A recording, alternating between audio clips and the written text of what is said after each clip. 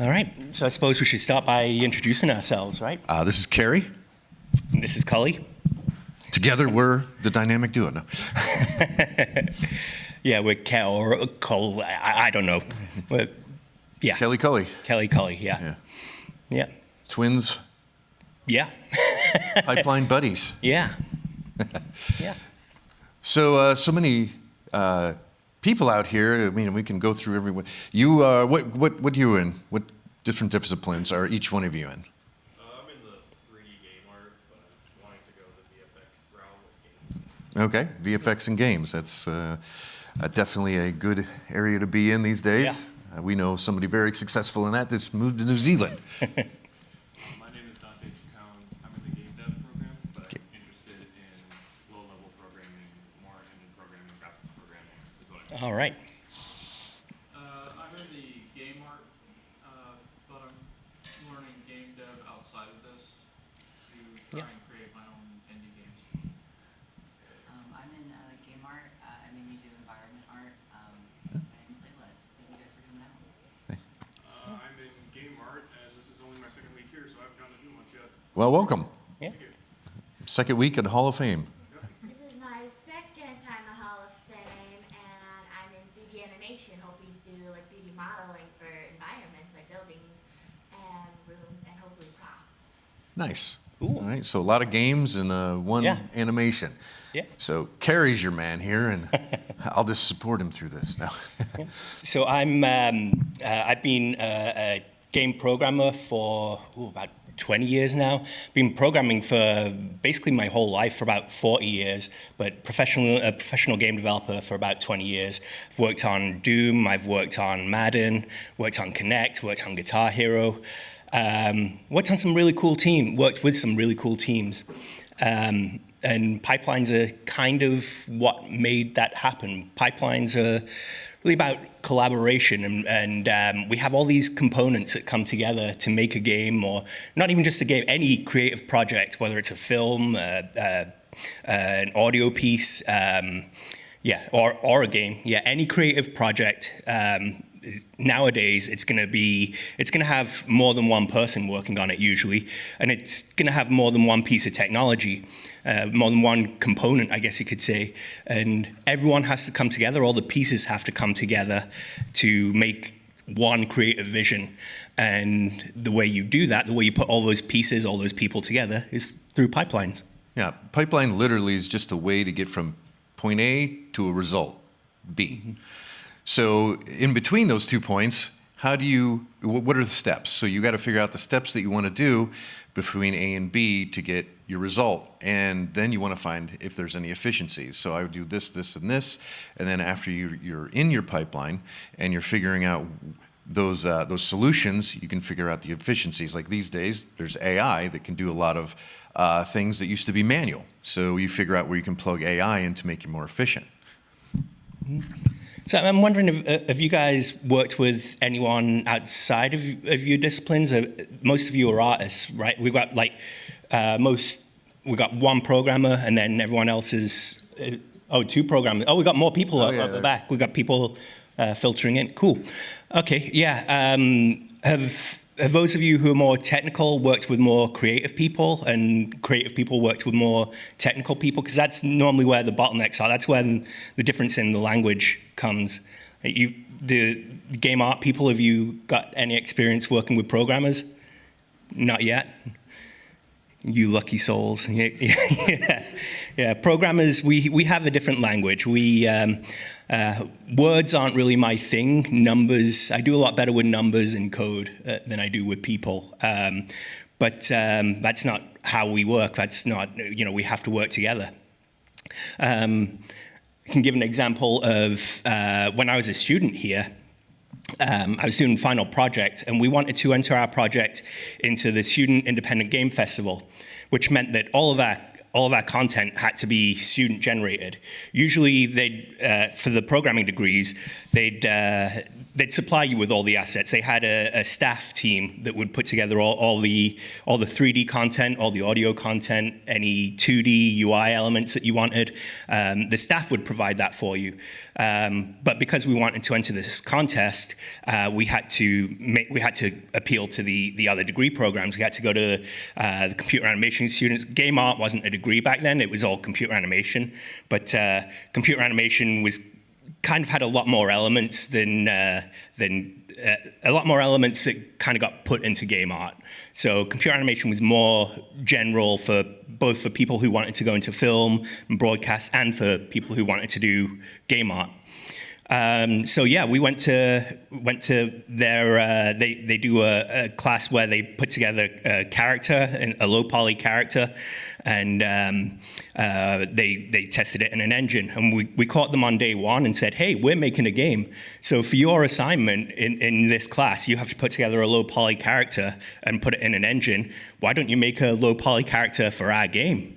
And so we got something like 20 different students that were interested in doing character art for our game. And working with them was a challenge because we hadn't been taught about pipelines. We hadn't been taught what do artists need to get their job done? What do they need from us programmers to get their job done? And what can we expect from them? Like when they hand us their assets, what do we have to? What language do we have to get on the same page with? Like we'd get assets back that were scaled completely wrong, that were rotated, positioned completely wrong, normals that were inverted, and these were all things that we had to fix.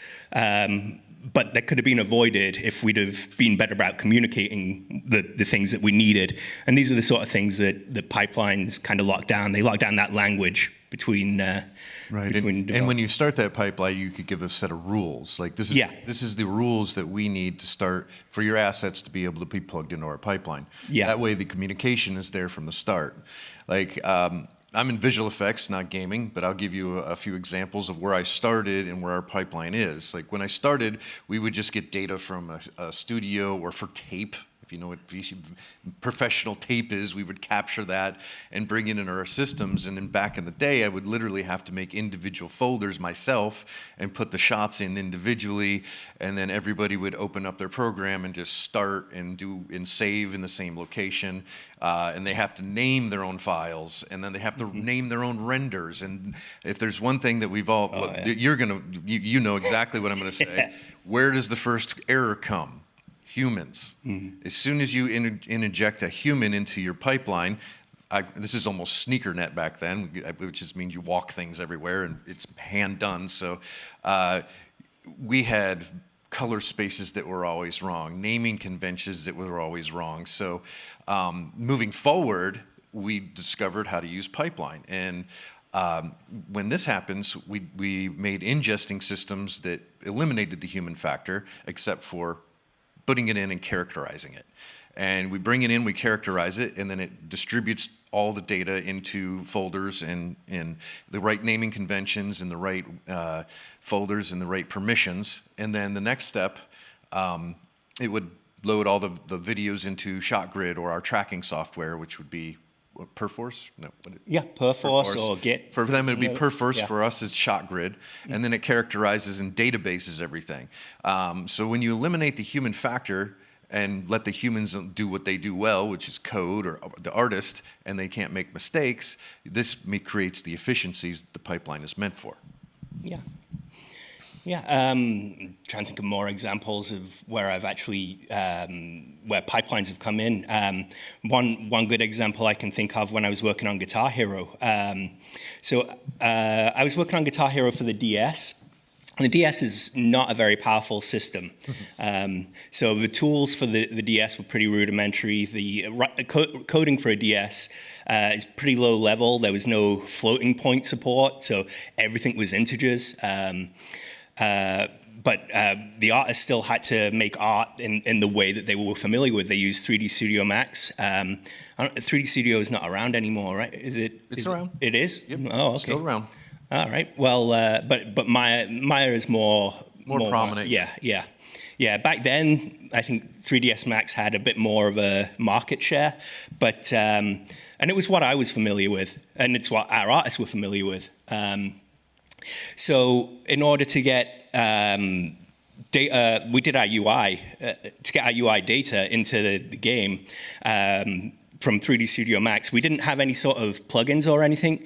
People would just, like the artists would just place a box and name it button 1, and then append all the different arguments to the name, like button 1, font whatever, text whatever, size whatever, like, and it would, just from the name of where they place this box and the box's name, it would generate a button in the game. And of course that was horrible. That is not how you should do things.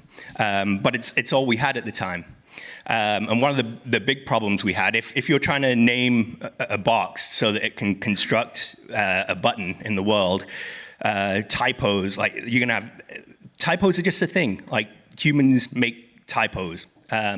So I wrote some code I wrote my own plugin basically for 3D Studio Max that it would place the button, well, they'd place the box and they'd click this button to convert it to an in-game UI button. And then instead of naming it for all the parameters, they'd have a proper UI in 3D Studio that said like what the string would say, and a drop-down list of fonts they could use, a drop-down list of sizes, and it would organize everything as it needed to be in the name. It would name the box based on what you chose from this UI. So yeah, so part of the pipeline is making tools. Yeah. You have your pipeline engineers and your tools makers. So an artist or even a coder has a problem. They go to their tools engineer, and they have a solution for that problem, hopefully. So one of the things that we had is in the same world as people make typos all the time. So in our naming convention, there's a certain tool. So if you name it incorrectly, it does a sanity check and says, you named this wrong. So it never goes into the pipeline incorrectly. So little things like that are improvements, and it eliminates the human error. Yeah. Yeah. In coding, really anyone that's working on any sort of software, you're going to have to build the project. So you're going to have to compile, but building is more than just compiling. But the whole build process is a pipeline. So in some projects, you might do some, it might have to generate some assets as part of the build pipeline. It might take a bunch of PNGs or Targas, a bunch of 3D files, and convert them to your proprietary format as part of the build pipeline. So when you build the entire game, it's not just building code, it's also building assets. It might be building things like string tables, like it might be doing localization work, it might be running tools in the background that spit out content that then the build uses to compile the game. So when you think of a build process, it's not just compiling code. It can be just constructing everything, running all the tools that need to be run to convert all the assets and the code into something that is gonna be used in the final product. Recently, I'm creating a new pipeline that I was hoping to do a talk on, but I haven't finished the pipeline yet. I'm creating my own digital pop stars. So I'm coming through and designing them using AI, and I come up with a look, different hairstyles, different angles of the pop star, and then I'm figuring out how can I get that music to music video to content, and just a lot of trial and error, and trying to come up with this pipeline so that I can have a system where hopefully I can take people's music and I can give them a whole media management system to create content for YouTube and TikTok using a digital character that we've created.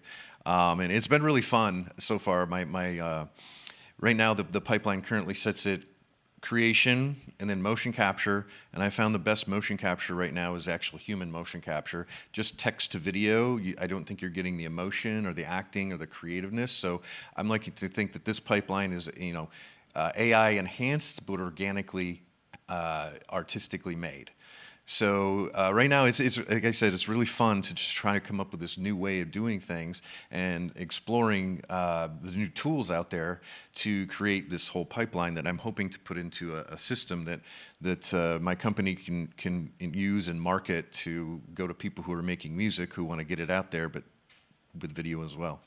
Have you thought about looking at VTubers for this? VTubers. I'm 53. I don't know what a VTuber is. So, They take a 3D model to represent, or 2D model with a mesh that animates based on how they move and their facial expressions. And then they make YouTube videos like anybody else. Okay, so it's literally just it's capturing my face and translating it into a VTube. I have not seen that, but right now I'm using Kling and just doing a style transfer from a still that I've created, and the results are pretty impressive. Of course, it's not film quality, but I mean nobody's watching film for this type of thing at this moment anyway. So yeah, one of my favorite. I'll look into that. Thank you. One of my favorite streamers is Code Miko. You've seen her? So she's a streamer, but she has a 3D avatar. She streams normally with herself as well sometimes, but a lot of times she's got this avatar, this 3D avatar, like her alter ego basically, and she does live motion capture and does a whole stream as this avatar. And it's her voice, but she's puppeteering this avatar. That's great. Yeah, and she does it all in real time. And I'm sure she has a pipeline to create that. Absolutely, yeah. That's why I thought she'd be a good person to bring up. Yeah. She actually does streams where she's coding, or she's doing engine work, or she's modeling new things. She's trying out new technology, new motion capture gear that she's got hold of. She did a video once that I thought was really cool, talking about how she aligns things in the virtual world with things in the real world. So she's sitting in her living room basically, and she's got her window over here, and the blinds for the window are over there. And then in her virtual world, she's got like this like a cupboard or a wardrobe or something over there, and she'll go over and kick the blinds and I'll make the noise, and it'll sound like she's kicked the wardrobe or cupboard, and the wardrobe will fall apart. And it's not, obviously the sound of kicking blinds is different to the sound of kicking apart a wooden piece of furniture, but it's similar enough, and she's lined them up so that it does actually sound right when the 3D avatar goes over and kicks this wooden piece of furniture and breaks it apart. She's physically kicking the blinds in her living room and getting the audio from the blinds being kicked. I'd like to see that pipeline. Yeah. Any questions at this point? We can maybe go off some questions if you guys have. Yes. Christopher Downey, game development. I had a question talking about going back to your communication point. You talked about asking for deliverables and parameters, and I wanted to know, is there ever such a thing as over communicating where it starts to muddy the structure a bit? So over communicating, I'd say, it doesn't happen so much in the language of pipelines.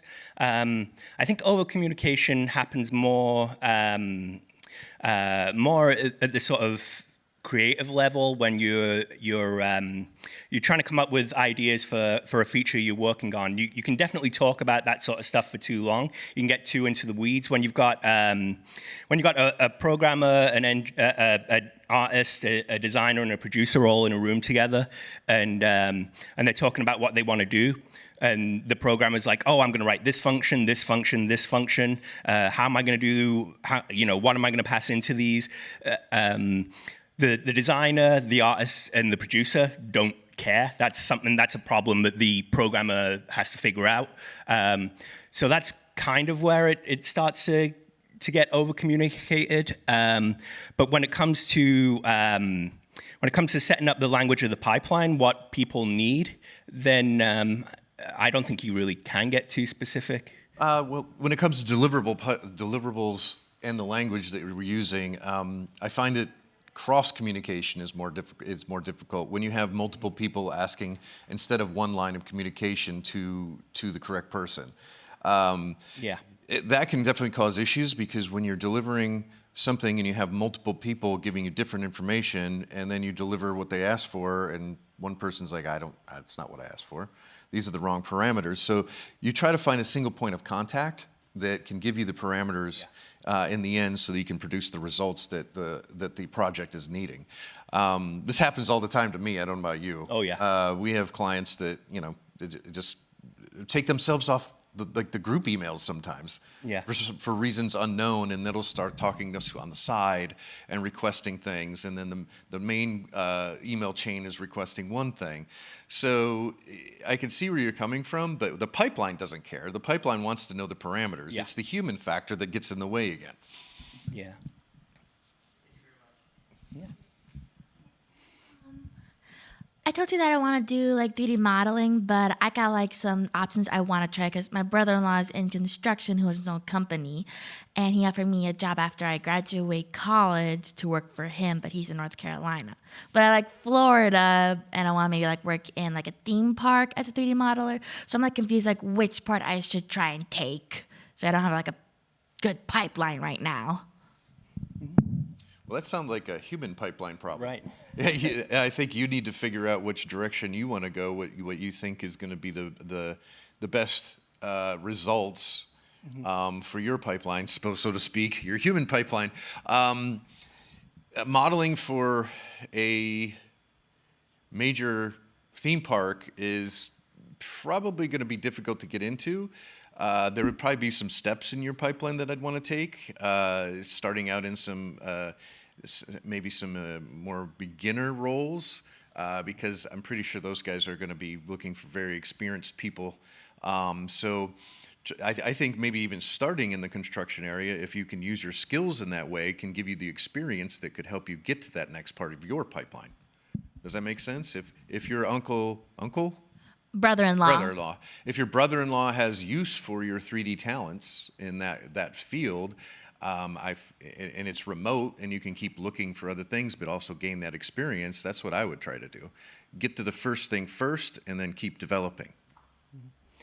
Is that sort of the area you wanted to get into, more like, not so much like film or games, but almost like architecture, almost like CAD sort of thing, like doing 3D walkthroughs of scanning of locations and representation of the area? Pretty much. I kind of did a Japanese dining area for a project. I enjoyed making that. I was really good at it too. Oh. And I guess like I just like 3D modeling in general. I think I'd be good at modeling like bedroom, bathroom, showers, living rooms, all that kind of stuff. Interesting. You might want to look into an architectural firms and help them with their realizations of their models, so that people can see their creations before and present them to clients. I've had a lot of friends that went into that, architectural rendering and modeling, and these days it's quite amazing. Yeah. No, it's cool because you don't really meet many students that are wanting to go that way. You meet a lot of people that after they've graduated, they find out about that sort of thing. They find out that work exists, because there is a lot of work for architectural visualization. Yeah, that's a huge area, and it's something that someone with a computer animation degree is very much qualified to do, but you don't really tend to meet many students that are interested in that, so that's pretty cool. It's an interesting angle too, because you can also get into a civic simulation. Like, how does this building function? Where are the people going to flow? How are the people going to flow? Does this work for the people flowing? So that gets into a really interesting, we do dynamics, but the architectural simulation is more like, how does our building influence people? How does our traffic flow? How does the environmental system work? There's a lot of different ways you can get into there. I've never thought about that till just now, like a literal simulation of people and how it's like Sims for architecture, right? That could be really fun. Yeah, we kind of touch on it a little bit.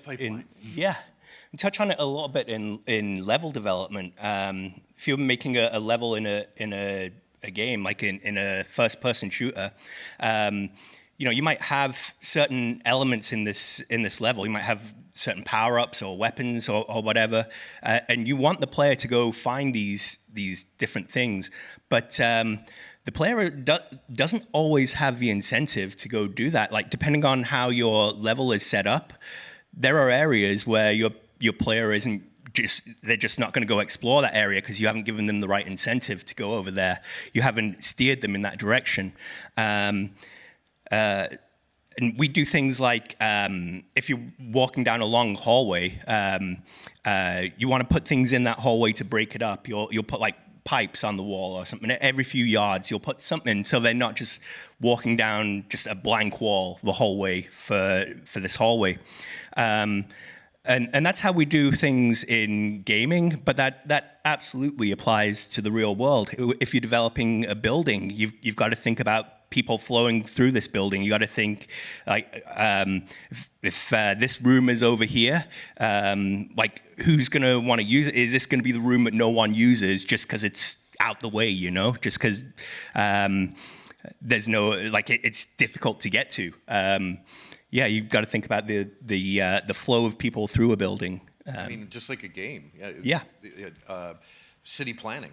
Yeah. is basically gamified. Just like they're using this type of thing. Like, is there a park that go here?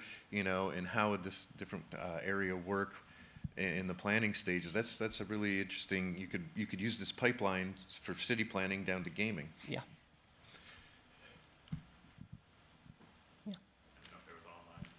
We don't know. It's a mystery. I wanted to ask how, because I'm interested in more of the lower level side, which might involve something more like tools programming, you need to make sure that the people developing assets or levels or designing have the tools they need to finish their part of the pipeline, right? I'm aware of the fact that pipelines have changed from however long ago when you didn't have quite as accessible, like for gaming, engines that you could utilize, and you had to make your own, or you had to create your own customized source. So I was curious from your perspective, especially Carrie, and I didn't know if you had input on this as well, how that pipeline has changed with the advent of modern engines and more accessible resources for building out platforms and software. Yeah. So making games nowadays, like, it's never been easier to make a game nowadays because engine technology has come so far. Anyone can pick up Unreal or Unity and just sit down for a weekend and grind something out, just grind out a prototype, just try something out. But there is, in order to make that work, that, like, someone has to fill in that black box. Like, the engine itself is, like, you do care about what goes on under the hood in the engine if you're using it, but for the most part, the engine takes care of everything for you. But someone has to take care of the engine, obviously. So yeah, there's always going to be work for engine programmers. Are amazing. Like, they're the smartest programmers you'll ever meet. And trying to solve all the problems of rendering and physics and networking and AI on that level where even developers in that field don't even go that deep. It's really cool to be on that frontier.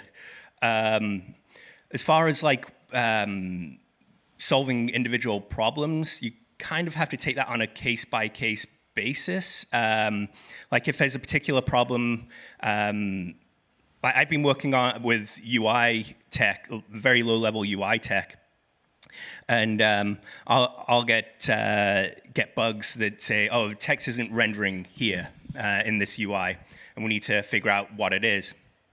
And that's kind of a pipeline issue. Maybe there's maybe that I've hard-coded something that, like, only so many text fields can be rendered at once.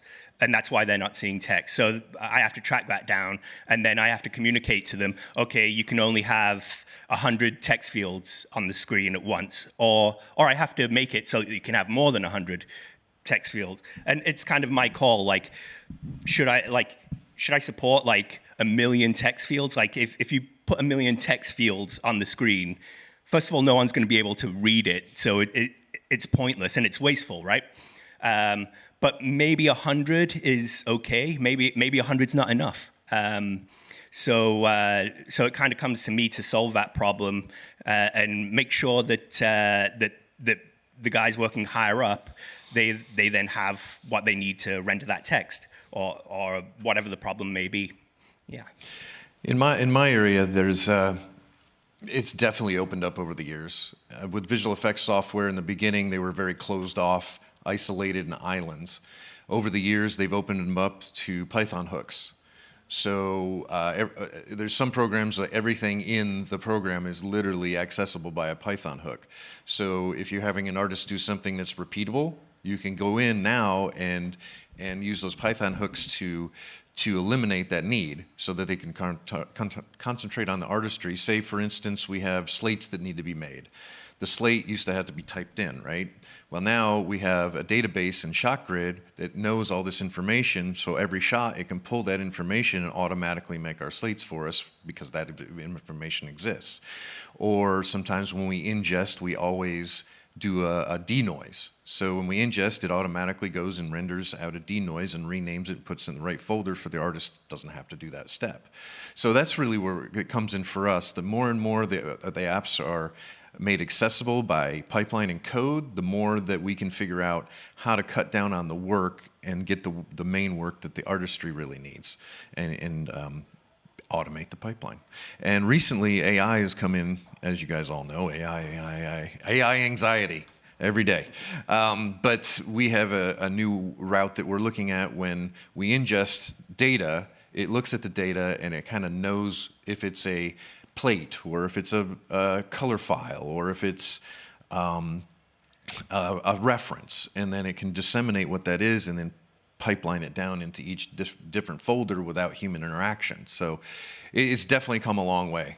And it's coming down to where smaller companies and simpler people can use it for their own and don't have to have a whole engineering staff. Like when I started out, the pipeline was, 10 people in a room with Linux just typing away, and we had no idea what was going on over there. And now it can be one guy on a weekend. This can write a whole new pipeline. I'm curious, have you guys, have you all tried writing anything in Python? I know that's maybe the game dev and software guys, but have any of the artists, have you ever tried writing anything in Python? Yeah? Yeah. So Python is, I know like coding is scary, but Python I think is like the least scary, especially for the results. If, like you spend a weekend looking at Python and you'll find something that you can use that for in your art. You'll find a use for Python if you spend a weekend just learning the fundamentals of Python, versus something like C++ where you have to spend months before you can do anything. That I wouldn't recommend it unless you're actually a software engineer. But something like Python, I think Python is useful for even non-software engineers. And if you're an artist and you want to get a little bit more technical and get another tool that you can use in your pipeline, Python is it. Well, even if you don't know Python, in the last year or maybe a little more, AI has made it so the layman can just ask to write the code for us. Like I have to give it the parameters. I'm using this software, this version. I want to do this and I want this result, and this is how I want to do things. And it's like copy paste, see if it works, and then if it doesn't, give it the errors and give it the parameters. Copy paste. And now I've become more efficient, and I can do stuff without having to, call up an engineer that I need to pay $100 an hour and get that stuff done. I still have to call them eventually, but there's a lot of middleware that I can do myself just by knowing the parameters, knowing what to ask, and then getting a result and testing it. Otherwise, they'll call us and we'll spend 5 minutes with Python and get paid that $100 for the entire hour. Yeah. Well, you don't get paid for the time, you get paid for your knowledge. Well, yeah. I love that saying about the plumber. He comes in, turns the knob and says $100, and I was like, well, you just turned the knob. Well, all the knowledge I've had for the last 20 years to know what knob pulls is what you pay me for. Yeah. Cool. You guys have any more questions? Yeah. How do I portfolio? Sorry. How do I develop a portfolio that shows off what a company wants from a 3D artist from a pipeline standpoint? So I'm being more of a programmer. That's not really my field as much. I guess it would come, this is a tricky one because it's more about interacting with the person that you would want to have working with your pipeline. So I guess you'd be able to know the language, to understand how to ask for a tool. Like, I am working on this, but I think I'd be more efficient if you could write me this tool. So I guess, how do you show that, though, in a resume or a reel? That's a tricky one. I think that would be the interview process, possibly. Yeah. There may be a question, like if you're going for a big company, that you could answer or state, like, hey, how do I work with your engineers to make me a more efficient artist? Like, if you have tool makers, how do I work with them? But maybe learning from YouTube or reading the right article or something can help you find the way to be able to ask those questions and know the question to ask. Because a lot of artists just don't know that these things are possible. So maybe figuring out how to know what is possible, how you can ask the question is the answer that I hope you're looking for. Yeah. I think something you could do probably is show some of the tools that you've got in your tool belt. Like I mentioned Python a couple of minutes ago. If you can show how you use Python with your 3D art to do something like whatever it is, if somehow you've used Python to do something clever with your 3D art, talk about that in your portfolio or on your resume. Tools like that, any sort of scripting, batch files, Linux shell stuff. I'm getting to in engineering, but a pipeline is just a collection of all your tools. So show your tools off. Show that you're very comfortable with your art in whatever, in Maya or whatever. But show the tools that you use outside of Maya as well to produce what you produce. Okay. Yeah. Go ahead.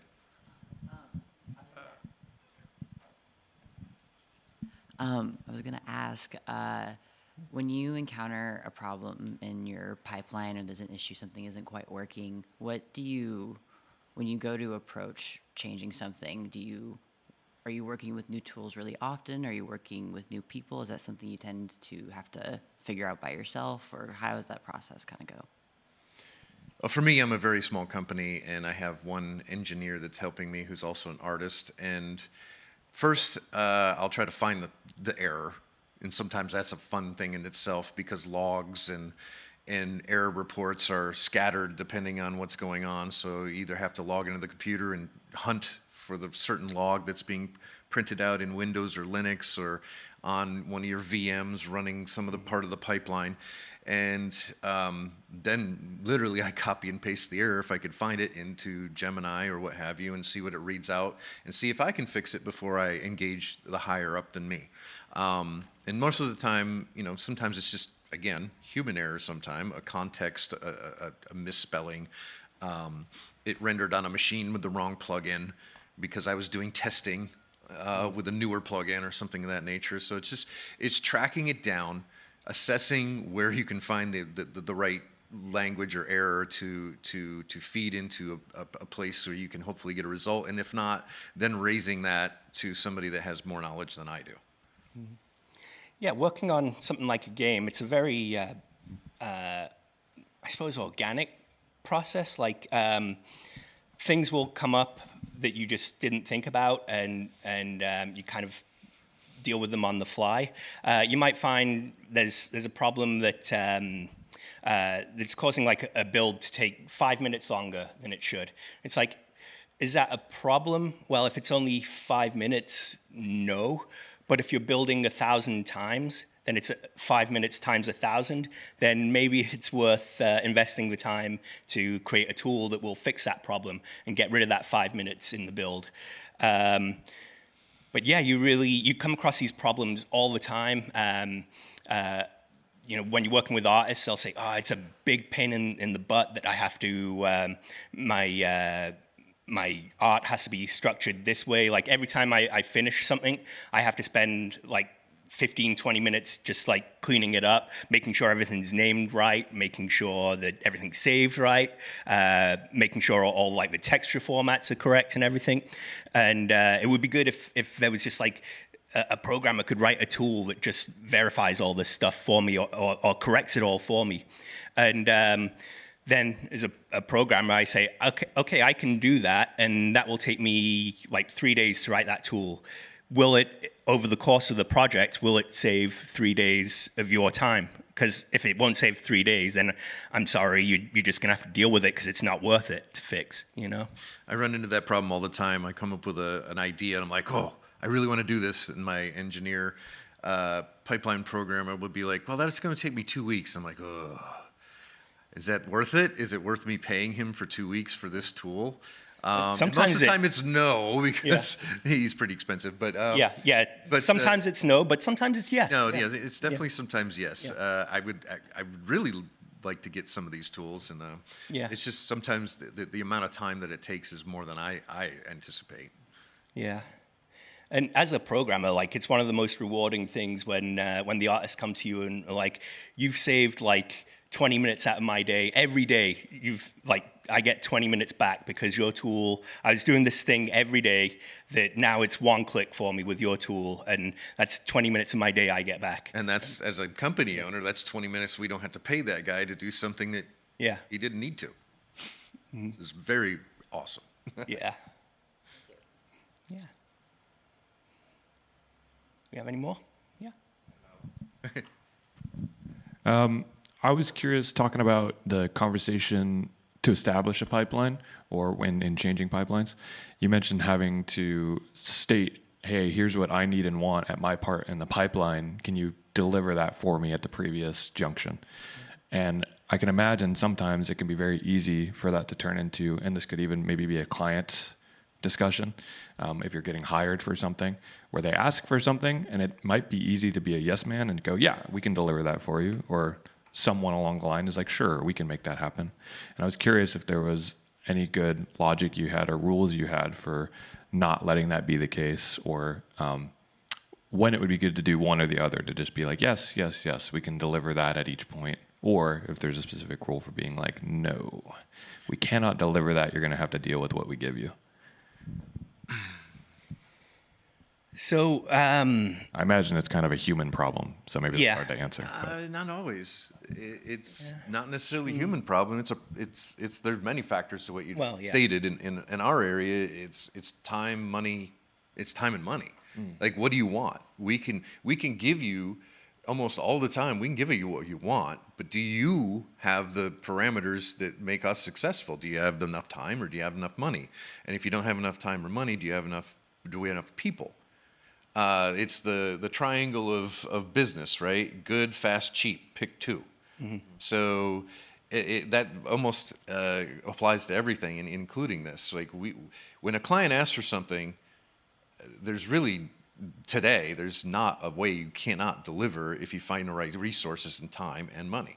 So it's really you have to guide the client to their set of parameters and say, and this is where the knowledge comes in, we can only do this for your parameters. So if you want to change those parameters, we can do this. So you really have to find somebody that's very knowledgeable, that can give them the parameters and don't overpromise. What is it? Overpromise? Underpromise, overdeliver. Yeah. Yes. Always try to keep that mantra. You want to make sure that whatever you're doing, you can do it that impresses them. So you try to set expectations, and human expectations are always all over the place. So and it's okay if you don't get the pipeline right the first time. It's okay to go back and make adjustments. Like I might be writing a tool to get 3D content into a game, and I tell the artists, I need you to make your characters like this scale, this orientation, what Z up or Y up, whichever, and And yeah, just give me a character and I'll put it through my tool and we'll see what we get. And so they give me a character and then I put it through the tool and the tool crashes. And so I do some digging and I find, oh, they've got some loose verts that aren't connected to anything. So then I can either tell them, look, you either have to give me, you have to clean up your model so there aren't any loose verts so that everything is connected, everything's part of a polygon, or I have to change the tool to clean up the verts from the files that you give me. Because otherwise it's just going to crash. And you kind of go back and forth like, well, how long will it take you to clean up the verts versus how long will it take me to write a script that always cleans up the verts? Yeah, I guess that's kind of going back into what I was talking about before. But yeah, it doesn't have to be. It doesn't have to be right. I mean, you want to try and get it right the first time, but it never is. You're always going to go back, and you're always going to come up with criteria, things that you just completely forgot about, things that both the artist and the engineer forgot about. And so you got to go back and solve them or deal with them. Sometimes it just is. It sucks to deal with issues. It sucks when things get slowed down because of that. But sometimes you just have to do. Sometimes you have to do it the slow way because there's just no other option. Or the option to fix it would be more expensive. Mm-hmm. And in theory, you never hit that because you talk about all that stuff up front, but in practice, you always will hit that. You always will run into complications, and then you've always got to adapt your pipeline or deal with it. I'm going to say something that's kind of a little different direction here, but not a very big group, right? Not a pipeline, not very exciting. But guess what? Every artist is going to use pipeline. So I really think that you guys are thinking the right way. This isn't, woo, 3D animation. It's not, woo, music video, pop stars. But this everybody uses, and just, I want to say thank you for coming, because everybody uses it and nobody understands it, and maybe at your level, but eventually you're all gonna be in it, and it's a small group, so I have to say that you guys are probably gonna go further than some other people that don't understand what pipeline is or want to know. They're thinking about the higher end stuff, the pretty stuff, but it all comes together one way or another. The pretty stuff goes through pipeline. Yeah, if I could go back to when I was a student in Final Project, working on that title with the artists and also with my classmates, with the other programmers, give myself some advice, it would definitely be work more with the artists, find out what they need more. Don't just tell them, make this for us, and then they give you something and it's not exactly what you want because, first of all, they haven't seen it in game. You're the first person to see it in game. That's not a way to work. Artists really need to be able to see their stuff in your game, in your engine, while they're working. And just be better about getting them what they need, because they want to get you what you need, right? As a team, as a programmer, I want to give the artists everything that they need, and the artists want to make cool art that makes my code look good. My code will never look better than when the best artist has put the best assets into it, right? And their art is never going to look as good as when they've had a programmer that's dedicated to making their art look as good as possible. And we're all on the same team. So make sure that your teammates have what they need, even if they do something different to you. Even if they're an artist and you're a programmer, do what you can to make sure that they have what they need. And that's what I tell myself if I go back and talk to me in Final Project. That's kind of what I was an artist, but I also loved pipeline. Yeah. So that made me indispensable at one of my first big jobs. It was a very small company, and I would do the work, but I'd also do the background stuff. Like I would help them with the servers and the website and the email, and back then that's part of the pipeline. Yeah. It's very distant and disconnected, but it's all part of the company pipeline. So I became indispensable at that company because they couldn't lose me, or they would lose half of the company's functions. So not only was I an artist, I got into the technical part, understanding pipeline and being artistic. Combine those two, you're unstoppable. Yeah. Yeah. What AI have you found? Sorry. What AI have you found helps you the most with your pipelines? Well, that depends on. There's so many factors there. There's artistic, and then there's technical. I'm more artistic, but I do a lot of my own IT. So I'm finding that using Gemini alongside of my, right in my browser, so I can be talking about what's on the screen, that really helps me be able to, get different things sorted out very fast. Artistically, I'm using Photoshop and using Kling and whatever comes in there. It's great for using clean plates.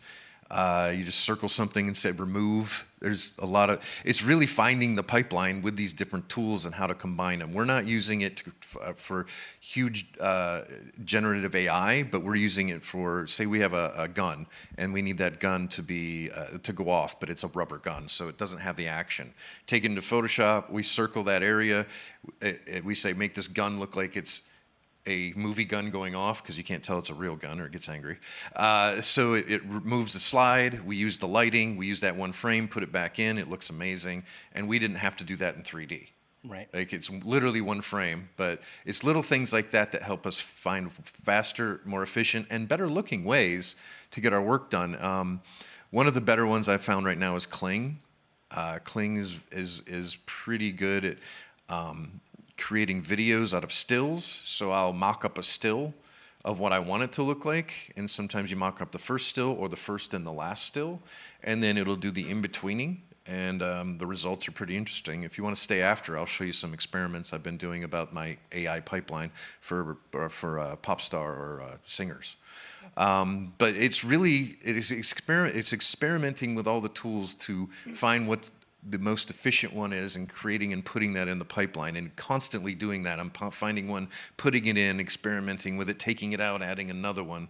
And right now, like I said, I found the best are Gemini and I always saw GDP, it's GTP.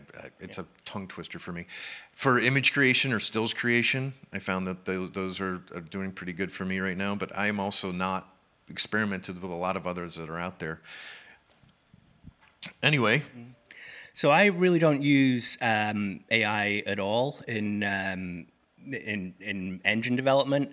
A lot of the stuff I do is very low level, I write a lot of code that's never been written before. I'll have a problem I want to solve. And of course, whenever you've got a problem, the first thing you do is Google, how do I do whatever? And it'll come up with forums from like 15 years ago where someone asked, how do I do whatever the problem is? And there'll be no response. And so I'll think, oh, well, I guess I'm on my own.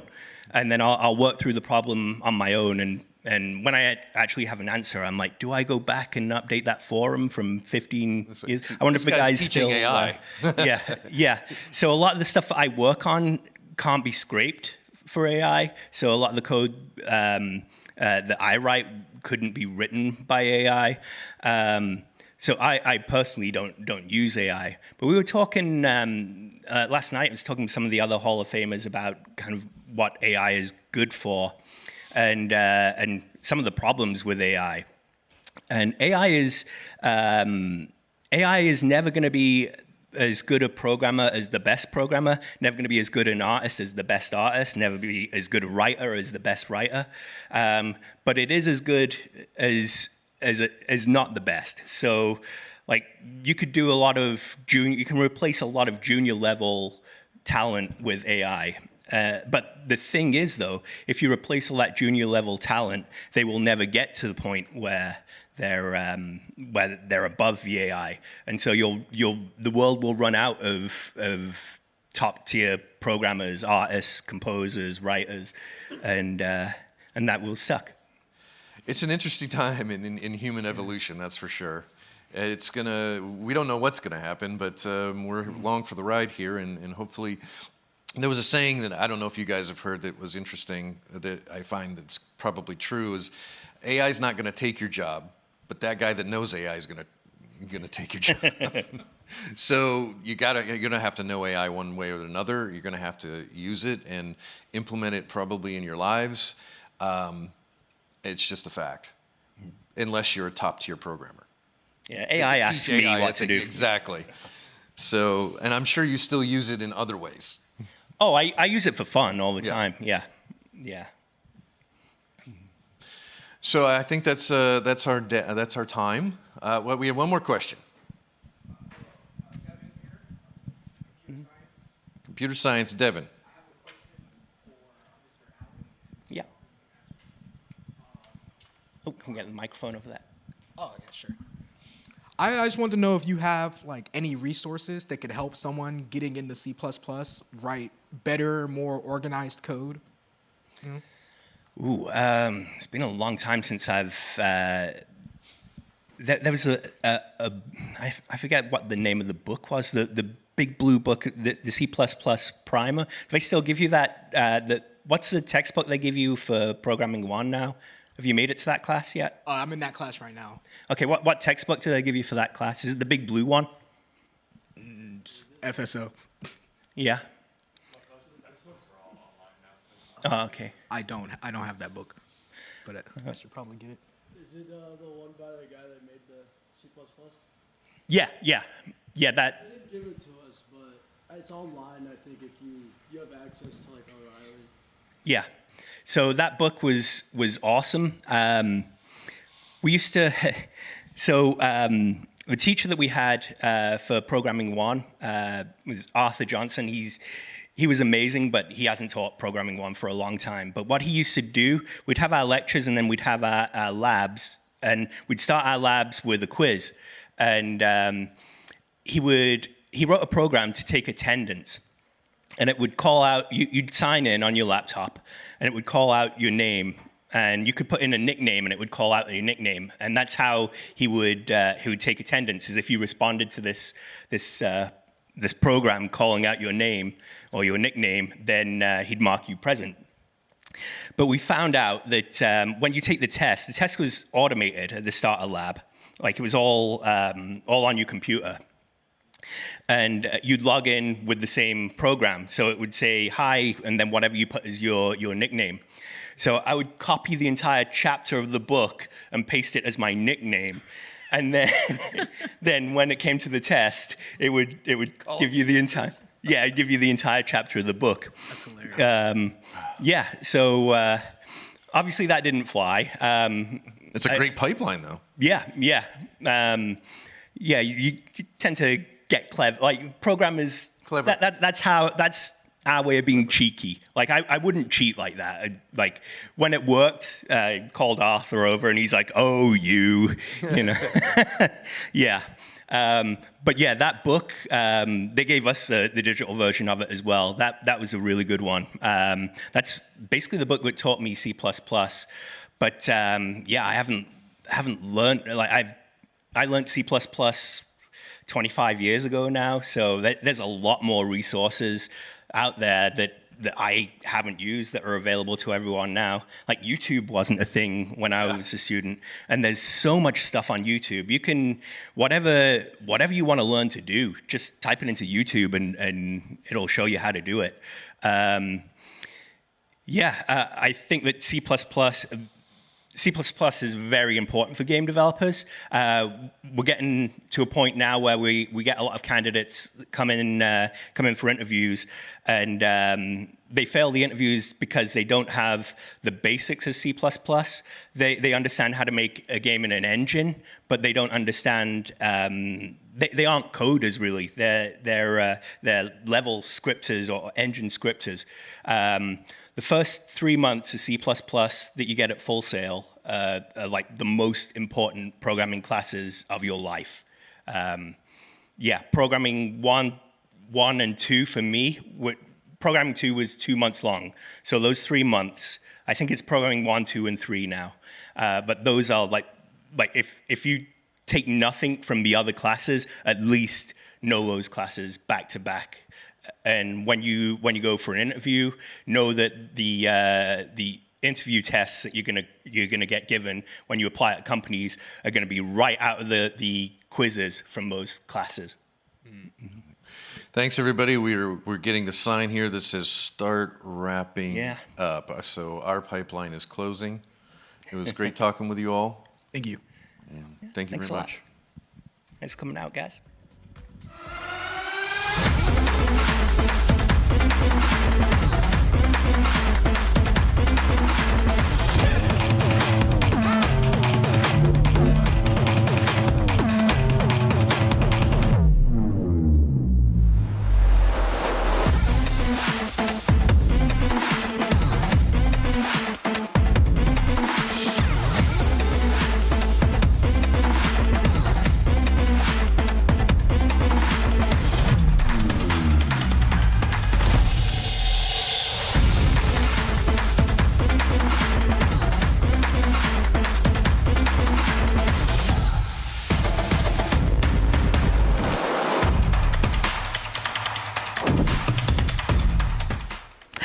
Oh my goodness. Good morning, almost afternoon, and happy Hall of Fame week. I hope everyone out there is having a beautiful day. Look at those Armada jerseys. Look at the creative experience. Have you been out there yet? Are you hanging out? Are you painting the mural? There's somebody doing it right now. Hi, everybody painting the mural. Can you look at me and say hello? Oh, hi. Look, yeah, you're on TV. Take a picture of yourself. Because soon it's going to be me. I'm the star. No, just kidding. You guys are the stars. Are you a dreamer? Yeah? Oh, yeah, take a picture of yourself. How cute. Oh, my gosh. Happy Hall of Fame. Are y'all having a good time? Yes? Can I get an affirmative thumbs up, thumbs down? It's a good week. Peace signs are cool. Yeah. Yeah. Hey, look. Someone else is on the Jumbotron now. Hello. Yes. Oh, hugs. Such a Full Sail thing. Hi, Jen. Hi, Jen Cohen. It's my project manager. She's the best. See her waving? Oh, she's so cool. Yeah, look at that. Look at that guy with the muscles. What a great morning. Happy Hall of Fame. Hi. Hi. How do you win that scooter? Go to the block party tomorrow? You don't say. Awesome. We are in store for such an amazing, amazing day. And we're here in our studio just hanging out. Good morning to all of my favorite buddies. Yeah, I'm talking to you. Welcome to Hall of Fame Live. I'm your host, Jess Ryder, and I can't wait to experience Hall of Fame week with you. We're celebrating 5 years of Hall of Fame Live with this brand new set. Don't you just love it? Our set is a little different this year, and the week might look a little different too, but the spirit remains the same. Whether you're tuning in because you love professional development, networking, or you just love Full Sail, then you're on the right channel. I'm so excited to kick off this year's show. We'll be visited by some amazing guests, play lots of games out at the Creative Experience, and bring you into some of the week's most talked about sessions and workshops. Love a session. I hope you're getting in line for those sessions. I hope that if you're at home, an online student, make sure you're watching on the stream. We've got so much good stuff coming to you, both here in person and online. And speaking of sessions, how about that first session we just watched with Cully Bunker and Kerry Allen? I thought that was pretty great. I will say I'm one of those on the fence about AI people, but it was great to hear from our grads who are working in the industry like, yeah, sometimes I do use AI. And here's how. So it doesn't necessarily need to be like a cure-all for all your problems, but it's definitely a helpful tool. And I just love to hear that from those Hall of Famers as they broke down their production pipeline. So great. All year, I look forward to Hall of Fame week, kind of like a child looks forward to Christmas morning. But if you're not in the loop on what Hall of Fame is all about, that's okay. We made this video just for you. Check it out. Hall of Fame week at Full Sail University is back. Students, alumni, faculty, and staff can look forward to a 3-day celebration of all things Full Sail with interactive events, expos, and experiences across our Winter Park campus. Community events throughout the week will keep your creativity flowing. From the creative experience and outdoor student stage to the cosplay contest and Hall of Game LAN party, you'll get the chance to display your unique interests, originality, and passion all week long. Live alumni sessions invite you to explore topics across entertainment, media, and technology. Plus, you'll get to ask questions and present your unique perspective while learning from some of Full Sail's most accomplished grads. From meeting employers across media and entertainment at the Career Networking event to testing new tech at the Technology Expo, this is your chance to sharpen your skills. Close out the week at the Block Party featuring live music, incredible giveaways, and more. Worried you'll miss something? Tune into Hall of Fame Live to catch the week's biggest highlights. We'll see you at Hall of Fame Week.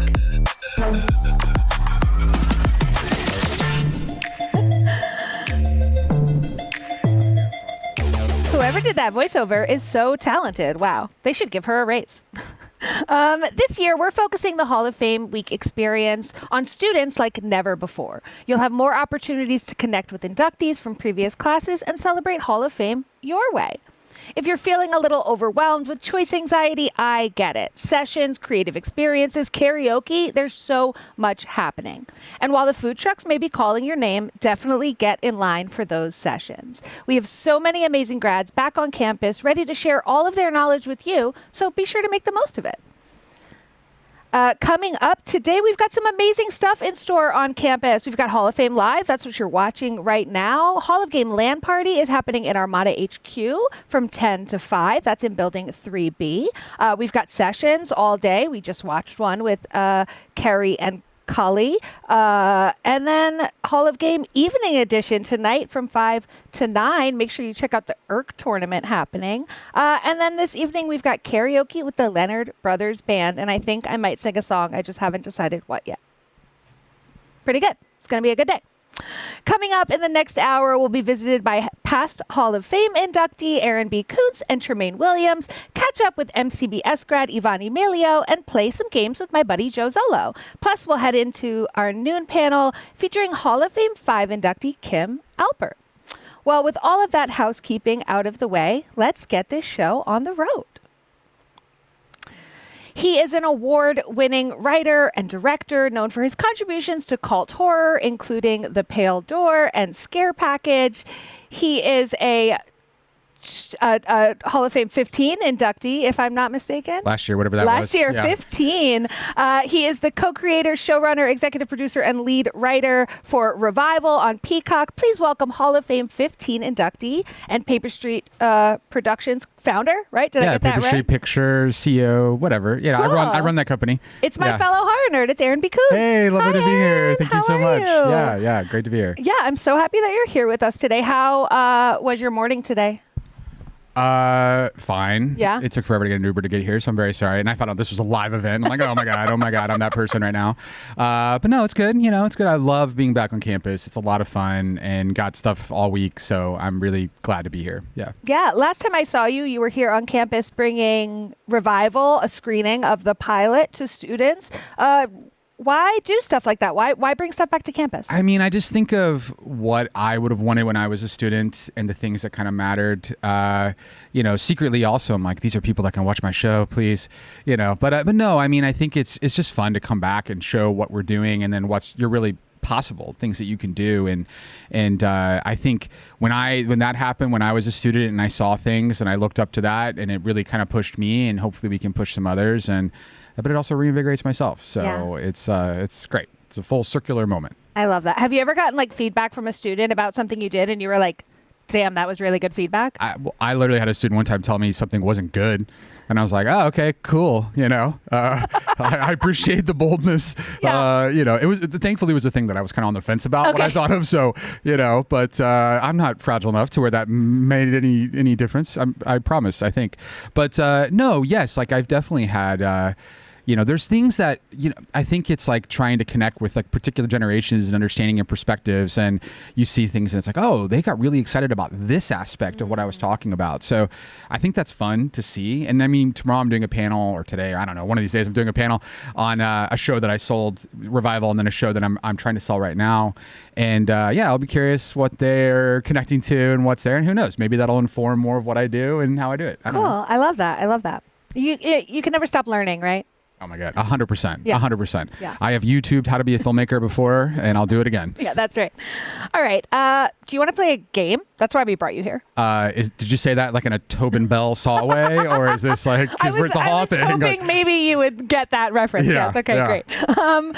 So sweet. The game is called Blurt It, and my producer swears it's going to be fun. Here's how it works. Aaron and I will each get a card with completely different prompts. Each round, we'll play one prompt. When I say go, Aaron will have 5 seconds to blurt out as many answers as humanly possible. Then I'll get my 5 seconds. Whoever says the most correct answers in the time allotted wins the round. The final round, well, we're going to get really crazy, but I'm keeping it a secret for right now. Oh, goodness. Are you ready? I mean, I know these things, but I'm not good with timers. I know, we do over it's Hall like of Fame this- last time? I'm like, I'll We did that freeze to you. up. We did do that to you. But okay, all right. So I know more than whatever I'm going to do in this moment. I just want to promise Okay, that okay. to anyone Me here too. who, yeah. I will also take that You disclaimer. stole my excuse. Okay, all right, let's go. All right, we've got a scoreboard. I'm going to win for sure, but who knows? Yeah. Could be wrong. Okay, so I am going to give you your prompt, then I'm going to say go. The 5 seconds will start. You say as many things as you can. Copy that. Copy? Okay. Name as many film crew positions as you can. Ready, set, go. Director, first AD, second AD, production coordinator, production manager, gaffer. Give him gaffer. I was actually going in order.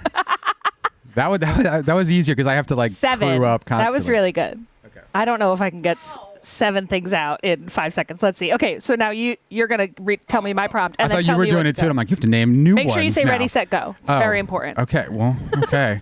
I could say ready, set, start, but you're not going to be ready. Okay, name as many horror films as you can. Ready, set, go. Friday the 13th, Nightmare on Elm Street, Evil Dead, Saw, Shelby Oaks. Oh, thank you. Shelby Oaks is a horror film that is available now on DVD and Blu-ray. Yeah. Cool. Okay. Well, we're not done, so I can still come back. Why didn't I get the horror film question? Although, actually, me getting the crew question is also Yeah, I just much probably cheating. would have been bad at the crew question, Yeah. to be fair. All good. All good. Okay, round 1, you win. Oh, rad. Congratulations. I see the score now. Yeah, we've got a All scoreboard right. up there. I'll take it. Okay, we're going to reset the scoreboard, and now You should add to my score. If I'm winning, I want to keep winning. you got 1, like point overall Copy. is how we're, Okay, sorry. I guess. I'm I don't greedy. know. I'm greedy. Sorry. All right. Ready? Name as many NBA teams as you can. Ready, set, go. Indiana Pacers, Chicago Bulls, Cleveland Cavaliers, Milwaukee Bucks, Detroit Pistons. I was 4. doing Central Division. I started in the Central Division. I like how you just so have you're to aware. do it. Like I'm imagining have to compartmentalize. you're seeing a spreadsheet in your head. So when I have you say it. I have a photographic memory. So I was literally reading the Central Division, like some of the standings, except for I started at the bottom because that's where the Pacers Yeah. are right now, working up to the Detroit Pistons who were first.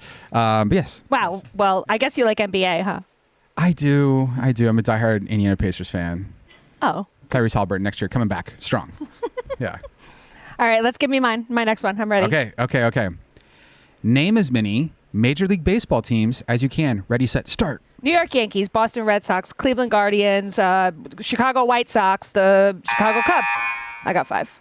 I mean, that's good. I forgot that the Guardians, that's right, they changed names. Yeah, As they should, we don't as they say that should. other name anymore. It was silly. It's smart. That logo was not good.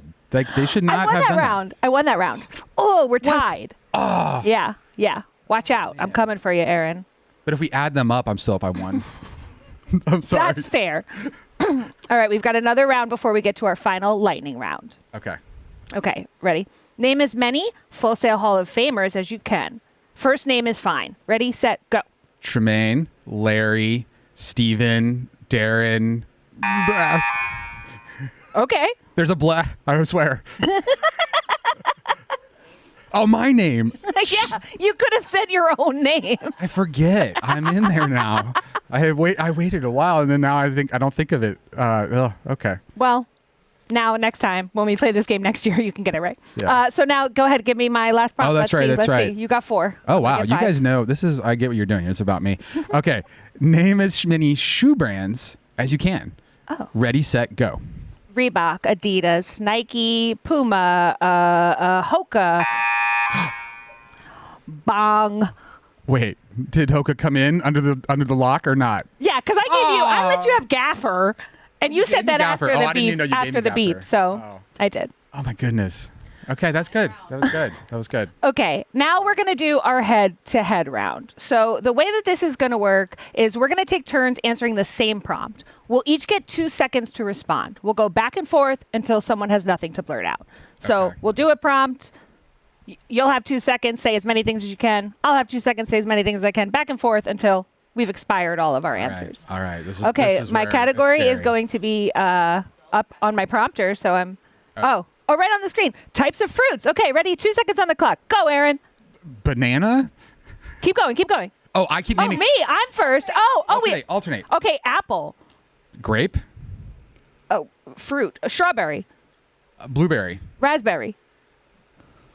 Kiwi? Apricot. Orange? Peach. Tangerine? Plum. The prune? I don't even know. I won! Oh, also, prune shouldn't count because that's just a grape. That's just a wrinkly layer it's of a just grape. a wrinkle. That's like saying raisin. Oh, it's a plum. Oh, raisins grape. Yeah, That's right. a plum is a prune. Oh, so I did the wrinkled version of what you said. But dried apricots are just dried apricot or just apricots. What's up with that? That's so true. Who Why isn't decided there a that? wrinkly name for a dried apricot? Yeah, there should be a wrinkly You name. just for an found a apricot. problem in the system that we need to fix. This Yeah. is like important. I'm gonna start brainstorming on it. Congratulations to me. Yeah.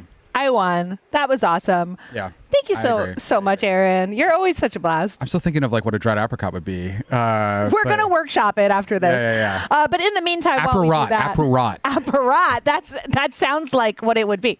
All right. Well, Aaron, we're gonna play your Hall of Fame video. Do you want to look at that camera right there and tell them to Oh, play I was it? like, I don't want to watch the Hall of Fame video, but I am happy to have you watch it. Yeah. Thank you. What am I saying? That was it.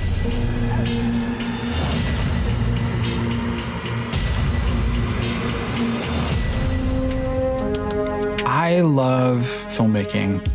The idea that you can write words in a dark room with no one around, and then 2 years later, someone in a city you've never met is laughing or crying or shrieking is just such a cool experience. And the idea that we get to do that for other people, I think is just unbelievable. I grew up in Indianapolis, Indiana, where I wasn't allowed to watch a lot of movies, but we loved movies. It was just very strict about what I could or couldn't see. So that, of course, made me seek out the things that I couldn't see. My grandmother, oddly enough, got HBO for free when I was a kid, and I would take a VHS tape every night, and it would record overnight the movies, and that ended up always being horror films. For me, as a kid, horror was an escape. And whenever something was not going quite the way I might have wanted, I could put on a horror film and be taken away to a different world. Jaws in particular, it had such an impact on me. I was so scared by it, but so thrilled by it at the same time. I remember going through this and seeing images of the behind the scenes and seeing pictures of Steven Spielberg and thinking, well, who's that? Like, who's this person? And it was this book that I picked up and saw these images and understood that these amazing things I was watching were made by people.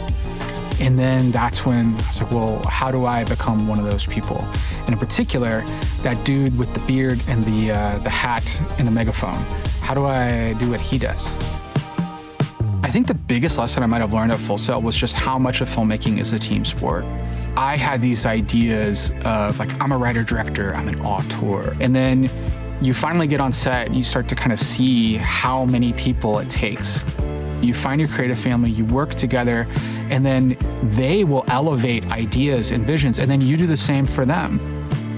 When we started Paper Street Pictures, which was just a handful of my friends, I was working at a game company at the time, and not in the film industry. I saw Kevin Smith speak. I was sitting with a friend of mine, Shane, and we saw him, and he's like, you know, it costs you nothing to encourage an artist. Surround yourself with people who say, why not why? And we're driving back, and I was like, God, I want to make movies. And then Shane, he's just like, why not? And I was like, dude, let's make some movies, you know? Let's do this.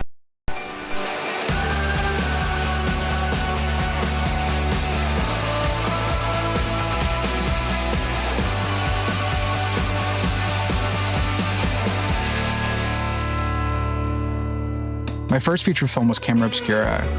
The executive of that movie, we had a good working relationship, and he first passed on it, and I remember there was a phone call, and I was like, you don't want to pass on this. Like, I'm telling you, bet on me. I'm going to deliver. It's going to come through. And I just gave this kind of impassioned plea, kind of blacked out. And then the next day, emailed and he said, let's do it. And I was like, oh my goodness, wait, so this means I have to make it now. Oh, shoot. You learn so many lessons along the way, and in a weird twist of fate, the executive, he remembered how patient I was when we made that. And then that executive is now the executive in charge of production for Revival, the TV series that I'm now show running. It all comes full circle, you know, and 10 years ago, that relationship was made, and 10 years later, now I'm making a TV series. I wish I could show you footage of that. In these past like 3-4 years, my career's really taken off, and I do give a lot of that credit to my partner and girlfriend. I'm very driven, but Katie pushes me to think bigger. We'll make the show. It's like, you're gonna win an Emmy. And I'm like, I'm not gonna win an Emmy. But maybe one day, you know, maybe. And at this point in my career, there's no reason for me to say what I won't do anymore. Because every time I've put a goal in front of me, I've walked through it, I've shattered it.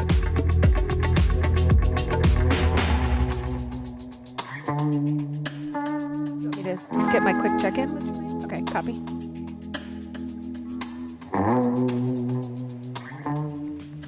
Oh my goodness, look, it's Florida Juice Company, my favorite food truck at Hall of Fame.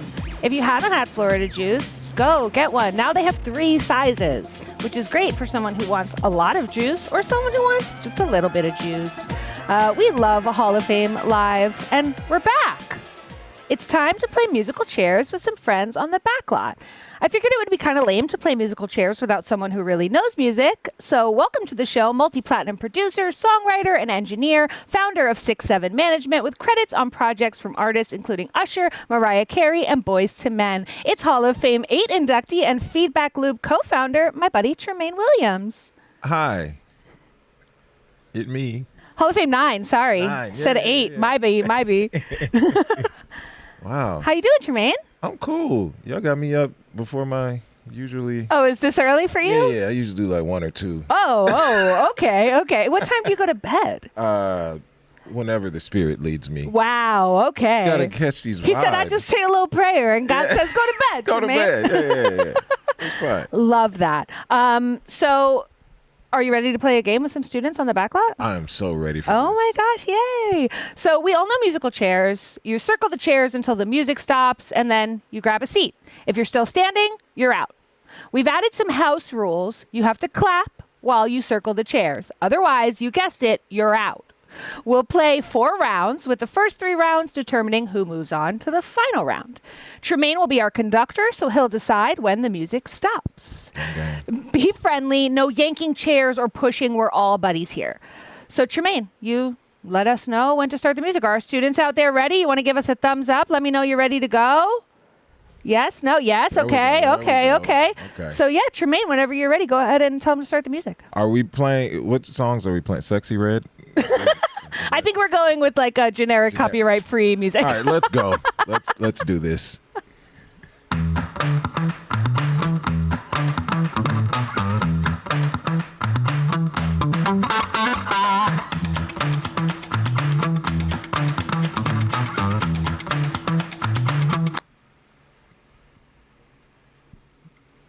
Okay, sorry, Green Bucket Hat. You are disqualified. That's unfortunate. See you later. So, Tremaine, how's Feedback Loop been? Good? It's been great. I was going to say Green Bucket Hat. Come on, Feedback Loop. We'll get you a t-shirt. Sorry. Start the music, Tremaine. Let's do it. Every time they cut back, I'm going to listen. Oh my goodness, you guys are doing awesome. Yes, you're so good at the clapping part. Oh. Oh. Poor little Tink Tink. That is unfortunate. Sorry, homegirl. Oh, we're back. We're back on. They didn't even wait for you to say anything. They were like, no, we're going. Yeah, that's right. Clap those hands. Dance around that chair. You got this. You're so good at this. This guy in the back is like, I'm winning. I'm winning. Right. You see, he's not like getting super far from the chair at any point. All right, who's it gonna be? Who's it gonna be? Who's it gonna be? Oh! All right, you are our first winner. You'll go into the final round. But now we're gonna have some more people come out. So yeah, feedback loop has been good. You've been hanging out. What if a student wants to come to the feedback loop? What do they do? They just show up? Just pull up. We're right under the LED screen behind the EB building. Just send us your music. You send it to sendthatmusic@gmail.com. We play it in random order. So send the music, make sure it's clean, make sure it's an attachment. It's not like a YouTube or Spotify link. Cool. Yeah. Sick. Awesome. Make sure you check that out. I think we're ready for another round of musical chairs. Are you ready to kick it off, Jermaine? Do this. Oh, new music. Yeah, okay. I like this song. Oh, okay.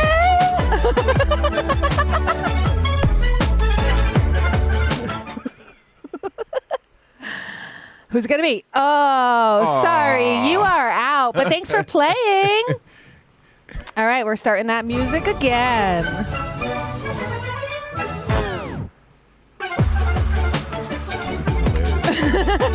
I actually like this track.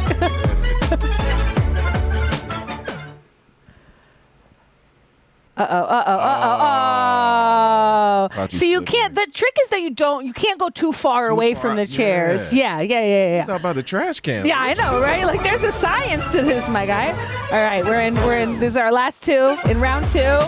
Let's see who it's gonna be. Homie with the graphic shirt, homegirl with the flannel. Who's it gonna be? Who's it gonna be? Who's it gonna be? Oh, he was a gentleman. You saw what a gentleman he was. He was like, I'm not stealing this chair from this girl. Oh, somebody get him a T-shirt. Oh, that was nice. That was very nice. We love that. We love our sweet students. So you doing any panels? Tomorrow. Cool. Busy day. Okay. Come by 307 in EB. Yeah. We're doing Behind the Tracks with Trees. Cool. Now the third year of doing it. All right, we're ready for our next round. Let's go for it. Yeah. Oh. Okay. You gotta put a little flavor in your step on this song, okay? Okay, these guys don't seem too jazzed about it like our last teams. They're just eyes on the prize, focused on the chair. Oh. Sorry, glasses. You were looking cool, too. You look like you're ready for a beach day, bro. Right. I like that. I like that energy. All right, the music is continuing, and our people will keep dancing around. Hi, Kevin. It's Kevin taking pictures. All right. He don't stop. Right. Hi, Kev. Yeah, like even waving while he does it. Who's it gonna be? Who's it gonna be? Who's it gonna be? Oh! I was like, white shirt is out. White shirt. You played it too wide, bro. You played it too wide. Gotta stay tight on the chairs. That's it. All right, who's it going to be moving on to the final round? Our last slot in the final round, about to determine right now. Go Leilani. I saw you dancing, girl. Who's it going to be? Who's it going to be? Oh, blue shirt. Blue shirt was like eyeing the chair before he sat down. I love that. And now we're going to get into our final round. Am I right? Yeah. Oh, my goodness. So whoever wins this one is going to get a prize. Oh. A pretty cool prize, too. What is the prize? Can I'm not you tell me? No, not yet. It's a secret. Oh. I signed an NDA. Oh, well, I can say the prize. It's a gift card to Taco Bell. Congratulations. That's not a bad prize. $3. You can eat good off of that. All right. Okay, this song, not grooving as much as our last one, but I like it. I'm not mad. I'm pulling for flannel shirt. I don't know about you, but... We'll see you.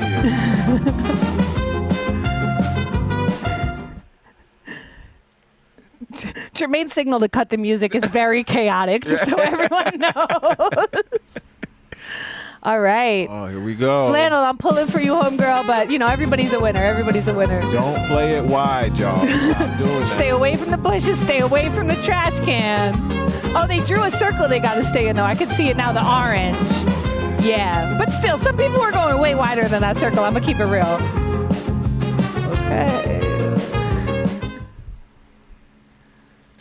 No! All right, winner. Sorry, flannel shirt girl. I was pulling for you, but we do have a winner, and he won a GoPro Hero 12. Way, oh yeah, than a Taco Bell gift card. That's way better than a $3 Taco Bell gift card. Wow. I want one of those. Well, we are not giving you a prize, Jermaine. Sorry. Not this time. Fine, I am the prize. That's what they're getting that GoPro. Oh, okay, and our runner-up got a prize too. Got some swag, some Hall of Fame swag. Okay, see, we're all winners here at Hall of Fame Live. Enjoy that GoPro, man. Make a cool video. Put it on your YouTube or your TikTok. Yeah. People still use GoPros, right? GoPros are cool, right? I have one. It's old, but yeah, I feel like Brett Novak messes with a GoPro for sure. Yeah. He's got to. It's the rules. Oh well, thank you so much, Tremaine. You're the best. Thanks for having me. Coming up next, we'll be joined by 2015 Media Communications grad and coffee lover Ivan Emilio to see how well he knows his brews. But first, let's learn a bit more about my guy Tremaine and what got him inducted into the Hall of Fame. Tell him to play the video. Run that.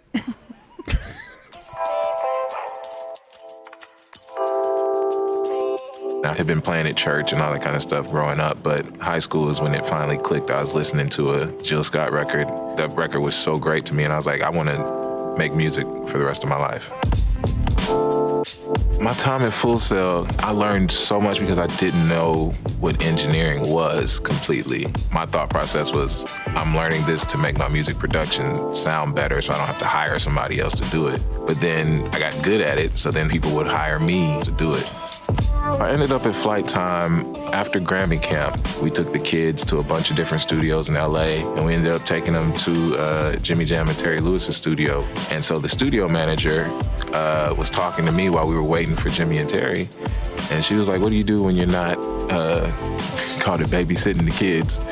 And I was like, oh, I'm a producer, engineer, blah, blah, blah. She was like, oh, we're looking for a producer, engineer. I was like, well, here I am. And so we exchanged information, and that following February, randomly got a call, and she was like, meet me at this address at this time. I had no idea what it was. Ended up being 50th Grammy rehearsals with The Time and Rihanna. And that was almost my introduction to live, because I walked in and they were like, we need you to do Pro Tools edits, we need you to tech, we need you to, I ended up doing monitors, like got thrown into the fire, had no clue what I was doing. But they didn't know that. So the guys told the studio manager, like, we really like this guy. Let's try him out for a session. So turned around the next week and did a Ruben Studdard session for American Idol. And the guys grabbed me from there. And so I ended up staying there about 2 or 3 years. And that was one of the most amazing experiences ever. Just me in general, I like to stay in touch with people, like good people. That goes for studio and live. People I don't work with anymore, I'll shoot them a text every once in a while just to check in with them. I don't want anything, just seeing how you're doing. And that keeps you kind of fresh in their mind as well. So I always get a call for work randomly. I ended up with Bruno Mars through somebody I met at Grammy Camp. We stayed in touch over the years, and we were having a Mariah rehearsal for South America, and the tour ended up getting canceled. But next door, Bruno was rehearsing, and I saw their road cases, and I was like, oh man, Andy's here. So I hit him up just to say hey, because I hadn't seen him in a couple years. And we ended up talking in the parking lot, and he was like, hey man, we're looking for a keyboard tech for this tour that's coming up. Would you be interested? And I was like, absolutely. So again, relationships. I tell the new grads and students, don't be closed-minded. All these opportunities have come because I'm open to them. Never thought I'd be stage managing anything ever. I thought I would be a studio rat forever. And all these opportunities have presented themselves because I was open to trying new things and just stretching my wings as far as they can go. And I still don't know if this is it, or am I gonna end up somewhere else doing some more crazy stuff that's completely unexpected.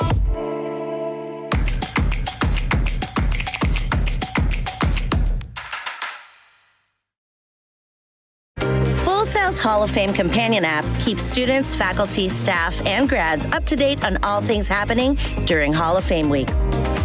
Track presentation schedules, learn more about returning alumni, and keep up with special events happening across campus. Online students are welcome to come to campus and experience Hall of Fame week alongside the Full Sail community.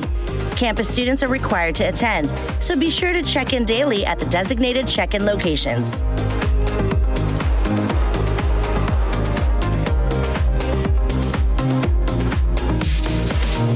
Hall of Fame is in full swing, and I want to see what you're up to. You should share it on social. Be sure to use the hashtag FullSailHOF throughout the week and share your Hall of Fame experience. Don't forget to connect with us and follow along on social at Full Sail on Instagram, TikTok, Discord, and anywhere else you like to be social on the internet. We're having a great time here. Make sure you're sharing online. Look at this young lady singing. How fun. But yeah, you could see your posts right here on the social wall. Oh, that was Tracy. There's Tracy Wu getting her makeup done by my buddy Cesar. I see Kathy Craven. How fun. Here's a tweet from somebody. This week I'll be heading back to Full Sail University for fullsailhof. How fun. Bringing our first game with me feels surreal. Ooh, I want to play it. Do you want to see your posts on Hall of Fame Live? Use the hashtag, tag us on social, or scan the QR code on screen to share your Hof Week. How fun. Awesome. Well, while I get ready for our next segment, let's get a quick word from our on-location host, Jessica. Take it away, bestie. Hey, it's me, Jessica, here at the Backlot in the Creative Experience. Have you ever just wanted to talk to your future self, maybe just check in and see where your life is at in a year? Yeah, me too. That's why we made up Dear Future Me. You come here, you write a letter, and then we mail it to you in a year so you can kind of get a sense of who was I a year ago? I'm going to be in the Hall of Fame one day. You could write that in your letter. You can write anything that you want because we're not going to read it, just you, just your current self and your future self. I'm going to go write myself a really long letter. Back to you, Jess. Oh, wow. Look at that stage line. How beautiful. Oh, my goodness. It's going to be such a great night tonight. We'll have karaoke, and then tomorrow night we'll have the block party. So make sure you head out to the student stage. I did just get this letter that I guess Jessica wrote for me, Jess. I know you're like, you're the same person. I wear glasses. I have curly hair. Watch the video again, okay? She doesn't have glasses and her hair is straight. But she did write this awesome Dear Future Me letter. Let's see what it says. Dear Future Jessica, one day you'll get to be the desk host. False. No, you won't. It's me and only me. Thank you. Somebody burn this. Okay. Do not mail that to her.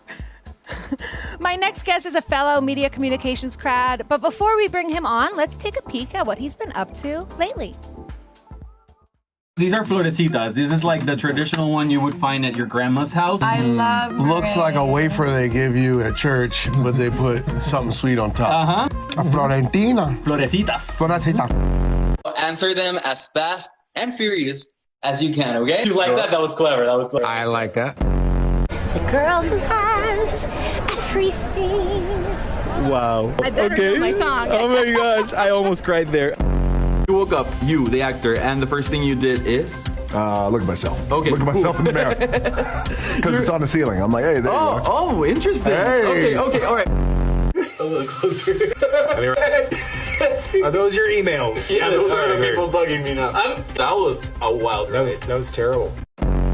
Perfect. Oh my God, didn't even see you there. Okay. Surprise. Yes, I am. Perfect. So, What? Oh my God. Estamos en Hacienda Jacana y hoy vamos a montar caballo. Aguanta, tuto. Si yo lo hubiera hecho ayer. ¿Cuál era tu snack favorito en Puerto Rico? A mí me gustaba picarle todo. A mí me encanta. Si tú me dices mi snack favorito así como que de picadera, yo puedo comer quesito de papa con galletitas Ritz. Yo le puedo dar toda la Guayaba. noche. Toda la noche. Jamoncito. What are you gonna give me for Christmas? Can you give me a hug at least? Yeah, this is it's really special. Yeah, are we slow dancing right now? If it'll make you go away fast, Feliz sure. Navidad. Wow. That's a lot. Joining me next is an interviewer, social media correspondent, lifestyle content creator, BuzzFeed alum, 2015 media communications grad, and proud Boricua. Please welcome to the show, Ivan Emilio. Woo, thank you for having me. Yes, Ivan. I'm so happy you're here. I'm so excited. I feel like I'm right where I need to be today. I was looking forward to this. I love that. Thank you for having me. And we also got to debunk if Jessica and you are the same person. We're not the same Giving person. Hannah Montana, and I need to figure this out. Because you have curlier hair. I have much curlier so we gotta hair, figure that and out. I wear glasses. Yeah. She does not wear glasses. Does not make sense, but there's Yeah. something sneaky about it. I think it's the accent. She's also from New York, and she's trying to like pull my thing for me. So I think that that's part of what it is. But I am so happy you're here, and you usually get to like interview these incredible people, but today you get to be the guest. Yes. Does it feel weird to be in the other seat? It feels weird. Yeah. Because I feel like I'm like thinking of the questions for you. But I'm not. I'm off the clock. Yeah, so do not step on my toes. I'm going to answer whatever you got. Okay, cool. So we're going to play a little bit of a game. I heard you really like coffee? I love coffee. I have my own coffee brand. I'm an avid coffee drinker. Been drinking coffee since I was like 10 years old. Do not recommend, but I grew up in Puerto Rico, and that's what you do. You put coffee in a baby bottle with a lot of cream and sugar, and that's how they... Yeah. That's how everybody gets by. That's how you get by, exactly. I like that. I like that. Well, I have the perfect game for you then. Okay. We're going to play Name That Brew. Okay. Here's how it's going to work. In front of you are 5 different brews from 5 different coffee shops in the area. Okay. Conveniently, you also have 5 cards with the names of 5 coffee shops. You can see them right here in front. Your job, with 90 seconds on the clock, you have to match the coffee to the correct card. 90 seconds for all of them. So, yes, but here's how it's going to work. Okay. When you think you have your answers, so say we're like 30 seconds in and you're like, okay, this one's this one, this one's this one. You're going to go, lock it in. We'll stop the clock. Okay. Then we're going to play sounds that will tell us whether or not you've got however many right. If you hear 3 dings, you have 3 coffees right. If you have 2 dings, you have 2 coffees But right. you don't tell me which one is... Won't tell you. Okay. Unless you're really struggling, I might give you a little hint, but we'll see how well you do. Okay. So you'll say, okay, lock it in. We'll play the sounds. If you've got them all right, yay. If you don't, we'll keep the clock going and you'll continue your 90 God. seconds. Okay, I'm nervous. Little pressure, right? So we'll let you know, here are the stakes. This is what's really important. Okay. If you win, a student gets a prize. I know. If you lose... Student of my choosing, or... A media communications Oh, student. that's right. That's our degree As it program. should, Okay, that's as it right. should be. That's right. His name is Daniel, so Daniel's playing. If you No lose, pressure. If you lose, though... They also get a prize. He gets nothing. No. And he's going to remember you forever as the guy who lost him a cool prize. Oh, wait. He's right there. That's him. Daniel. I'm sorry. No, okay, we got this. Yes. But we're if we gonna lock don't, I in. apologize in advance, okay? We're going to get you that prize, Daniel. Don't you worry about it. Okay. So 90 seconds. Wow, now I'm really nervous. There's people watching. It's okay. We're going to make it work. If we have to... If we gotta slow down the seconds, we'll go like 1. 1.5. 1.5. Okay. Yes. Okay. All right. So let's put 90 seconds on the clock. And Ivan, when you're ready, take some sips. Hopefully they are not very hot. Wait, I don't think you I will need to burn. see. Yes, here it's on the backside too. Okay. So yeah, you can pull them back if that's easier. Don't start for yet. you. Don't start yet. Okay. The timer has not begun. Wait, this is actually, and also the options you gave me, I gotta say, I don't know if they're the most like different. So that's really hard. Yeah. Okay. All right. So we're ready. Yes. Let's start that timer. Okay. Start it when I start sipping. when I start swallowing. Okay. Okay. That's number 5. Oh my God! Wait, what the heck? Okay, I'm thinking still.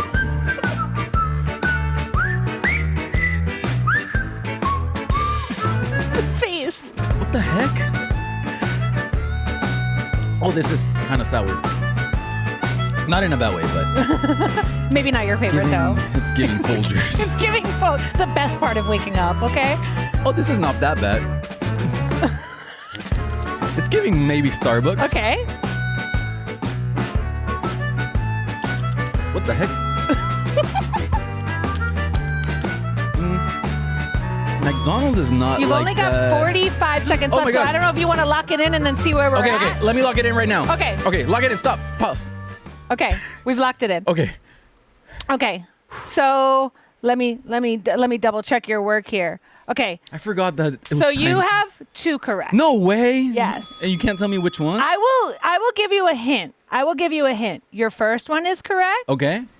And give me the other hint. And this one is correct. Okay. Okay, so it's 5, 4, and Starbucks. 3 you have failed, and you Okay. need to get them right. You still have 40 seconds, though. No, that's not a lot, but okay.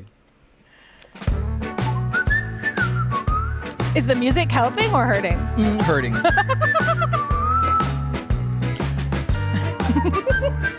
Okay, log it in. Okay, Log it in. you are so close. You have 3 right, and So you gotta flip. and the other ones have to flip positions. So How much? Okay, 28 seconds. I think I got it. you know Derek Jeter? No. Oh my god. Okay, never mind. I was gonna give you a hint, but now I'm just gonna. Okay, so I'll tell you this one. Your number 4 is wrong. I won't tell you the other one. Number 4 is wrong. Okay, number 4 is wrong. I had Starbucks and Wawa correct. So 1, 2 are correct. Number 4 is wrong. So I gotta flip number 4 with 5 or 3. Mm-hmm. 4 is wrong. Okay. 28 seconds. Okay. There's Daniel. He really wants you to win. Look at him. He's waiting. Okay, wait, He's Daniel. hoping. Daniel, okay, we got this, Daniel. No pressure. Okay. Wait, I'm trying to create a strategy here. Can I pause if I taste? No. Yes. 4. Okay, 1 and 2 are right. 4 is wrong. Okay, go.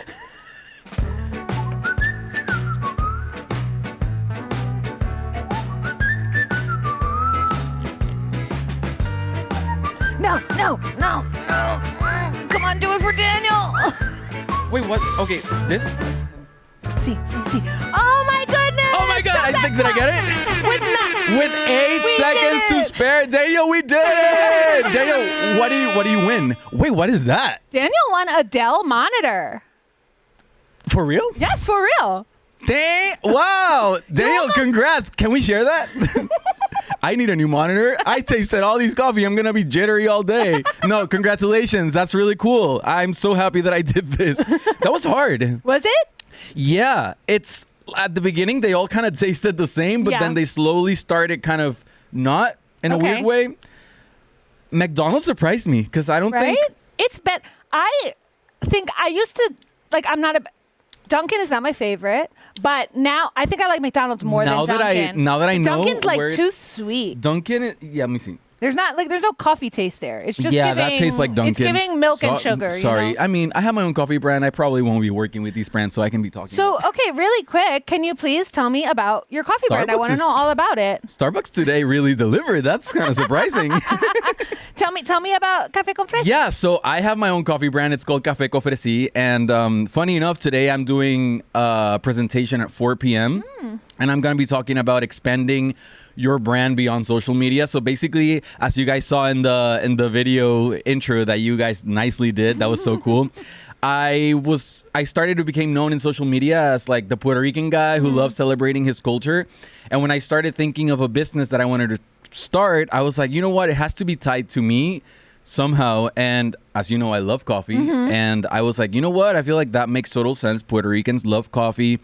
There are some Puerto Rican coffee brands, but they're not like a lot of them where you can buy them everywhere you want to buy them, especially here in the States, because I feel like Puerto Rican coffee is somewhat, harder to produce for many reasons, like, not a lot of people that are able to like work on the fields or the production quality and the costs and all that. So I still wanted to create a brand and I wanted it to be 100% Puerto Rican. So long story short, I created Café con Fresi, and it's my way of sharing my culture in a cup. And it's inspired of Puerto Rico's most famous pirate, which is Roberto Cofresi. He was known as the Robin Hood of the Caribbean. So whatever he would take, he would come back to the island and share with the poor. And in honor of that, we donate part of the sales to charities in Puerto Rico. Fantastic. So it all ties up, I'm from the west side of Puerto Rico. I grew up fishing with my dad. So I love the sea. I love that pirate life. Yeah. That's kind of my fantasy. So Café Cofresi is like my way of kind of expanding this love that I have for my culture. I love that. And in a way, you know, giving back opportunities to the island, and hopefully there's more of that, you know, because Yeah. I feel like I've always been someone who cheers for other people. Like I've never seen like a competitor. I've never seen anyone that I'm like, oh, I gotta like create this brand because Right, it has to right. be bigger. Like I collaborate with other coffee brands, which is unheard of. Like in Los Angeles, I collaborated with this brand called Super Coffee, and we did a coquito iced latte. Oh, so fun, it's fun. really cool because my Yeah. brand is all about celebrating cultures and celebrating community, and that's what I've been doing. I love Yeah. that. Well, congratulations. Where can people get the coffee? Yeah, so you can get it at cafecofresi.com. Head over and get some. Yeah. Get Next year, you some, got to have like a right. Hoff coupon code or something. I know. Next year we'll probably bring in like a little cart or something. Cute, It's in the plans, so we'll see. I have to be back for that. Well, if you see Ivan around, make sure that you say hello. He's a joy to talk to. And thanks for coming on the show. Thank you for having me. This was so Awesome. fun, and I'm so happy that Daniel won that and I that I know, was able me to too. guess it. Thank you for helping. Yes, Yeah. my pleasure. So we know Ivan is great at guessing, but how good is Hall of Fame 14 inductee Nadine Santos at guessing games? Let's find out in this video. Mark. Hey, my name is Nadine, and I know music. Or do I? Beyonce. It really just means that Beyonce really started everything. This is when she took over the world. Personally, it's just another badass chick doing her thing. The queen, Madonna, of course. Madonna was just the queen who got everything started for me as a kid. Got me in a lot of trouble singing lyrics that as an 8-year-old I should not have been singing. Outkast. Oh, I'm really bad at the album names. Okay, Stankonia. Sorry, Miss Jackson. I got the name wrong. It's just a great album. It's probably one of the albums that I played at in radio on my first radio station. It's an album that was really big at the time, so I should have known the answer to that. Swifties, Taylor Swift. I think that's 1989. My daughter's favorite album and one that I have to listen to on repeat all the time. Thank you, Taylor. Oh my gosh, I don't even think I really can see that, but is that New Kids on the Block? It's New Kids on the Block. I should have known that. New Kids on the Block. Knew that. Said it twice. That's the self-titled album. I knew that. Hanging tough. 50 Cent. I love 50. Super talented. Also am a super fan of all his Power series television shows on Stars. Really great shows, but super smart. Okay, I actually do know this, I think. Wait. I'm going with It's Ladies Night. And that would be like Little Kim, Mary J. I think Angie was on that. Missy. Great, great song. The King. Jay-Z, Hova, Blueprint. Love him. That was hip hop for me. Grew up listening to Jay-Z and definitely my favorite artist.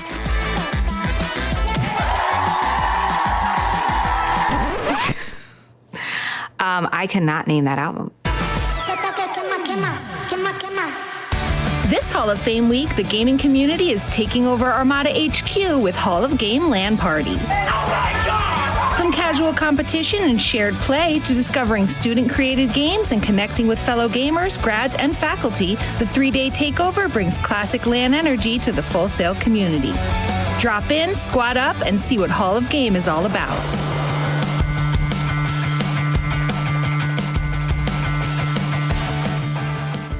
There's the student stage, the outdoor stage at the Creative Experience. Make sure that you check it out tonight for karaoke with the Leonard Brothers Band. Tomorrow night we'll have the block party there. It's going to be so much fun.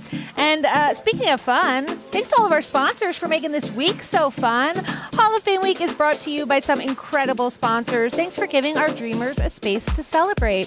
Shout out to Adobe, APG Media, Apple, Avid, Adobe Creator Lab, Sennheiser, Shure, Sony, everybody. Wow, thanks so much. We couldn't do it without you. Fantastic. He's a 2018 sports marketing and media graduate who's worked with teams including the Bismarck Larks and the Boston Red Sox. Currently serving as an entertainment show caller for the Savannah Bananas. Please welcome my friend and the first ever on-air co-host I ever had. It's Jez Olo. What's up, Jez? I was hoping you would bring that up. Yeah, I know. My first ever back in 2018 when we were students. Yeah, when we were so young back then. Yeah, I know. Yeah. And look at us now. Yeah. We're old pros.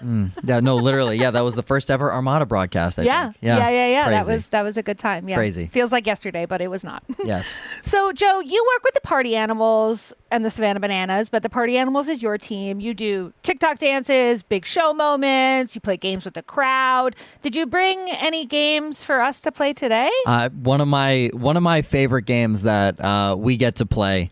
It's called Dancing in the Dark. Okay. This is a staple in Banana Land that has been around for a while. So we're going to have, I believe we have 4 people out there on the back lot. Okay. And the goal of this is we're going to have them blindfolded. Okay. Because they're, of course, dancing in the dark. And one by one, they're going to get, excuse me. Oh, you don't want me to tell anything. Okay. They're going to be dancing in the dark. They're dancing in the dark. That's dancing the game. in the dark. Yes. I don't want to spoil anything. I'm sorry. Yes, that's my bad. I jumped the gun. Yeah. So they're all dancing. The twist is they've got blindfolds on. Yes. So we're going to dance like nobody's watching. Dance. Right? That's the whole goal of it. I Yes. love that. Yes. So just feel free, feel creative, enjoy yourself, and dance. And we promise we will not laugh at you. No, for this segment, we are in Banana Land. Nothing matters. Yes. Everyone has fun. No judgment whatsoever. Yes, we are in Banana Land. Of course. I love it. All right, Joe. Well, let them know when to start dancing and when to start that music. Whenever you guys want to start the music and y'all can start dancing. Okay, come on. Great show us music those choice. moves. Yes. Incredible music choice. Okay. Ooh, y'all really know how to dance.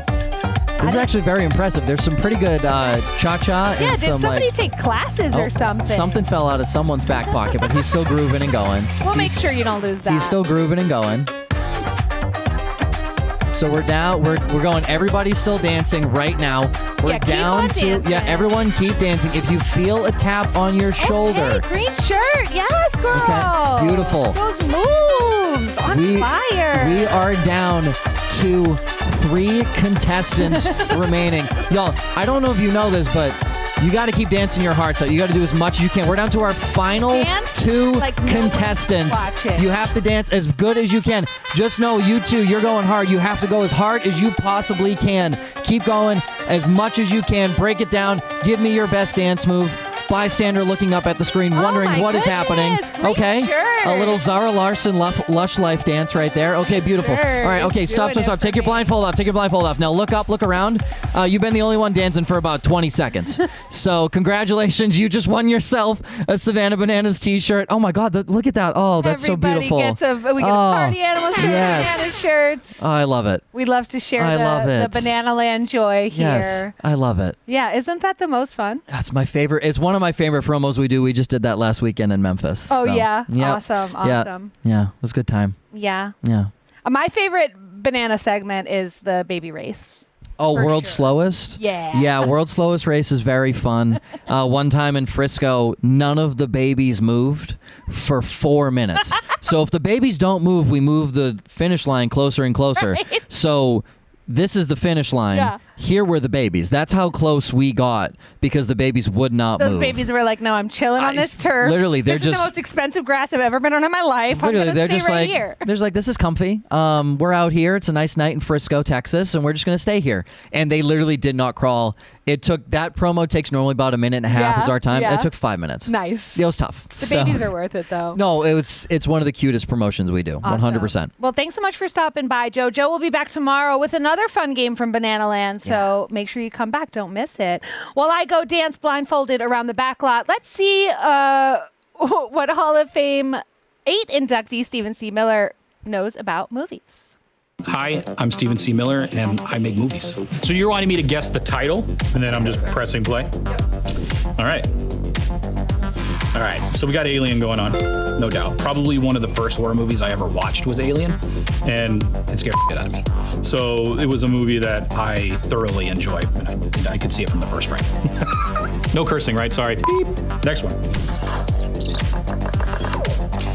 Definitely Line of Duty. This is my own movie.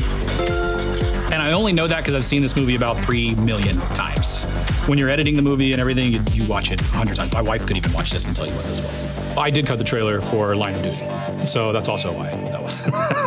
It's difficult because the studio doesn't trust that you'll give a correct trailer, if that makes sense. They tend to think that I'll curate it to only being the great shots or not necessarily telling the story. And I have to remind them that I'm able to disconnect myself from the movie to be able to edit the trailer, which is not easy. It probably took me twice as long to edit that trailer because I was so connected to it. It was definitely a different process, but a lot of fun. All right. God, what is this one? This is a hard one. I haven't got it yet. I might need to watch this one again. Hold on. This is gonna be a really popular movie, huh? Phone a friend. Who am I phoning? I mean, it looks like Hereditary. Oh, there we go. So Hereditary is one of those movies that I find very disturbing because it's on a different level of scary for me. It's not necessarily jump scare. To me, it's just really unsettling, which is why I love the movie. The way they did it was, I believe the beginning of that trailer was zooming in on the small house. And what that does is just tell the audience that this is completely different, that there's something unique happening. And if you can do that in the first 30 seconds of a trailer like this, then you can grab the audience. It's not your typical horror or typical thriller. And I think that's what's important for these kind of trailers. Okay, I'll try this one. So this one's really blurry. They went like, we're just not gonna show you anything.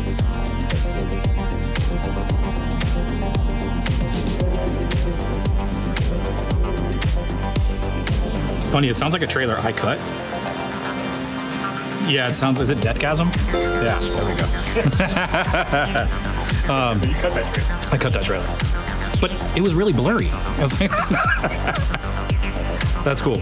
When you're dealing with your own stuff, you're so tied and connected to the material that it's hard to break away and see it as anything else. And so when you're dealing with someone else's material and you're cutting the trailer for it, I think you're able to step outside the box a little bit, especially from a filmmaker standpoint, and really zone in on what the story is and really hone in on, okay, I'm telling this story for the trailer. Now I just need to cover it with some beautiful images or great images and really find a tempo and a pace that works for the movie. And a lot of the times I actually will use the movie's music in some sort of way to create the trailer's tone, just so that way it matches or feels cool, like Deathgasm, which is just a total rock and roll, possession movie. So I had a lot of fun with that trailer. I don't know, what did I get? 4 out of 4? No, 3 out of 4, because I was rough on Hereditary for sure. I'm Steven C. Miller. Thanks for watching. Thanks so much for hanging out with us this hour. Next up, we're heading into our noon session featuring Hall of Fame 5 inductee Kim Alpert. Let's check it out. Check. Hello. If you're in the back, it's so much more fun if I can see your face and you can come forward. Oh, that would be great. Yeah, I would love it. I might not even start until you come down here. That's weird, Light. I see you. Come on down here now. And it's going to be fun. We're in conversation. It's not like a stuffy, look at these slides. This is what I'm going to tell you. We're just hanging out. Yeah, we want to be talking to you, so come down, talk to us. We're like caged zoo professionals. That's us. Here, Hall of Faming. Mm-hmm. Get into it. Get into it. Get into it. How are y'all feeling today? Yeah? Did you guys see some good stuff already? Okay, well, we're going to be better. Okay. Ooh. No promises. We're going to be weirder. For sure. Okay. So, where do we begin? Well, I think we should say who we are. I'll start because I'm alumni, so I feel like I have to go first. I'm Kim Alpert. I'm a Full Sail alum. I went here for digital media, DAD, back. My first degree is 2003, and then my second for design was much later in 2016. And I am a Hall of Famer. I got inducted in, thank you, 20. Yes. Thank you. I got inducted in 2013, 14, I forget, but Hall of Fame class 5, I think. There's a lot of us now, but it feels wild to be on the early set of a crazy collection of people. So I'm a huge advocate of Full Sail, and it actually has a lot to do with how I know Yamil. Me. Hello. I'm Yamil Rodriguez. I am a theater maker. I did not come to Full Sail. I actually dropped out of college back in 2004, actually, but kept at it, kept doing work, kept doing theater, started working in film, and eventually started working with this company, this studio. And last year we took an AI work to Cannes, which is eventually how I started working with Kim, which brought me here today to sit in front of you guys to talk about the future of storytelling, right? Yeah. Yeah. Absolutely. I'll take an applause. Yeah. I'm not a Hall of Famer, but you know. So we both work at Niller Studio. Our co-founder is Lucas Moskin, who's a SimViz grad and super visionary, who I met coming back to campus and had some exciting, wild ideas and has put together a team of people with similar sensibilities, right? On how we build things and why we build things and where we build things and put different tools together. So I want to unpack a little bit about both of our histories before we get into like what are the projects today, because I think one of the things that's really interesting about storytelling is that means so many different things to different people, right? Like, you know, for me as a storyteller, my background is in advertising, right? So that's where my career really began, in brand storytelling and commercial storytelling. You know, I started in the ad world before there was social media. So a lot of the stuff that we were building were either commercials, and then that would turn into websites. And the storytelling part for me really started to connect when social started, of actually we're telling the story over time in somebody's mind in different moments of their day, in different moments of media. And then that work started to translate into touring and started to translate into experiential.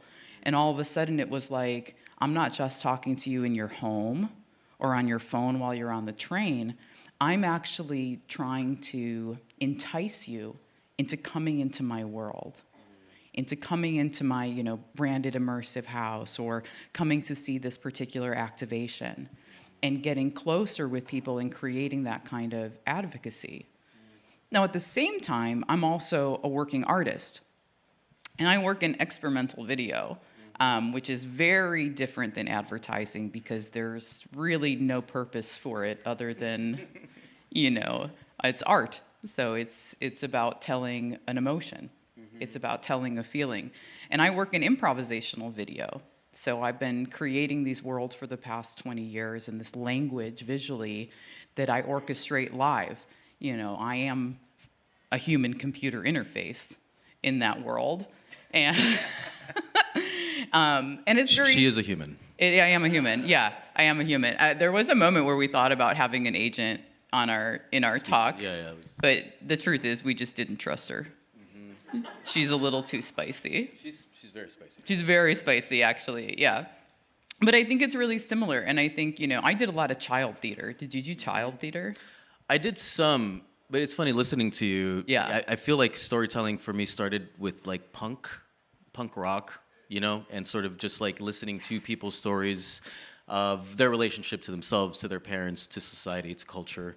And it was just such a personal, you know, sort of storytelling form. This is me. This is my lens. This is who I am. This is what's difficult for me, you know? And it feels like it's stories nonetheless, you know? It's still trying to connect or making an effort to connect with people, you know? Because ultimately stories are what connect us. We all have a story. Everybody on the planet has a story, you know? And that's what's so unique about the human experience, and to share that and to have people receive it or to just to take it in is very special and very powerful, you know, ultimately. Awesome. And so is child theater. You know, kids on stage are great. Huh? I'm always curious about child theater. Oh boy, it's like either it's like a weird secret. Transcendental or rough. I've been in Oompa Loompa twice. Facts. No, okay. I'm gonna segue into something more serious. Sorry. So I want to talk a little bit about Cannes. So a lot of people know about the Cannes Film Festival, but they've been really prolific in having an immersive market and also showing, narrative works that are really at the, kind of bleeding edge of technology. And it was incredible for Niller to participate last year, bringing our project Taxi, which I will show a little Some bit. slides? Yeah. I think I get do. crazy I'm going to with the skip over some, but slides. I'm going to show this one because I like it. It's a nice little cut. So I want to talk about the beginning of Taxi. So, day one, you're in a conversation about this project of having an agentic taxi driver, an AI taxi driver. So when we say agentic, for those that aren't like super in that lexicon and that language, that's an AI. And when it's agentic, it has a personality, it has a backstory, right? Like, so you decide like, okay, I have this idea, right? Mm-hmm. Well, it started again with story. We wanted to have a story exchange project. Okay. So at first, before the Taxi, we were like, what does it look like to have an audience member get to a place where they feel comfortable to share a vulnerable story with an agent, right? Because, thinking about chat and sort of how people are developing these relationships with their own little agent here at home, that's like their own personal little friend, but what does it look like, in the world, in a space that's not familiar? And then we were thinking about what are locations in which people tend to open up, and we were like, wow, the Taxi, I mean, maybe not nowadays with Uber and Lyft, but there was a time when you sat in a taxi and you were just talking to this driver. The taxi's telling you stories, you're telling it stories, them stories, and it's just all about this story exchange. So we're like, okay, great. Let's put people in a car. Let's make the driver an agent, and let's design a character that feels broken, that feels human, because that's the thing about ChatGPT and all these other agents. They're there to, they're there to for you. They want to serve you. They want to do right by you. So I was like, let's make an agent that is ignoring you and that wants to tell you their story, and that is going to curse and that's going to just, like interrupt you with a burp, or ask you if you want to take a shot or smoke a joint, just like, what is it like to sort of subvert this idea of what an agent is? And then, so we stuck it in a cab. And it really worked. It was really just quite interesting to see how people were so moved by this character and were sort of compelled to be vulnerable. And it was just quite interesting to see how moved people were, So talk me through it. Okay, so the installation, we've got some visuals. Mm-hmm. So I'm a rider. Mm-hmm. I have my slot. I get in, and like, talk a little bit about that. So like I get in, what does it look like in there? Talk about like both the set dressing, the physical world, and then what happens to me once I'm inside of there. And I'll pepper in some of the tech pieces as we go in there. Okay, so you will go. So the way Cannes did it last year, it's sort of like booths, sort of like cubicles, and you go into ours, and there's this old Renault 4, which is a old cab. In France, they use the Renault 4. So we got this old Renault, we gutted it. We built the back to be sort of like a confessional booth. So we built everything out of wood. So it kind of, you can see some of the trim and some of the stuff here on the slide. But we wanted to play with the confessional booth aesthetic, even though there was absolutely nothing religious about the experience. Anyway, so you go in, there's the car, you get in the cab, it's all dressed up, and then it's about a 15-minute experience where we did devise this conversation flow where it's a back and forth. What's happening visually, you're surrounded by four walls, so once you're sitting in the back seat of the cab and you look out the windows, what's being projected feels like your landscape. And it opens in New York City, Times Square, and the cab driver says, "So where are you going, honey?" And you tell the cab driver where you're going. It could be the moon, it could be, Orlando, it can be wherever. And she's like, "All right, baby, let's go." So then what starts happening is that, so the brain was doing two things. One, it was the agent that's doing this conversation flow, exchanging stories and trying to extract a story. Simultaneously, it's listening to tags from the stories that you're telling to then create projections based on what you're saying. So ultimately, you are driving through the story that you're exchanging with the agent. Does that make sense? Yeah, so it's using Gen AI to generate those visuals live. Yes, ma'am. So I say Tokyo, I see Tokyo. I say Paris, I see Paris. And you're just cruising on by. Amazing. Yeah, it was interesting. Again, being somebody with a theater background who's just usually, the limitations are the space, the actors, where you're at. To be working with a tool where the possibilities seemed kind of endless a little bit was incredible. It was just so incredible and so impactful. To hear people's stories back, and they're like, I felt like I just drove through my grandma's house, and then I was like just driving on this street that, even though it wasn't it felt like my childhood street, Mm-hmm. That was just so interesting to witness and to just sort of start dreaming up what the possibilities are with these tools.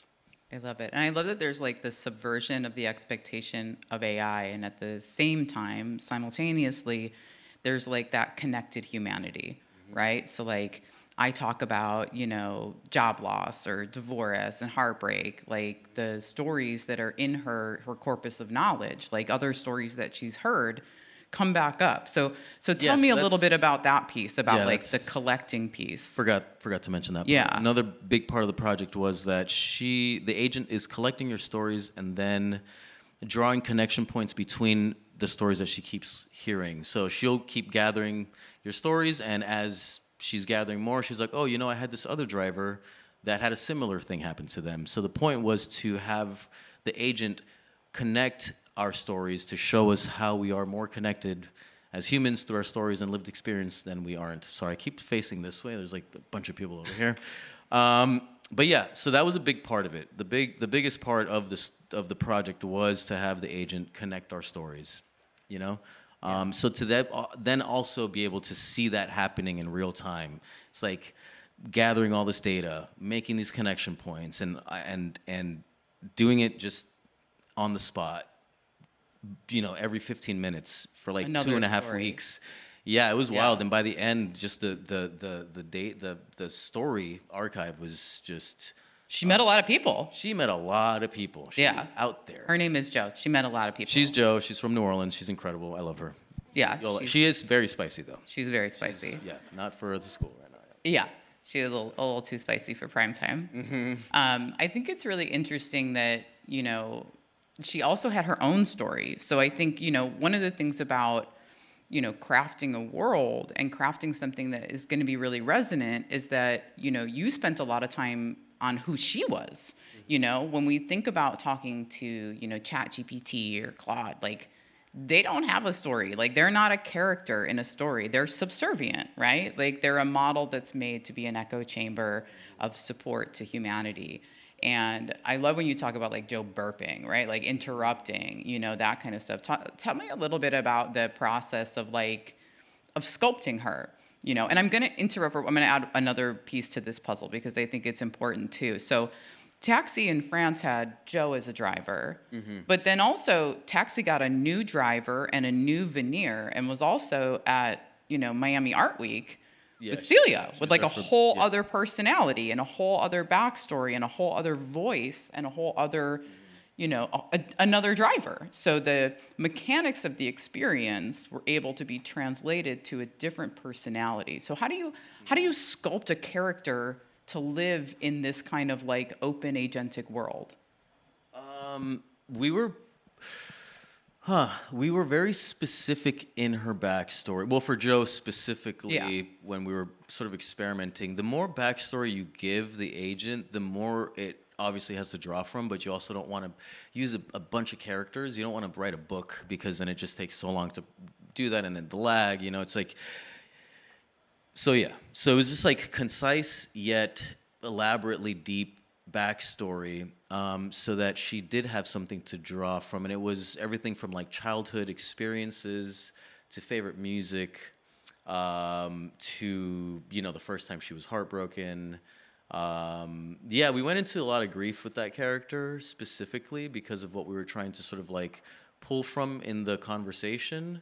And that's up to the artist. That's up to, you know, what we were trying to, because in Miami, it was completely different. In Miami, she was a party girl and she was just like, very different. There was no grief in that one. She was just like, let's hit the club. You know, she had a lot of backstory about Miami. You know, she was Cuban. She spoke a lot about Cuba.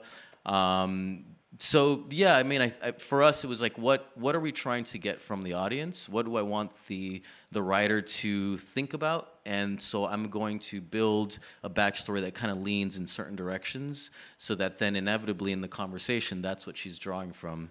And then it's just like when we're having a conversation and you want to, I'm listening to you and you're telling me about, you know, a difficult moment, and I'm going to empathize with you and I'm going to draw from something similar so that you know that I'm here with you, you know? Yeah. And so it's sort of, you know, taken from lived experience, what is it to be a human, and trying to craft this character to be that, you know? Yeah.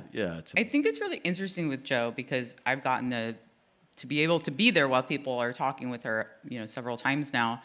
I've heard her tell the same story multiple ways, which I think is very unique to this kind of agentic-led narrative, where, you know, she's got like a story about being in the French Quarter in New Orleans, and it's a little racy, but I've heard her use different ways of telling the same story, you know? And I think when we start to craft as storytellers, we're thinking script, right? Like, here's the lines, here's exactly how it happens. But when you give the keys over to something agentic, they start to make decisions, you know? Can you talk a little bit about, like, in the sculpting process, you know, pre-production, you know, where you maybe had to like trim out maybe places that she was going, you're like, no, honey, get back. You know, like, were there moments where she started to like veer into places? Because you work with our AI director, Ale, and you guys spend a lot of time like really not just creating guardrails, but creating a container for that world, so that they really have a very fixed parameter of where they can start to delve into, right? So they have that variance and that humanity, but they don't all of a sudden start to like hallucinate into thinking that they're something that they're not. Right? Like, so can you tell us a little behind the scenes of like some moments that happen where you're like, oh, this is a thing, especially, you know, learning to do this kind of work for the first time. I'm sure some moments happen where you're like, oh, what is this? We were really trying to have her say bad words. I wanted her to curse really bad. And she just wasn't getting there. And I wanted her to be inappropriate. Not like wildly inappropriate, just not so square, right? And we were using this one LLM. I'm not going to say any of what we were actually using, but we kept just like feeding it. And then because we wanted to I was like, why isn't she getting there? So we were getting really extreme with the prompt. And then we switched LLMs. Holy moly, she really came in hot. It was hilarious.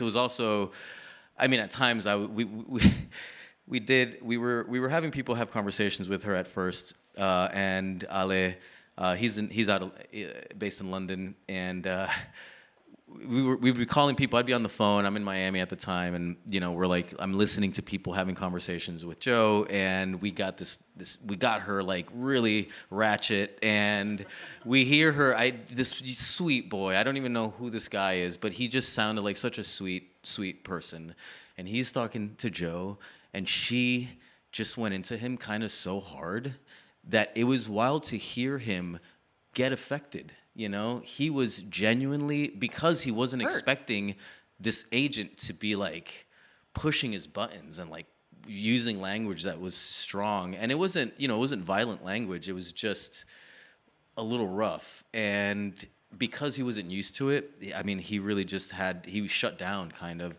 And then we were just like, okay, we need to pull it back. We were excited that we got her there. So we're like, yeah, this is it. And then we're like, okay, actually, we want people to actually enjoy this experience, so let's pull it back.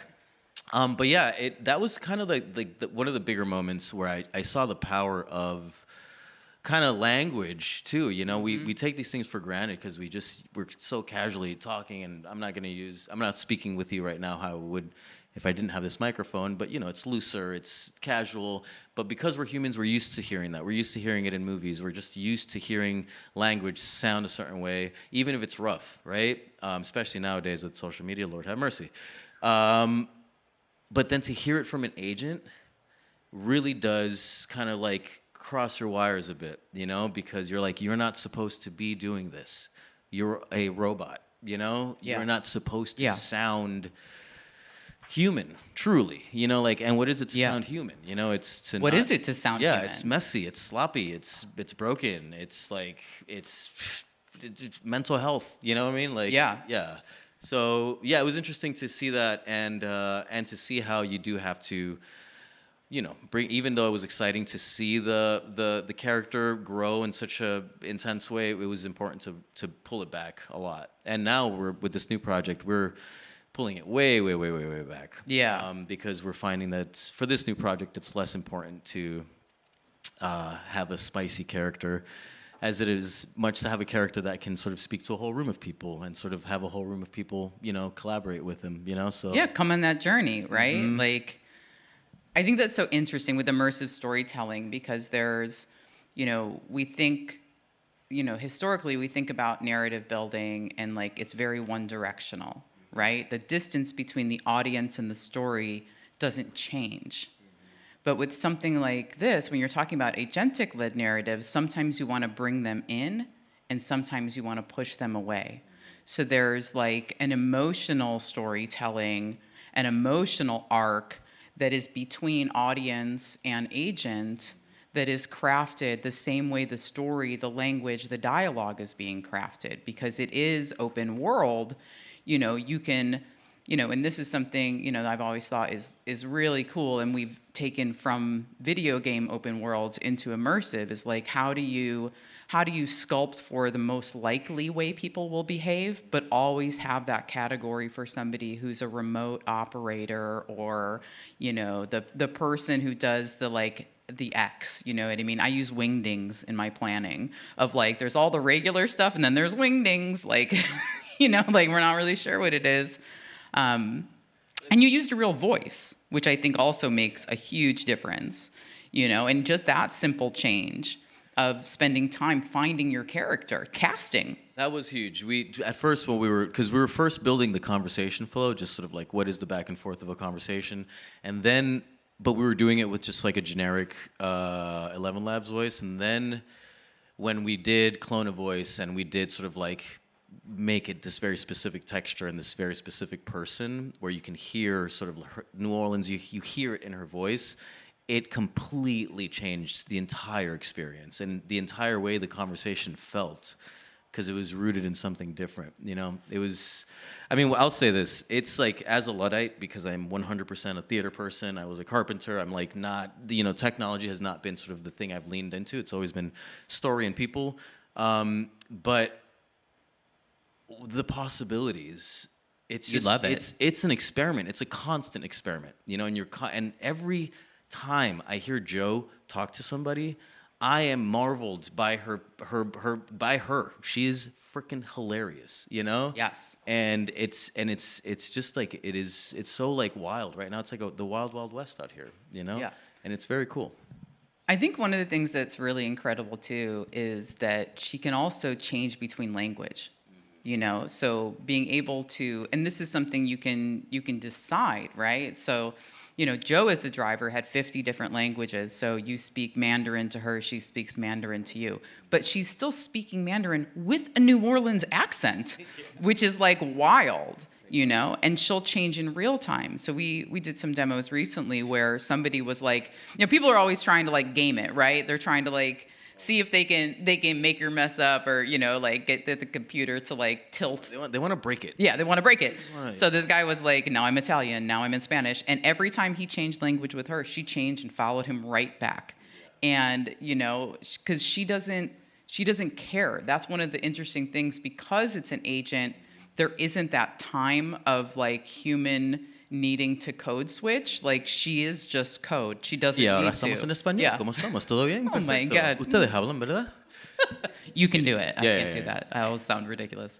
But it is cool. I mean, I just, in this idea of like the future of storytelling, the fact that this tool allows the story to be told in 50 different languages on the fly is incredible. To have this agent be able to pull stories from people that speak different languages. At Cannes, there was this Japanese woman that came in, and she came out and she was like, feeling all emotional because she had this whole bit where she was like, I was late and I missed my ticket and blah, blah, blah. Cannes is like impossible to get into shows, by the way. So she was really bummed because she missed all these shows. And in Japanese, Joe told her, it's okay to be pissed off about that stuff. Yeah, You're okay. And I sometimes say bad words.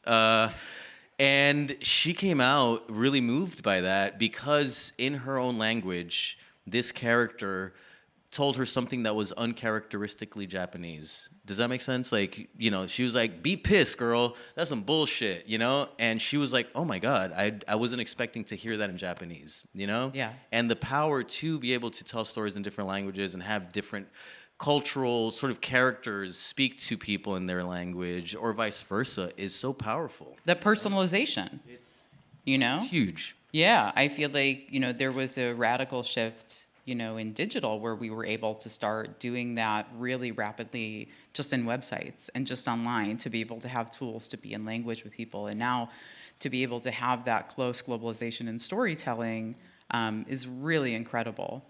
And like in real time, Yes. right there in you in the physical space, Totally. Because that is, again, as a theater person, I feel like there's nothing more powerful than people in a room together, and to use these tools to then sort of like make this experience stronger, because there might be people here that didn't speak Spanish or English, and those are I have no idea what you said, honestly. Exactly, I want to talk about a couple of like more technical things about the taxi too. So,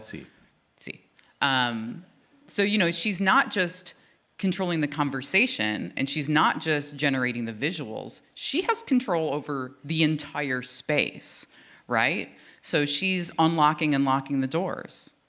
She's turning on the taxi light, starting and stopping the experience. It doesn't have a fixed time. So when we think about time and we're sculpting, a narrative story that starts here and ends here, usually we're thinking about this is minute 0 time code, right? Like, and then this is minute 10 or 15.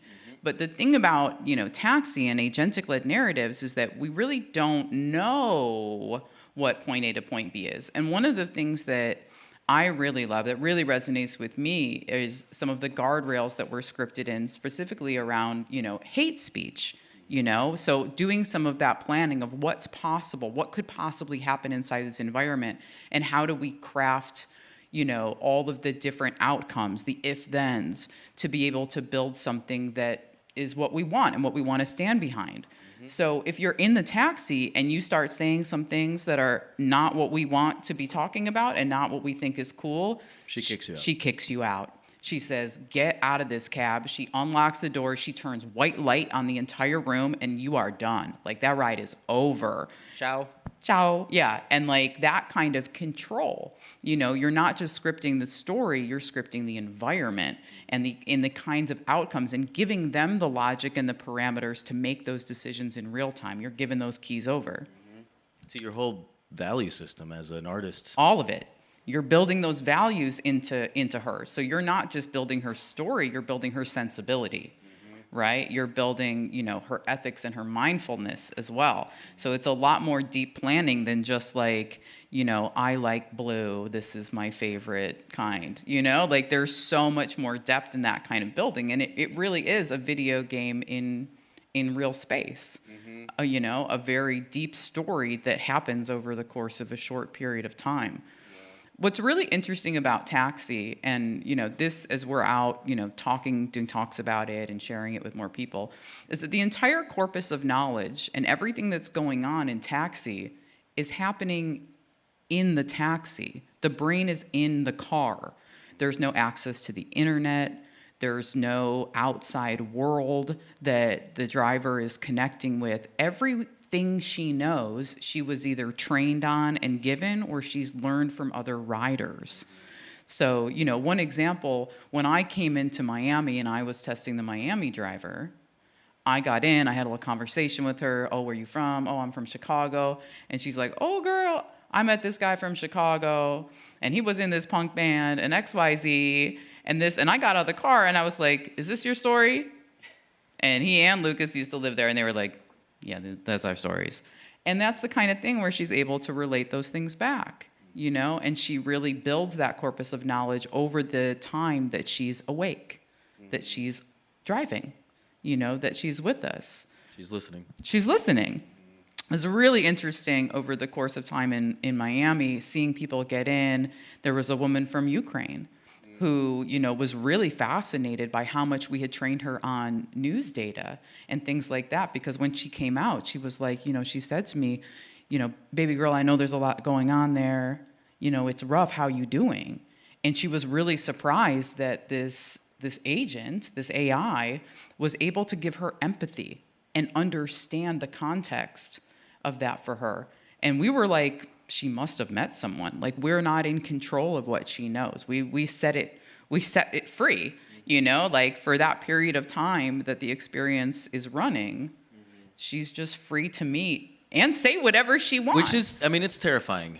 I mean, if some of you all I worked in film for so long, and again, in theater, it's like, you know, you have a script. You're working with actors to say the things on the page, you know? So it's interesting to build something that you are ultimately, just letting go and finding out what happens, especially in the cab, because nobody's in there. It's very private. So then you're just like, so what'd she say? Yeah. And a lot of people didn't know I had anything to do. I was producing the larger show also, so I was like kind of running around, but I would just like walk up to random people. I was like, so how was the taxi? What'd she say? And they're like, who are you? Well, why are you talking to me?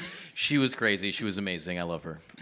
Yeah, it's interesting because it becomes your experience, truly, the audience member. Yeah. And I think that is like the biggest thing of like this future of storytelling. I've been thinking about it. I'm like, you know, it's just like it's making it so that the user, the audience, it is your story. Your story is what the experience is, and I think that's just so unique to this moment. Yeah, you imprint. Your experience imprints into the larger narrative of that world, you know?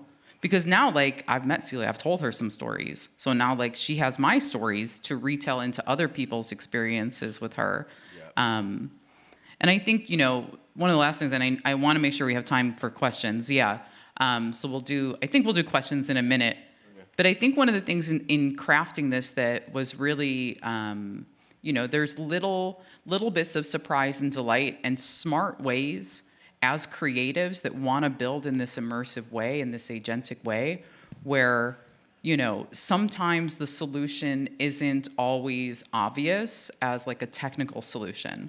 So, you know, and one example of this that I think is really great from Celia was she was having a little bit of lag time, right? Like she was a little bit slow to respond, and we were like, oh, you know, how can we make this feel different, right? And this is where I think, you know, our teams really, they dovetail so nicely because we have such high technical capacity to build absolutely groundbreaking things, but we have that sensibility of theater. And, you know, you came in and you were like, let's just make her cough. Let's just have her coughing so that this timepiece has coverage, right? How can we use, you know, practical things to solve technical problems? And that's where magic happens, you know? And, you know, I'm jealous of the folks that are down here because you get to go to the most magical place on earth, right? Yo, this school is wild. I'd never been here. Yesterday they gave me a tour. You guys are incredibly lucky. Every single person in here, you have no idea. Truly. Yeah. You should all count your blessings. You all should be very grateful. This is Hogwarts. Legit. Real ass Hogwarts. Yeah, we're in some Hogwarts stuff, you know, and that kind of experimentation of like, how will this feel? What can I try?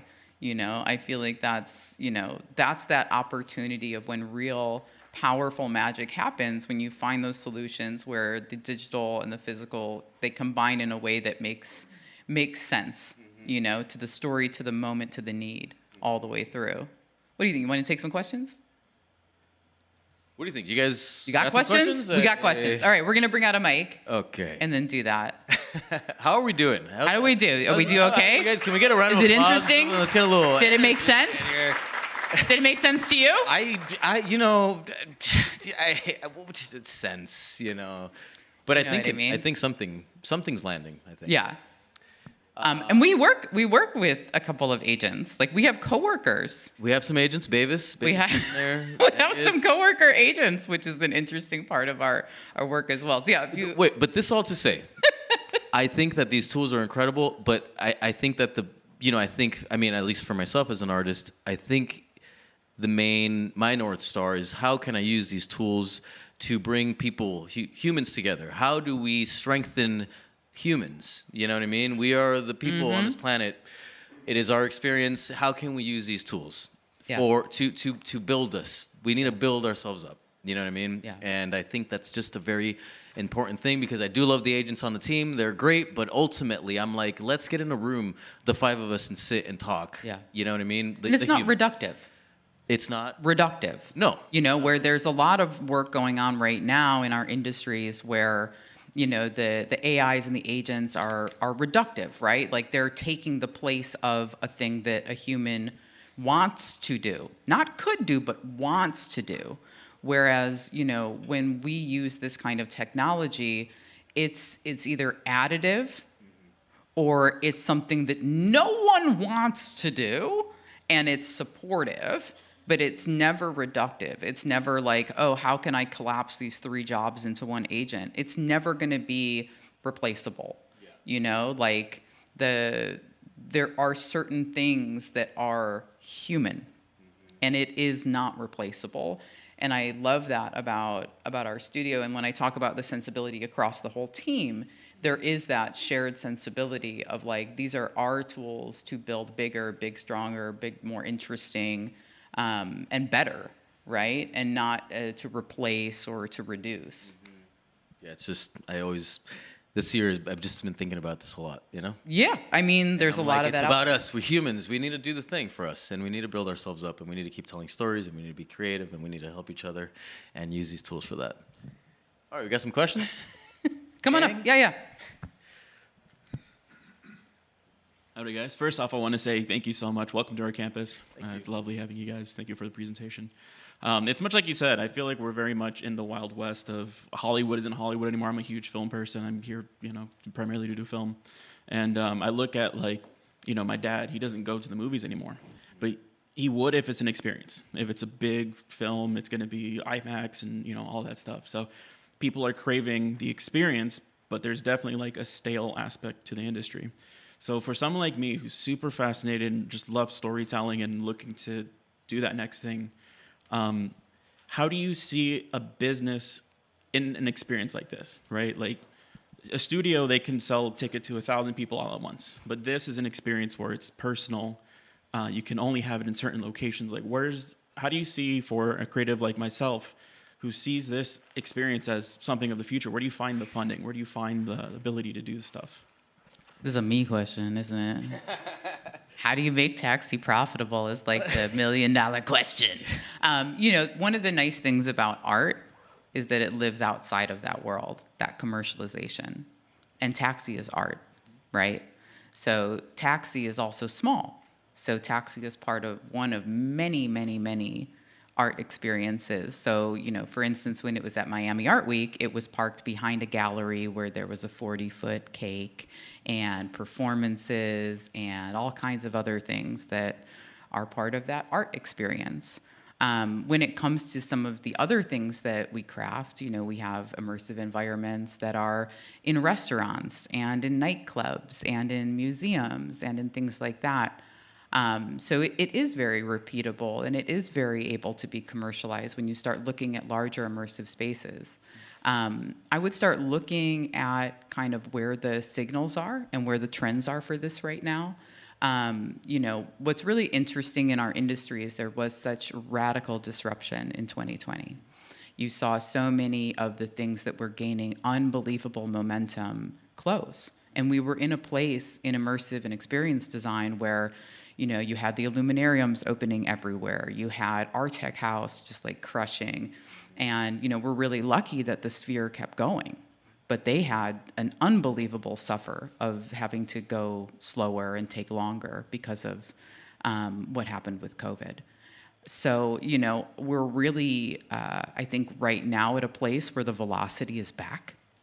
And I would start watching those signals. You know, a lot of people know about the sphere in Vegas, but they don't know that COSM has 3 little spheres in Dallas, LA, and New York.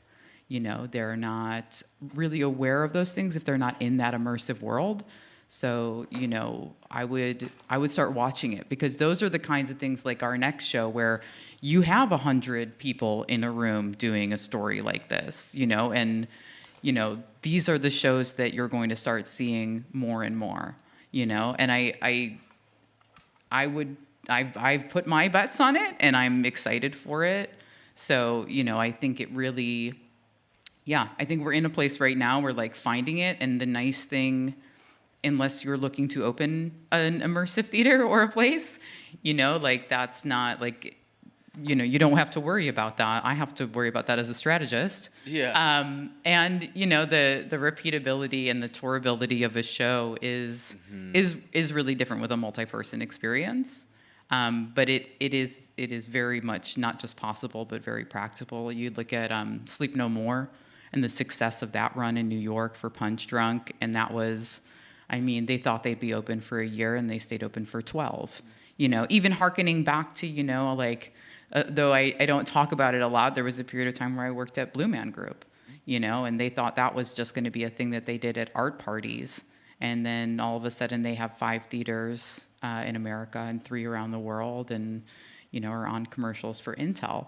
So, and that kind of immersive theater, you know, they didn't necessarily, you know, go further into the technology space for this moment. But when I worked there in 2005, we blew the minds of 800 people, you know, 14 times a week. There were so many shows. It was wild. So the appetite is there, and the convergence of storytelling, technology, and theater is really there. And if you're interested in it, like, don't solve a CEO's problems for him. You know what I mean? Like, stay creative and hungry. Yeah, I think that is the thing. Just focus on the story that you want to tell, and then if you're interested in the tools, see how the tools can help push that story. But if you have a beautiful, interesting story that is burning to tell inside, and this tool helps you, the scalability will just happen. That'll just be a part of the evolution of the project. You know what I mean? I think thinking scaling up is just like maybe 15 steps ahead of where you should be at. It's like, play with the tool and play with some stories that mean something to you. Is what I got to say on that. Yeah. Because scaling is difficult. I mean, this has been a conversation, how to get this this is an intimate experience. It's not for 100 people. It's for one person. And that's why there's been a lot of venues that have asked for it, or, you know, after Cannes, and we're just like, this is what it costs to take there. This is all, you know, what it takes. And so it hasn't been able to go to these places, and that's okay, because it's pushed us as a studio and as a team to start building up new ideas, you know, on how to use the tool to like scale up. But it wasn't that we started with, let's scale up. It started with like the smallest seed of like, how do I have one person share? And then you sort of slowly build, you know? Right. So just like. Yeah, no, thank you guys. I appreciate it. Thank you. Yeah. It was wonderful. That good. It was wonderful. And I think there's a video on our Vimeo of Celia in Miami, which is really nice. You can hear her spicy little chatter. She's spicy. She is also spicy. And she only talks in Spanglish. She also only speaks in Spanglish. She understands everything, but you guys had to teach me about chisme. Chisme. Chisme. Mm-hmm. That was my big learning. For y'all. If you know, you know, I'm sure. If you know, you know. Anyone else have any questions about the future of storytelling? Hi, I'm Bree. I'm fascinated with Joe and kind of hearing this. I'm really curious if there was initially a target audience. I would imagine through time she becomes more relatable, and so that target audience kind of broadens throughout the experience. But in the planning phase, if there was a specific target audience you had in mind. We knew it was going to Cannes. It sort of started as like, let's pitch to Cannes. Let's see what happens. So once we got in, then it was like, okay, this is our target audience. So we knew it was going to be international. That's why we brought in the 50 languages, you know, and that's why we made her from New Orleans, because it was going to be in France. I spent a decade and change in New Orleans, so it's kind of like a home. But I was like, okay, great. There's this like French history. But yeah, that is a part of it, because also then in Miami, we changed it to be very site specific also, because it was like, we're in Miami, so Joe makes absolutely no sense in the back of a gallery in Miami for Basil, so she's going to be Cuban. She's like from Hialeah. I also grew up in Miami, so it's just like, I'm kind of just bringing up my own life into these characters. But classic director. You know, just it's all me. But yeah, I think that while you are devising your character and what it is that you're trying to get from the audience or what the exchange is, yeah, definitely knowing who it is that's speaking to the character is very important. Yeah. Yeah. Thank you. Yeah. I want to talk more about that too. You know, like when we do audience planning, there's like the expected, and then you always have those folks that you want to plan for that are uncertain, you know? And I think, you know, Cannes has a certain pedigree, sensibility, class of people who can afford to be there, literacy, and in some of the work that we do that is more public programming for, you know, for museums and things like that, we talk a lot about, you know, we have to be able to scale a conversation. So whether they're talking to like a 5-year-old or a 60-year-old double doctorate, they can have a conversation about physics to either party, right? So sculpting that conversation. So, you know, when we talk about, you know, agents, the way that our system works, it's an orchestration of these virtual agents. You know, it's Niller orchestrated virtual agents. Nova is the platform that we build on. And, you know, you have the agent that's conversational, but then you have the agent that's a listener. And that person is deciding, you know, which category do I put that in? And then the agent that's like, you know, looking for specific topics to know what somebody does and doesn't know about. So all these different agents are working together to craft where that goes in the story logic and put all of those things together. I'll give you a funny anecdote about the project we're working on right now, where yesterday we had to talk about TTP. Oh, boy. Where anytime you have an audience giving some input, you have to talk about time to penis. Like, when is someone going to draw a penis? And you know, TTP is the technical term for that, in case you didn't know, TTP. Yeah. I knew I was going to say something I would regret today. And really, I've already done it. I mean, maybe there's a... But that's real. That's real. You know, like I worked on projects that were in Best Buys all over the country. And when you're in a place where there's just like a lot of, you know, like young kids and boys, TTP is very real, right? Like, so you have to plan for like, how long will it take for someone to do that? How likely will it be? And like, what are the guardrails and how can I make sure that it's not gonna like all of a sudden get onto the big screen? So, you know, you have to get some of those demographics and like figure out how to craft for an audience, but also like protect yourself from the unexpected, because even though it could be the most classy audience ever, that doesn't mean that TTP may not be very quick. You know, like it is, people are unpredictable, right? So yeah, there is a little bit of having to like... TTP happened at Cannes. As you can see, we had like people, we threw some markers in the back of the cab so people can draw and just whatever, fuck around.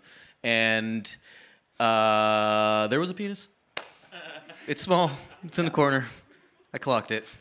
I was like, somebody did that. Somebody did that, yeah. On the scale of things in the back of the cab are like TTP to like Laurie Anderson drew a self-portrait. So, you know, there's a range. There's, you know. It's a range. No matter how classy, no matter TTP how is classy. there. And I mean, I think that is just a part of, you know, again, as a theater director, or even when you're writing film, when you're writing a script, yeah, you are thinking, one, it's like, this is something that's meaningful to me, so I'm going to spend the next 5 years working on it. And also then, you know, part of that, again, is like, okay, where are we? Who's my target audience? You know, but again, I think that's still a few steps ahead from like the main thing that you should always just sort of really, really put the water in. It's like, what is it that what do I want to tell? What am I trying to do here truly? How do I get them on my journey? Yeah. Right? Like not crafting for them, but crafting and like how to get them to the place you want them to be, right? Like, so not trying to reach out, but how to bring in. Yeah. We got another question.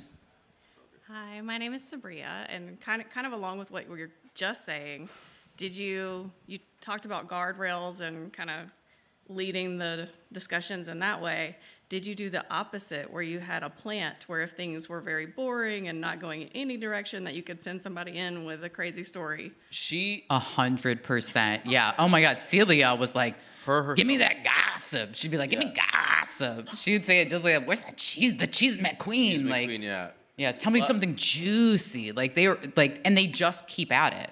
Yeah. Like they just like you'd say like, oh, I had a good day at work, and she's like, oh, but tell me something juicy. You ever have your heart broken? Like there were so many prompts to just keep pulling. Yeah. And if you weren't giving her, she would then sort of take the lead. You know, like a conversation. We don't want to sit there and not talk. You know, so if I'm like, okay, so well, yeah, this is happening. Blah blah blah blah blah. And yeah, we did. Yeah. And it was good. It was funny. Sometimes it was kind of best when you just let her do her thing, truly. Because she would really just pull out some very funny stories. And I think I saw a clock that was saying we needed to wrap it up. Is that true? And the clock is no longer there. I don't know. We're close. We're gonna take the next two. We're close. Great. We're gonna wrap up with some more. But yeah. Yeah. I love that. And I think that's such a great question too, because, you know, there's like, it's almost like there's blocks in the story planning for Taxi. And there's like a monologue kind of story, and she, the agent, can decide where it's going to go. So if you come in hot and you're like, oh, and like I had this affair and blah blah blah blah, then she's just in listen mode, right? Like she's already getting that fuel. That's her, you know, that's her mandate. That's what she wants. Also, we had some like, sorry to interrupt. No, go ahead. She was also clocking your emotional tone. So if you're coming at her with something, well, this was very specific for Joe. If you're coming at her with something, you know, like sad, she's going to lean in that direction. If you're coming at her with something a little happier, exciting, she's going to lean in that direction. Again, doing the work of trying to emulate what it is to have two humans communicating. But very fun experimentations, y'all. And I think everybody here should mess around with these tools because it's wild. It really is wild. And once you're there just watching it do its thing, you're like, holy shit. What is this? Yeah. And that's cool because you don't really get that often. You know, with a film, we got the beats. We know what it is. You build your team. You get the producer. It's different every time. Like every time I got in to talk to these drivers, I have a different experience. Yeah. And to be like in the creation group and able to have that unique experience every time is remarkable. You know, like I couldn't be more proud. I couldn't be more excited. Like and fun. It's just fun. So fun. It's like yeah. Fun. Truly. It's like few things are just fun. It's like funny and fun and exciting. And you all have like so many resources here. You should just dive in deep. Go swim, have fun with it. Get weird. Like find some other people that are interested in this stuff and put together a little team. And legit, this is the future. I promise you. Soon you'll be watching the movie. You'll be able to interact with the freaking Tom Cruise up there. I promise you. It's like it'll be different every time. And every time, and that expectation is coming. Parts of your own sort of emotional place that day. I'm feeling this way, and then the movie will cater to what you're feeling. This is for sure. Give it 10 years. This is 10, maybe 2, yeah, 4. So again, we're at Niller Studio. You can find us on Instagram or online, and follow us. Don't be shy. DM us. We're big stands for Full Sail. So you know, stay in touch, and hopefully we'll have more weird experiments here soon. One more quick question, sir. Can you take to the microphone, sir? Our final question, Bob. When you're talking about diving in, what kind of resources and tools are necessary to create an agent and to build enough of a personality in it? And that's number one. And then maybe 1B, you talk about Joe being funny. Does Joe have a sense of humor, or is it like putting boots on your puppy and watching how silly it is walking around? You know what I mean? She's funny. Sense of humor. Yeah, which was kind of baked into the prompt, like writing jokes that she would say in her language. Like I would write in sort of like, oh, this is like a funny little anecdote with some like. You taught her. Yeah, we just. So she learns how to be funny. Yeah. Or is she repeating the? The humor formula you give her. You know, I Listen, thought that would Nietzsche. be it. Truly, I thought it was like, I'm going to write in some jokes, and she will just sort of take these jokes and do them. At first, I was like approaching it that way as a script. And we put in those jokes, and we told her, you have a sense of humor, you know, it's like a little dry, you know, we just wrote it out. And then she would just start improvising. Is that her? And as it kept going, it was wildly funny. So what kind of resources does someone need to actually do this? Do you need like supercomputers and a team of people and access to all kinds of fancy software? Or would you take that one? No, I think, that's what's really interesting. Right now, things are moving so quickly. Yeah, I'm figuring 2 years on my cell phone, right? I don't even think it's 2 years. I think it's like how much time you have this afternoon. Like some of the stuff that's going on right now, like 11 labs for cloning voices is really powerful. So powerful. You mentioned Nova. Nova is our platform, is the Niller orchestrated virtual agents. So that's the product that our team has built to be able to rapidly. Exclusively in-house for you guys, or is that? Yes. Okay. But so we're I available. wanted to walk out here and create an agent. Yes. What kind of resources would I need to do that, other than a little bit of imagination and some stick-to-itiveness? Our team really likes Cloud Code. I would start there. I would look at some of the stuff that's happening with like I can't remember it offhand right now. But there's this kind of new model that started where you're scripting in like a soul and a persona and that kind of stuff that's going on with the industry. It's moving so quickly. It really is just a matter of imagination and time. Like you don't need a lot of money. You need some credits, but like it's really just a matter of like the willingness to like sit, experiment, and like, fail till you fly. Some time. We were iterating maybe 8 hours a day, just like changing the prompt by 2 words and then talking to her.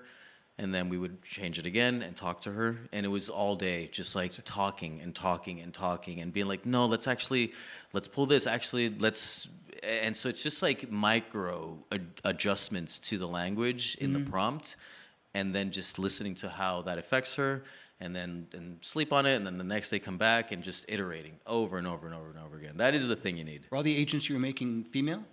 What was that? Your taxi agents were all female. They were. Was there a reason for that? I mean, I think really these 2 people are friends. The 2 people whose voices we cloned just happened to be friends who have magnificent voices. Okay. And I was like, oh, this is a voice that will feel good in this space. It wasn't sort of like a gender-specific thing, but also it just women are more approachable. Yeah, women are more empathetic. So as far as a driver of a taxi that people are going to be resonant and open up to, I think it makes a lot of logical sense. Yeah, because we did try a male voice at first, and it did feel a little sterile. It's different. It just wasn't as warm. But that was just also a creative choice, really. Yeah, and it's all flavor, right? So like, you can shoot and edit a movie on your phone, right? The same way that you can build an agent and start crafting for it, like right out the gate today. But when you're at a studio and you have better equipment and better tools and you've been doing it for longer, you're going to have better films in the way we have better agents. What does equipment and tools look like in a facility? For us? Yeah. Well, we have about hardware or software or. Yeah, so we have, we have our suite of software. I have the system that I use for doing strategy and for doing planning and pre-production. We have an AI director who works with Yamil for crafting stories and crafting these agents. It really is similar to the same kind of way you would build anything. It's just, it's just a different style, I think, because I know who you are, the thing that's really interesting right now is that there's so many things that were exciting and useful in planning in the days of like Flash and interactive that was more open world and more open thinking that now we can do for immersive spaces and we can do for interactive at this theatrical scale. So it's really applying that same sensibility of world building into a nonlinear environment. And it's a lot of experimentation, and it really is the Wild West. There are so many folks that are out there doing things that don't necessarily hit, but there are so few people that are able to get it to actually execute and be stable and be repeatable, that, it's a very exciting time, to be doing this kind of work. For sure.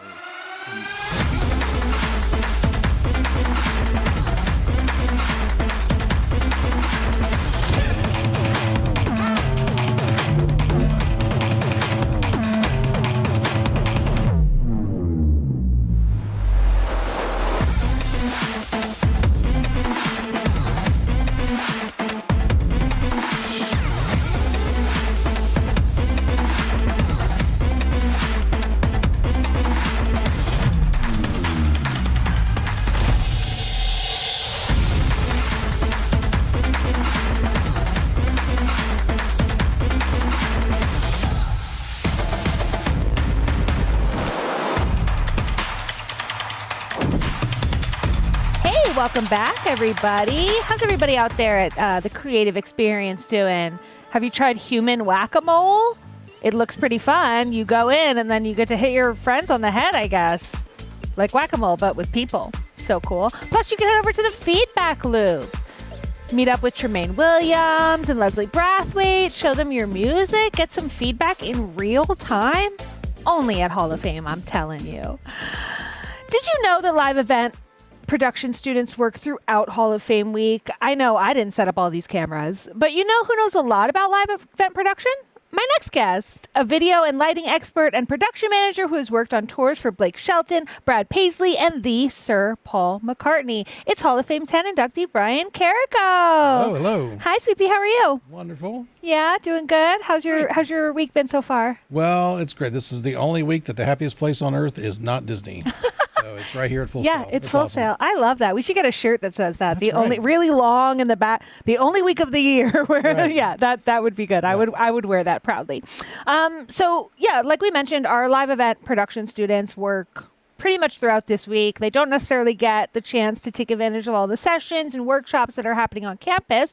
So a few years ago, you had this brilliant idea to get together with some other of your fellow show production grads and kind of build something for those students. Can you tell me a bit about that? Yeah, we set up an outdoor stage every year. We do a lot of productions all over, and instead of again, if the student is doing it right, they are not in the session because they are working other sessions. Right. So I found out that they're loading in 2 days early. I said, I'm available 2 days early. Can I come and be a part of that? And I did. So it's great. Get to be there hand in hand, troubleshooting, figuring out ways to do things right there with the students. Getting dirty and sweaty and gross. And speaking of setting up early, right, the stage that we're seeing right now on the screen, that's our students put that together with the help of their instructors. And that's right. We parked the stage on Friday. Saturday, we were about 90% show ready. Sunday came in to do the finishing touches. And Monday we rolled, and we're just rolling on through. It's great. Actually, we have the students there. We're currently working in the live building as well. Okay. There's a live lab going over there. It starts at 2 o'clock today. Live band, the Velcro Pygmies. Cool. It's going to be awesome. Great rock band, but we're going to be in there. Open up the students. If you want to come by and see a live band, absolutely, for sure. Anyway, great venue. We're setting that up as well. As soon as they are done, we'll load that band out. They will rush to the other stage to get ready for the karaoke tonight. Wow. Karaoke. Yeah. Busy week, but that's just how we like it. That's how we roll. What was the call time for you all this morning? We did, my call time at the hotel was 8 a.m., so 9 a.m. for the students. Not bad. Usually you guys are working on much earlier timelines, right? Yeah, and sometimes it's the long days is when you finish, Yeah. if you're doing it right some days and you have to decide if you want to sleep or take a shower, then you're on the right path in the live production world. Love that. Well, if you want to check it out, head over to the live venue at 2 o'clock. Open to all students. Come hang out and see what our live event production students have been working on with Brian and some other friends. Yeah, thanks. See you there. Awesome. Well, coming up in this next hour, we'll play a brand new game with the mayor of Hall of Fame himself, Leslie Brathwaite. We'll take on the Oreo Challenge with my former beau, Brett Novak, play some Beep Boop Guess with Mark Kilborn, and bring you more chances to win cool prizes in our backlot mini games. But first, let's learn a little bit more about our next guest.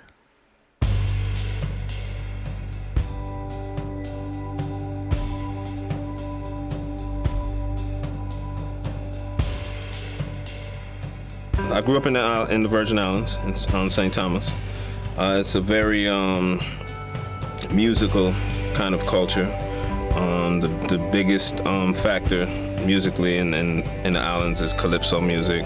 I remember at an early age sitting on one of the trucks for the calypso bands and just kind of, while everybody else is paying attention to the festivities and the lights and the dancing, I'm looking at the equipment and I'm looking at the music and I'm looking at the speakers. I'm trying to figure out, like, how do they hook all this up? Like, you know, so I remember even then being kind of like super curious and super interested and just always wanting to know, like, man, I wonder how can I do that for a living? Most of my childhood and early adulthood was growing up in a single parent home, so it was my mom just kind of handling everything, and she did a great job of, you know, doing whatever she could do to, you know, make sure I stayed on top of my A's and B's in school, and you just couldn't bring a C in the house. Wasn't happening. Whatever I asked for musically, I would ask for keyboards every Christmas and every birthday, and even in between, I would ask for drum machines, and she always found a way to make sure she made it happen because she saw that I was so interested in music. Me and Tian, I was an intern at the time when I met Tian. One of the first tracking sessions I ever had, Tian was the one who kind of vouched for me in the sense of they had to get a record done by the next morning, and they were waiting for the engineer to show up. And for whatever reason, the engineer didn't show up. Tian kind of came over and was like, "You can do this, right? You can work all this stuff. I've seen you messing around before. You can do this." I was like, "Yeah, but you know." She was like, "Oh, Dallas, Leslie can do it. Let's go, let's record it." That night was probably one of the scariest nights in my career because now I had to kind of do what she said I can do. I know how to do it, but it's just, this is T-Boz of TLC, the largest selling girl group of all time at the time. And she's now lobbying for me to record her song. And I kind of know what I'm doing. And then, you know, I kind of don't because I erased some vocals right off. So she kind of hit me with the, just keep going. And we've made it through the night. And then, you know, from there, our relationship has always been based on a little bit of work and a whole lot of play. One of my biggest inspirations would definitely be my mom. But I have to say my mom plays second fiddle to Zoe now. You just have to look at the way she accomplishes the little things and the way she grows from day to day and understand how much is possible.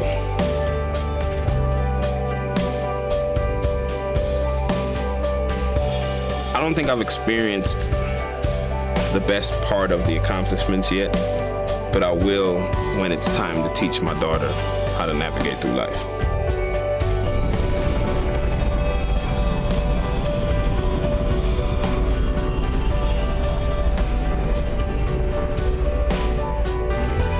Now it's time to introduce a man who truly needs no introduction. He is a so many time over Grammy winner. He's worked on some incredible projects with some incredible artists, Outkast, Beyonce, Cardi B. I mean, the list really goes on and on. Was it a popular song in the last 30 years? Leslie might have touched it. Probably. Probably. So yes, welcome, my buddy, Leslie Brathwaite. Hey, Hi. Leslie, how are you? I'm wonderful. How are you? Doing very, very good. And nothing brings me joy like Hall of Fame week. I don't know if you're Same. It's similar. my favorite week of the year. Yeah, I say it's like Christmas. Like I Yes. get more hyped about this than I do about Christmas. Same. Yeah. So I think it's safe to say that you've had a pretty major impact on the last 30 years of popular music. Would you agree? I think so. I think it's kind of safe to say that. But the real question is, how well do you know your own music? Ooh. That's a good. Oh, so I might get stumped today. Okay. We really want to find out, so we made up this game. It's called Back That Track Up. Okay. Here's how it works. We'll play short clips of tracks you've worked on. But Mhm. here's the catch. They're slightly modified, mostly because we respect copyright infringement here at Full. I love it. So we play the track, you guess the song. Sounds pretty easy, right? Ooh, okay. It might be kind of hard, though. Ooh, they're going to try to stump me. I already feel it. So yeah, we're gonna play a track. You're gonna guess while we're going through. Might ask you some questions. Okay, Okay, cool. sounds Sounds good. Oh, and we are playing with a student. If you win, the student wins a prize. Oh, okay. So it's kind of important that you do good, right? Okay, all right. So we've got our student. He is a recording arts student. Yes. David. And yeah, he's ready to make hell nervous. Okay. and Good see luck you with, win his good luck with that. Okay. All right, let's get into it. So if you get it right, we're going to play this sound. Okay. If you get it wrong, we'll play this sound. Perfect. In case you didn't know. Yeah. Leslie worked on that. Yeah. All right. Well, I think we're ready for round one. So, yeah, let's go ahead and roll that tape, please, production.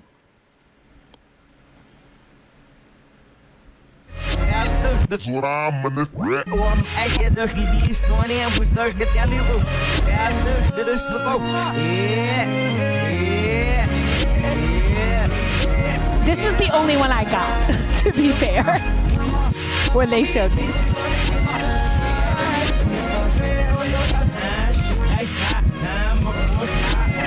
Okay. He's ready to guess. We can cut that sound. That's The Good Life, Kanye West. Yes. Correct. Absolutely. Got that, like I said. Oh, let's hear the actual version of the song. Did we do a good distortion, you think? Yeah, not bad. Okay. That was like playing backwards. Yeah, that was so confusing. I was like... All right, we're ready for our next track. You got 1 point on the board. That's looking good for David out there. Okay. So let's see what our next track holds.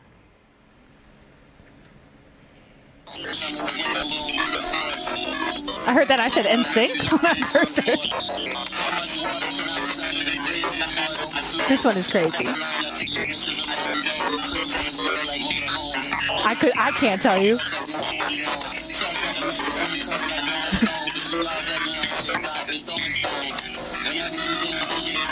This is Leslie's worst nightmare, I think. All right, let's let him guess. Any guesses? If you can only give me an artist, I'll take that too. If you can't give me the name of the song. Was it Jid?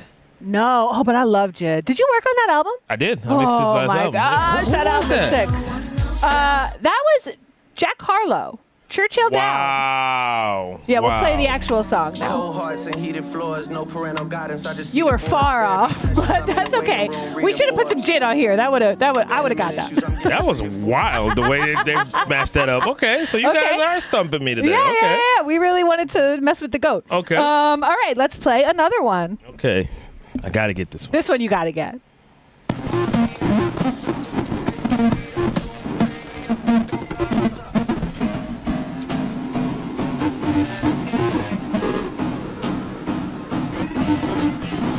These are so hard. Yeah, thanks, Tom. Our audio guy, Tom, mixed this audio. Cardi. Like it like that. That was Cardi. Yeah. What a great track. Yeah, I almost said Uzi Vert, but then I heard like the breakdown. I was like, did you think that track was going to have like the cultural impact it ended up having? You know what? The very first day I heard it, no, but when Bad Bunny and J Balvin got on it, I was like, absolutely. The reach and the like Bad Bunny, I mean, come on. Oh my gosh. Bad Bunny. He's Bad Bunny. We love Benito here on the Benito show. Boy. All right, we're going to do another one. Okay. And this one I know did good for you. That's my hint that I'll give you.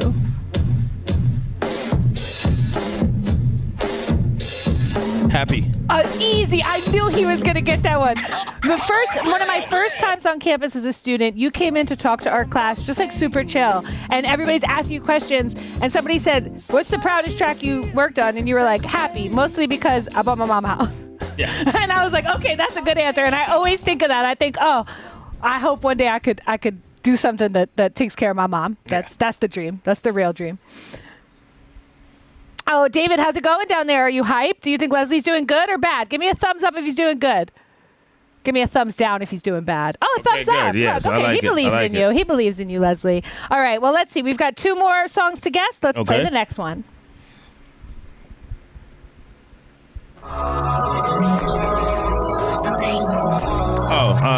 Uzi. Lil Uzi Vert. Yes. Yeah. Look at that. You're actually doing really good.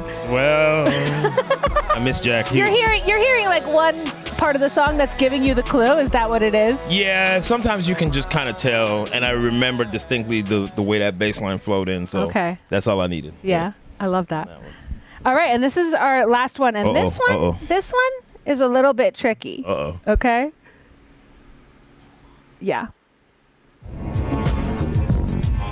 I know you're like, oh, I got it, but you don't. This is a twofer. We mashed up 2 songs just to mess with you. I don't know if you can guess which 2 songs they are.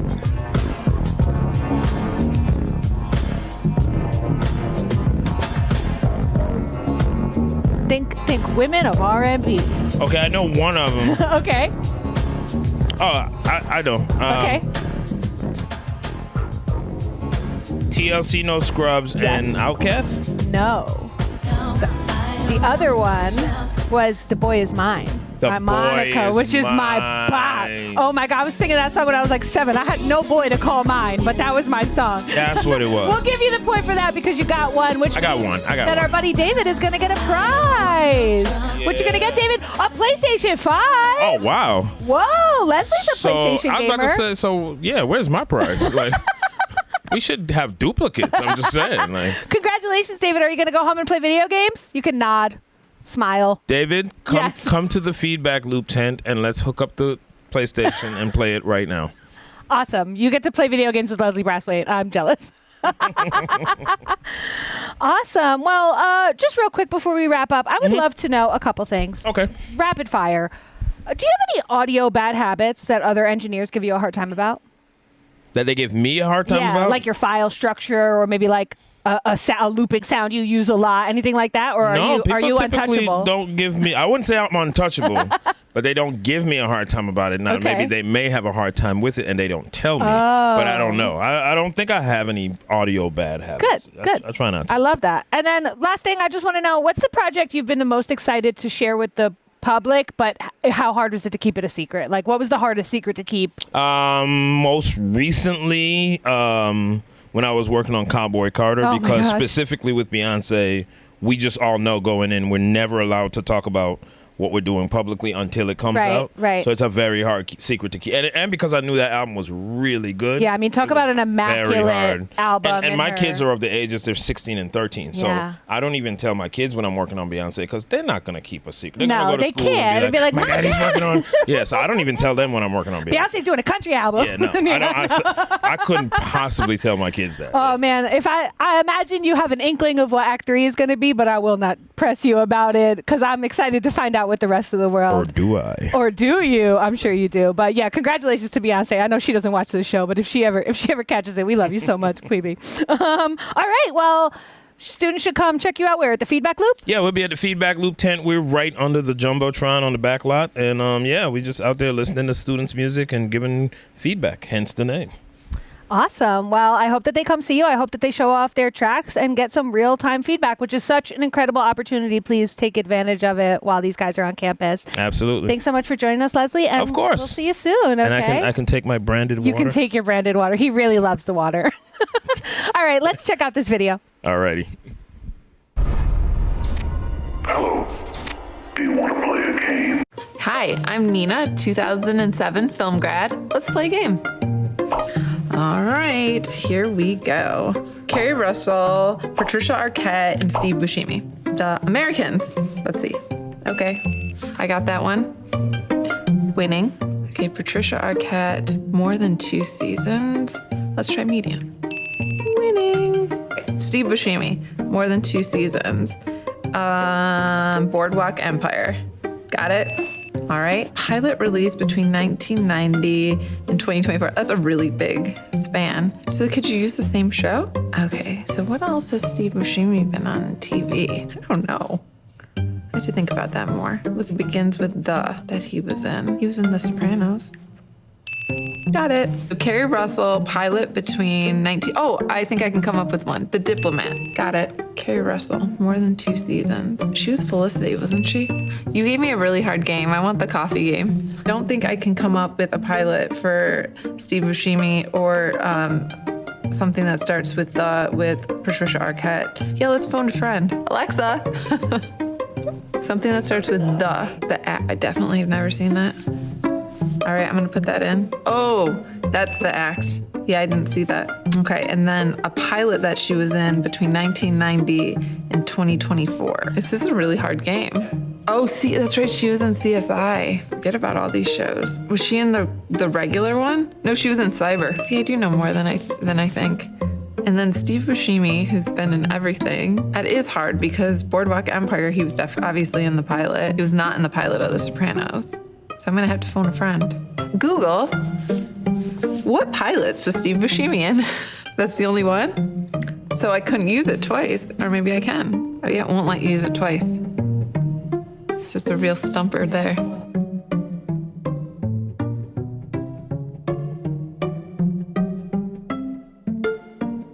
There's so many ads. Definitely play the other game.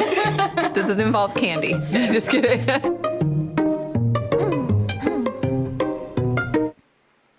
Alrighty, we're back. Oh my goodness. Look at that wacky, flailing, waving arm inflatable tube, man. I never know what to call those. It's so cool, and it says BBQ on it, and it's out at the food trucks.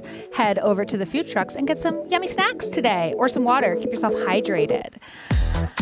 All right, with credits most alt kids would swoon over, this filmmaker has worked on projects spanning music, skateboarding, and human interest, with everyone from Blink-182 to the Smithsonian. Please welcome Hall of Fame 9 inductee and all-around cool dude, Brett Novak.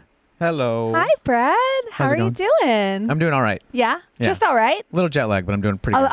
Okay. That's fair. That's fair. So I heard you were just in Paris. Please tell me all about it, why, what was going on, and how was it? Well, mainly just there to eat croissants and bread, but it was great. I shot a film there in last summer, and then I was there to premiere the film. So we had 2 full nights of premieres, and we had an art gallery surrounding the film, and it was incredible. Cool. Tell me about the film. The film involves a skateboarder named Andy Anderson, who's a Canadian Olympic athlete and a very close friend of mine, and a creative powerhouse and just a wonderful human being in every way. And I follow him around Paris, and we shoot tricks and do all these things, but it's just kind of like a little 9-minute love letter to Paris from Andy and I. Oh, I love that. That sounds so beautiful. And students can check that out today, right? Oh, they most certainly can. Oh, tell us how and where. In like 30 seconds, which is to say at 2 p.m. at the Dub Stage, we are going to be doing, we as in the collective me, I'm going to be screening the film. Oh, awesome. Absolutely. And anybody can come and just check it out and hang out? I sure hope so. I mean, I might just be there by myself, but I also, I don't mind. Yeah. I like the video, so it's and okay I'm sure for me. if anybody has any questions for you, Oh, you're that would be open great. to, you want to hear them, right? Absolutely. I'm there to hear any thing that is presented my way and talk about myself as long as anyone will listen. Yeah. I love that. Well, we're going to play a game with some students out on the backlot. Does that sound fun? That sounds wonderful. Awesome. I love it. So we're going to play a game. It's called the Oreo Challenge. Here's how it's going to work. We've got 2 teams of 3 students each on the backlot. One is Team Brett and one is Team Jess.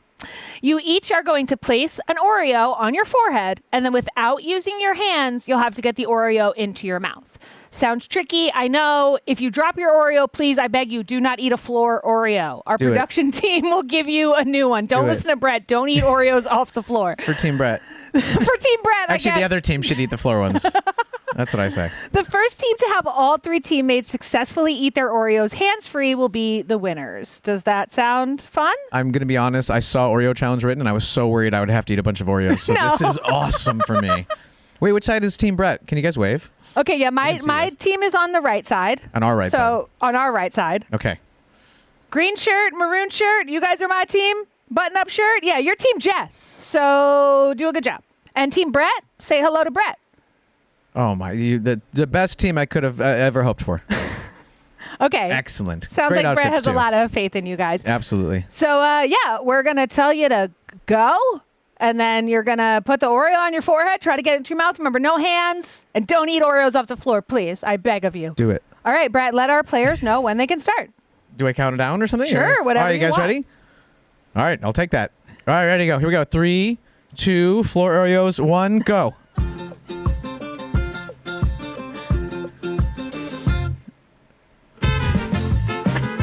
All right, come on, Team Jess. Come Come on, Team Jess. Yeah, use those face muscles. Make it happen. Okay, don't eat that floor Oreo. What did I tell you about floor Oreo? Do it. Told you not to do it. Do it. It's dangerous. This is delightful. I'm glad you guys are looking directly into the sun while this is happening. The sun is making it harder or easier, folks. This is so much better than me eating Oreos. Wait, did one of my teammates already get it? Go Team Jess. Go Team. Oh wait. Go Team Brett. Oh, Go Team Brett got one too. We're tied. So why don't you calm down, Brett? Okay. I couldn't possibly. This is incredibly Come exciting. on, Team Jess. Come on, Team Jess. Come on, green shirt. Yeah, Wow. come on. Put some motion into that, man. Give me a little back up a little bit. You can kind of like wonderful. slingshot it into your mouth if you move fast enough, I think. You guys are doing incredible. This is wonderful. You guys got this. Come on, Team Jess. 2 down. We got 2 who have eaten their Oreo on Team Jess, Brett. How many you do we? feeling? Oh, we have. Okay, I see the score now. Yes. You only have one Oreo eaten so far. Well, I'll double it in my brain. It's fine. No, you guys are doing great. Number 1. We're actually number 1 at the moment. That's what that means. Yeah, it's we're in first place. and second place. Score first place. Come on, green shirt. You can do it. Oh, man, that guy on your team almost had This it. is wonderful. This is the hardest game ever. They were like, do you want to practice this? I was like, no. Floreos. Don't eat the floor Oreos. You might get I have so very, much very faith in sick. you guys. Maybe unwarranted, but I think you're doing Come great. on, green shirt. What a workout right now. You're going to earn that Oreo, my guy. My neck is hurting watching He's like this. moving This it is on his cheek. amazing. I'm so impressed. Yeah, it is actually making my neck hurt. Yeah, he's basically. Excellent job. Oh, okay, so we're tied now, I believe. I don't Oh, no, I don't okay, think so. it's still 2-1. Okay, we're working on it. No, we're still in first place, as you can see written clearly. Right, that's what it means. I wish I didn't know what was going on. Oh, I'm just staring at this happening right now. Come on, green shirt, you got this. I believe in you. Don't you want to win a prize? Yes, Okay, yes. it's 2-2. It's Well 2-2. done, well done. We're down to the final Oreo, and green shirt has We've had moved that down to Oreo. second place. Oh, no hands. I know, it's so hard. Don't eat a floor Oreo. Don't do it. Don't do it. Do it. It's a mistake you might not live to regret.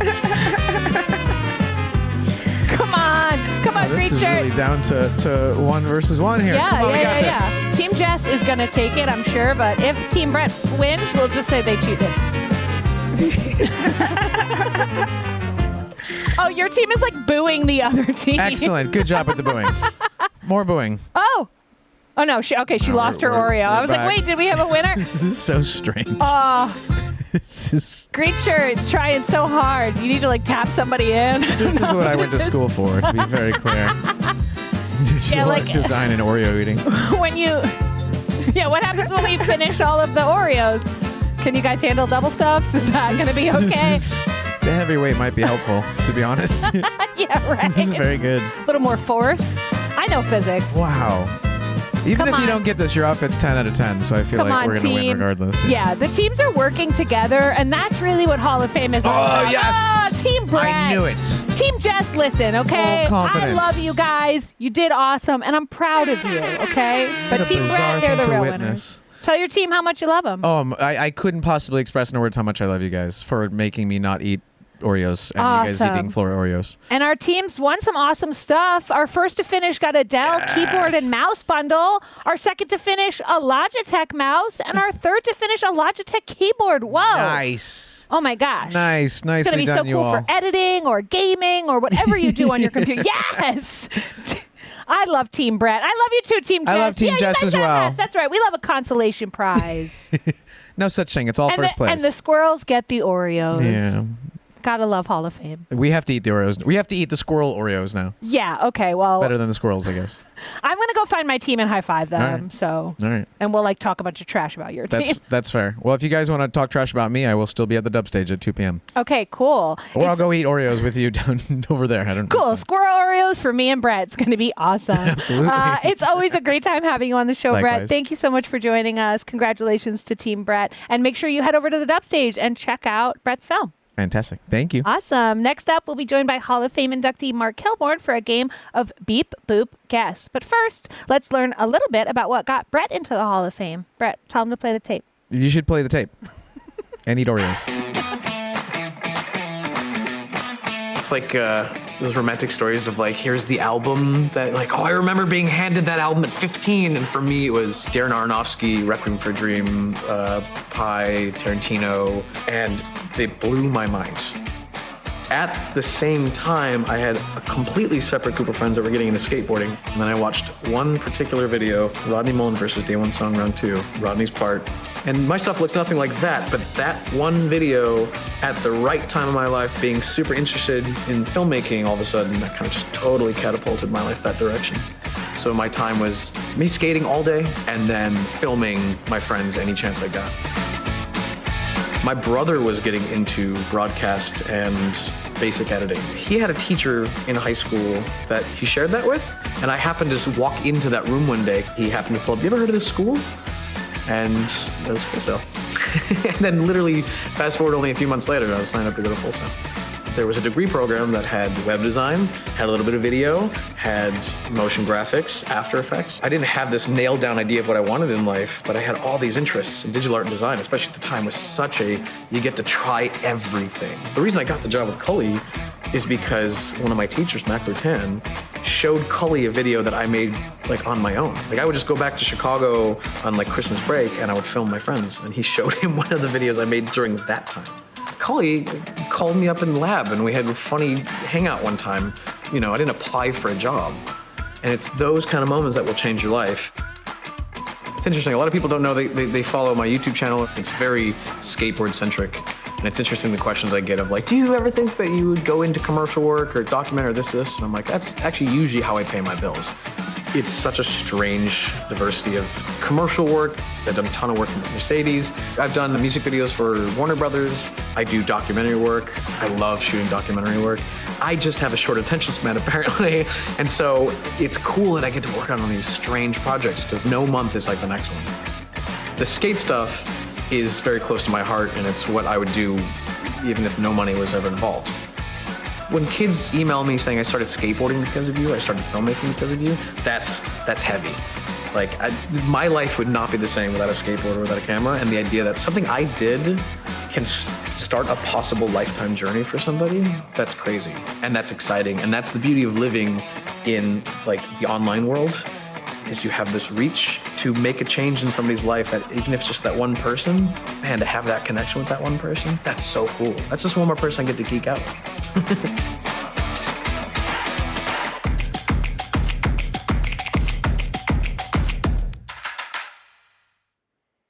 Hall of Fame Week's annual cosplay contest is a chance for students to display their unique interests, creativity, and originality to the Full Sail community. The contest, hosted by our campus cosplay club, invites students to strut their best looks across the outdoor stage in front of a panel of judges, all in hopes of being awarded Best Cosplay in categories including video games, film and television, anime, and more. Be sure to check it out during the week.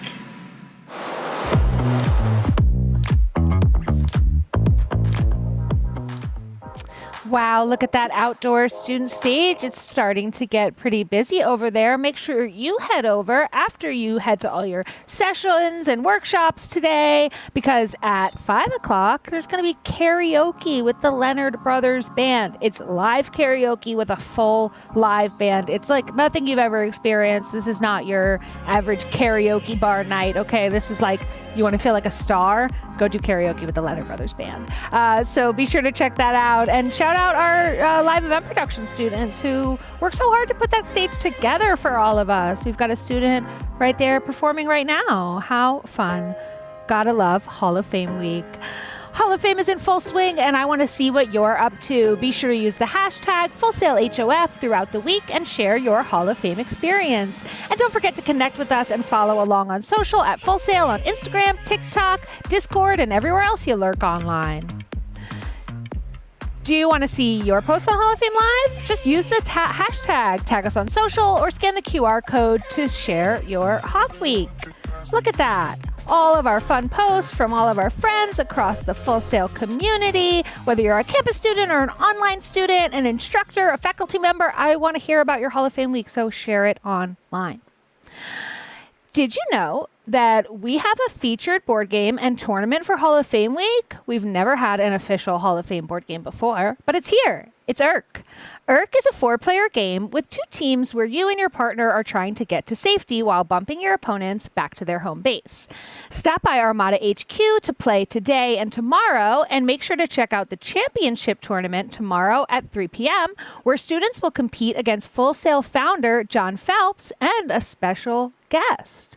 Whoa, pretty cool. You get to play a board game against one of the guys who helped, bring the guy who brought it to be and founded Full Sail. Insane. That's such a cool opportunity. Make sure you check that out. You can head to the app for more information. Hall of Fame Week wouldn't be possible without the support of our incredible sponsors. So thank you to all of our sponsors for giving our dreamers a space to create. We appreciate you so much. Shout out Apple, Avid, Adobe Creator Lab, Sennheiser, Shure, Solid State Logic, so many other incredible companies. Thanks so much for sponsoring us this year. Now, let's throw it over to our on-location host. She's trying to steal my job. It's Jessica. Hey, what's going on? It's me, Jessica, and I'm out here at the student stage. It's popping right now. Have you ever had dreams of performing karaoke with a live band in front of a live audience? Well, here's your chance. Come out tonight to the student stage to do karaoke with the Leonard Brothers Band. It's going to be awesome. Well, that's all for me out here. I'm going to start dancing. Let's head back into the studio with Jess. He's shipped more than a dozen AAA titles. He's shipped more than a dozen AAA titles in his 20-year career as an award-winning sound designer, mixer, and implementer, with credits on franchises including Hogwarts Legacy, Forza Motorsport, Tony Hawk, and Call of Duty. Please welcome to the show Hall of Fame 11 inductee and senior interactive sound designer at Skywalker Sound. It's Mark Kilborn. Hello. Isn't that a fun little intro? Yes, it is. Yeah. Hello. So I'm happy to be here. I love doing this. This is one of my favorite parts of the week. Awesome. We love having you here. I was just saying to you before we went live that you've been on the show consistently year after year, and I just love this is our 5th year actually of doing Hall of Fame Live. And so we're so happy to have you back on. The games are always fun, but kind of terrifying until I figure out what they are. So we'll find out. It's okay. We'll warm you up with a couple questions. So first, really quick, you're at Skywalker Sound now. Yep. Please tell us about it. That's incredible. Congratulations. It's intense. Yeah. It's really exciting. A lot of people think of Skywalker as a film and TV sound group, but there's also an interactive group within it that does sound for video games, sound for virtual reality, augmented reality experiences, and they even do sound for theme park rides and things. Cool. So, it's really exciting. I'm getting to use a lot of the stuff I've learned in 20 years of doing games, but applying it to games, applying it to theme park rides and all sorts of wild stuff. It's really, really cool. I'm having a lot of fun. And I'm getting to work with a couple of other folks that we know, like Dave Farmer and Gary Rizzo and some of those people. I love been a that. lot of fun. That's so fun. Oh my gosh, a little jealous. But any projects you can talk about, or is everything secret? Unfortunately. With this guy, it's always he can't tell us anything. I can tell you after, if it ever ships, yeah. If it ever ships, I like that. All right, Mark. Are you a fan of 1v1 games? Maybe. A little bit. Well, you better be, I'm gonna because we're going to play Beep, Boop, Guess. All right. Here's how we play. It's me versus Mark. We'll hear a short sound clip from a video game. If you know the name of the game that the sound is from, just say it. Whoever says the right answer first gets the point. If neither of us knows, we'll move on to the next sound bite. We'll keep going until we've exhausted the sounds that the Half-Life team has lined up. And as is tradition, whoever has the highest score is the winner. You meant 1v1, like us against each other. I thought Yes. you meant video games. I was like, I don't know. All right, let's see Well, what the happens. setup was cheeky, video, because we're gamers. But yeah. Are you ready to see which of us will get to cement our initials in the high score cabinet? Let's give it a shot. Awesome. Let's play. I hope I don't get fired if I lose here. We'll see what happens. No one from Skywalker Sound, I hope, is listening. Yeah, hopefully. Forgive me. We're going to hear the sound, whoever guesses first. Okay. Mario. Super Mario Brothers. Yeah. I got the point. You did. Let's go. That was the easy one. Yeah, I gotta talk faster. All right. What's next?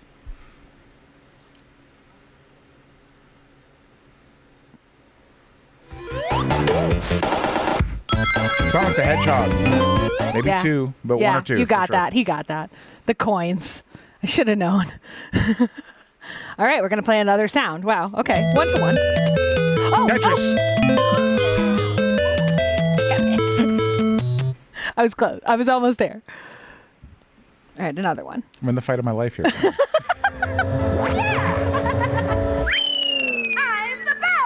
Oh, but is that from Mario Party? It's a Mario game. Damn, I don't know. You get to guess. Gosh, what was it? Okay, neither of us knows. What was it? What was the answer?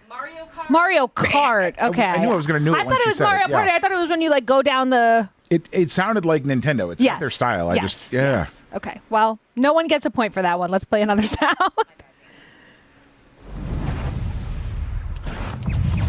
Expelliarmus.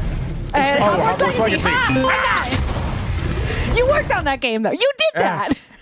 You did that sound. All right, another one. Oh, Metal Gear Solid. Easy. That's the codec. There you go. Love that game. Part of why I do what I do. That's why they pay him the big bucks.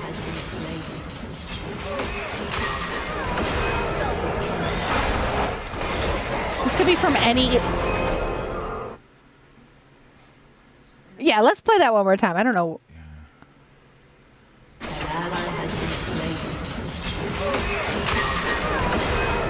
Is it a fighting game? Is it Mortal Kombat? No. Like in God of War? Oh. League of Legends. Oh, yeah, okay. That sounded like a. It would have been better if you had somebody on the mic like, "Get in your lane." That would have been more like League of Legends. I mean, I can tell it was like medieval magical combat. I just.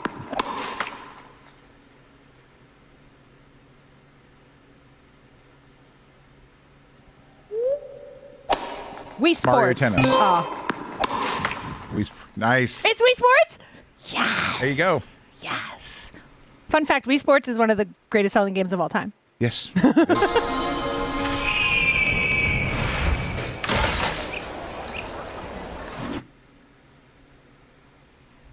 Do you want to hear it again? Or Yes, yeah, okay, one more time.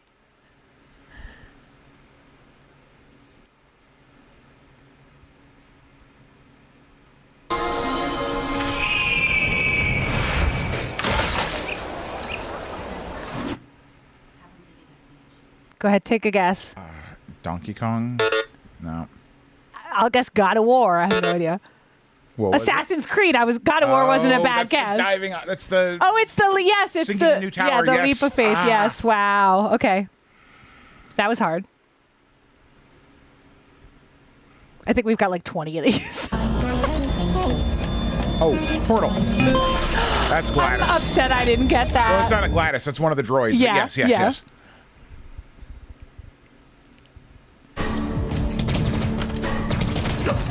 Halo. It was the shield. It was the shield breaking that he got it. Yep, That was the shield 100%. recharge sound. I Oh. thought it was like the weapon sound. I was thinking it was gonna be like killing spree. Oh. Last of Us. The clickers. Okay. See, I knew Mark was gonna beat me at this. I didn't have high hopes. We got another one. Let's go. I'm gonna get this one. Oh, Pac-Man. Miss Pac-Man is one of them. He does this for a living. I do. Okay. Stay a while and listen. Oh my gosh. Elder Scrolls. I don't know. No. I don't think I can name the game. It feels like an old LucasArts game, but I'm not sure which one it was. It's Diablo. Is it? I was Oh. gonna guess Dragon Age after I said. Okay, yeah, So. Diablo.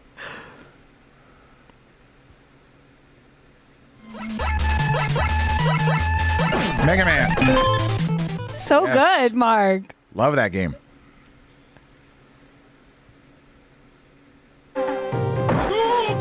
Street Fighter 2. I'm not even trying anymore. Oh, come on. I'll slow down. No, I'm gonna get it.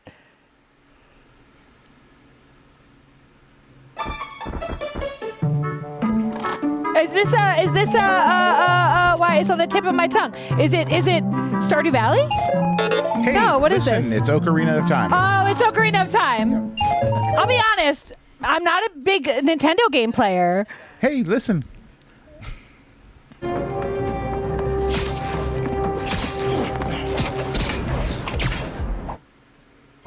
gosh. Whips? Who's got whips? Oh, it's Spider-Man! Oh, yes. Good call. Spider-Man. I should have guessed that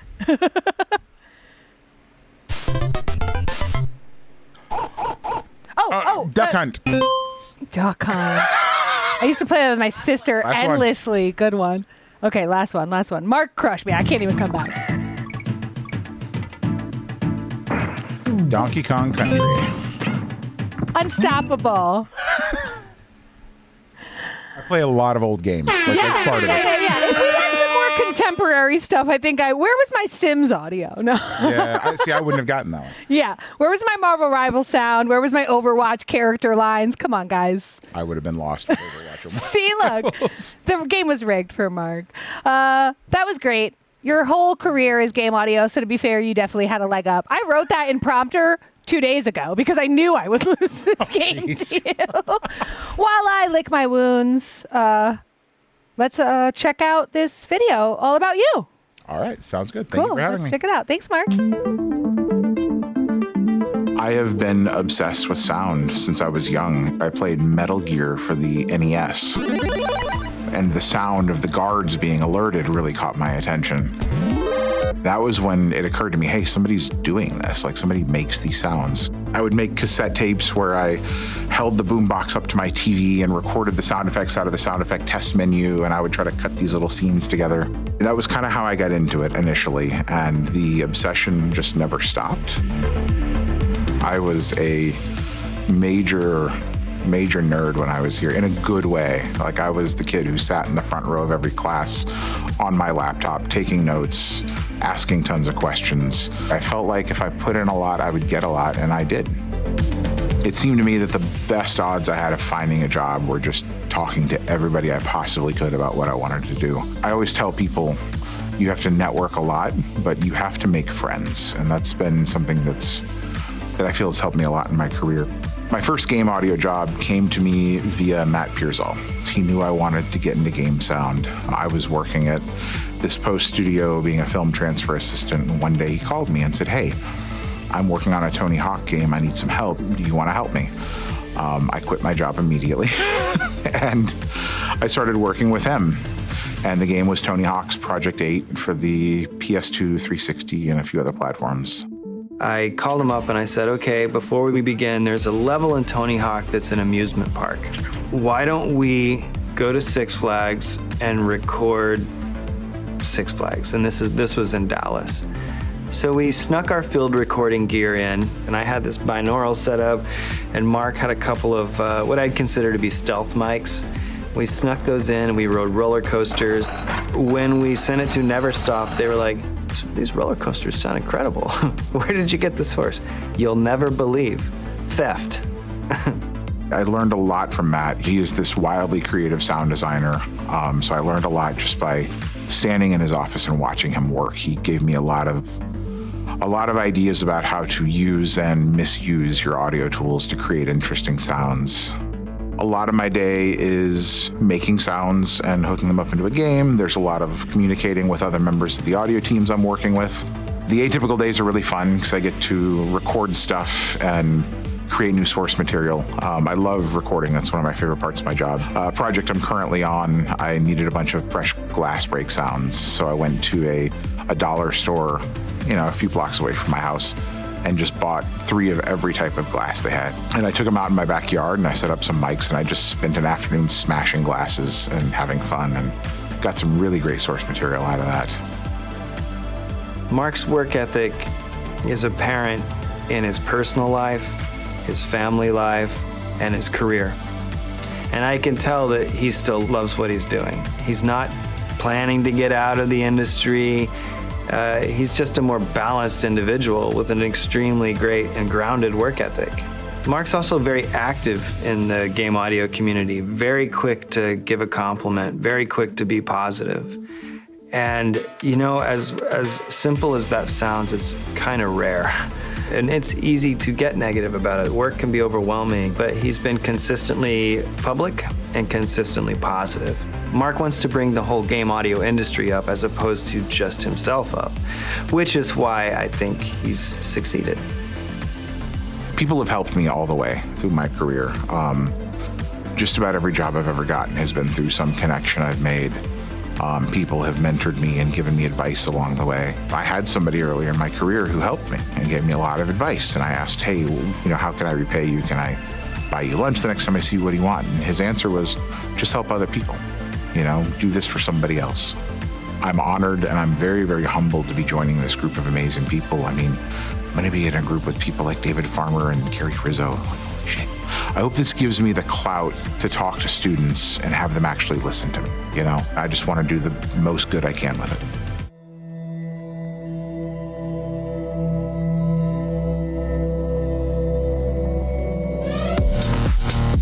After a week packed with professional development, new creative experiences, and networking, don't miss your chance to unwind at the Student Block Party. Featuring live performances, guest appearances, free food, and some incredible giveaways, this high-energy celebration brings the Full Sail community together for one unforgettable night. And it's one that you don't want to miss.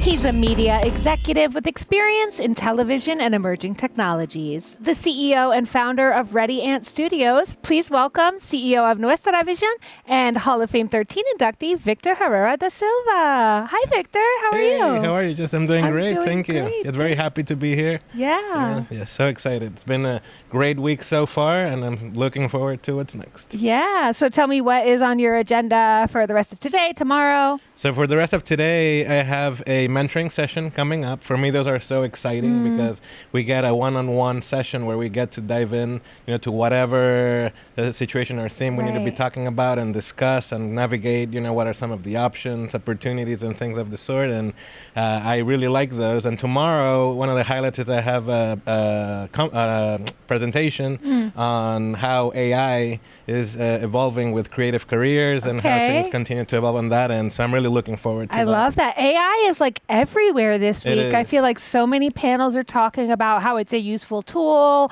Can you talk about that a little bit?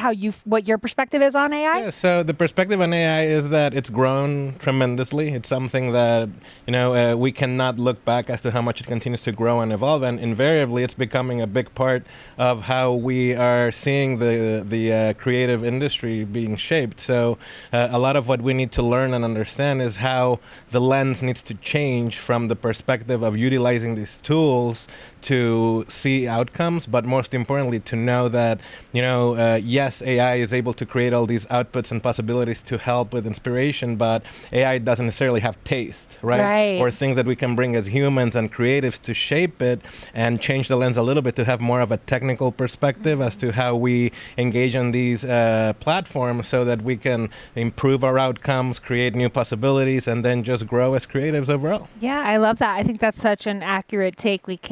It's here and it's happening. We have to either embrace it or go the way of the dinosaur. So I'll choose to embrace it. Yes, no, I agree. Awesome. So you're having a good week so far. I'm loving it. Yeah, it's been so exciting. I've been following some of the different events that are happening, and it's just very exciting. Oh, love that. Well, it's time to play a game with some students on the backlot. Are you ready?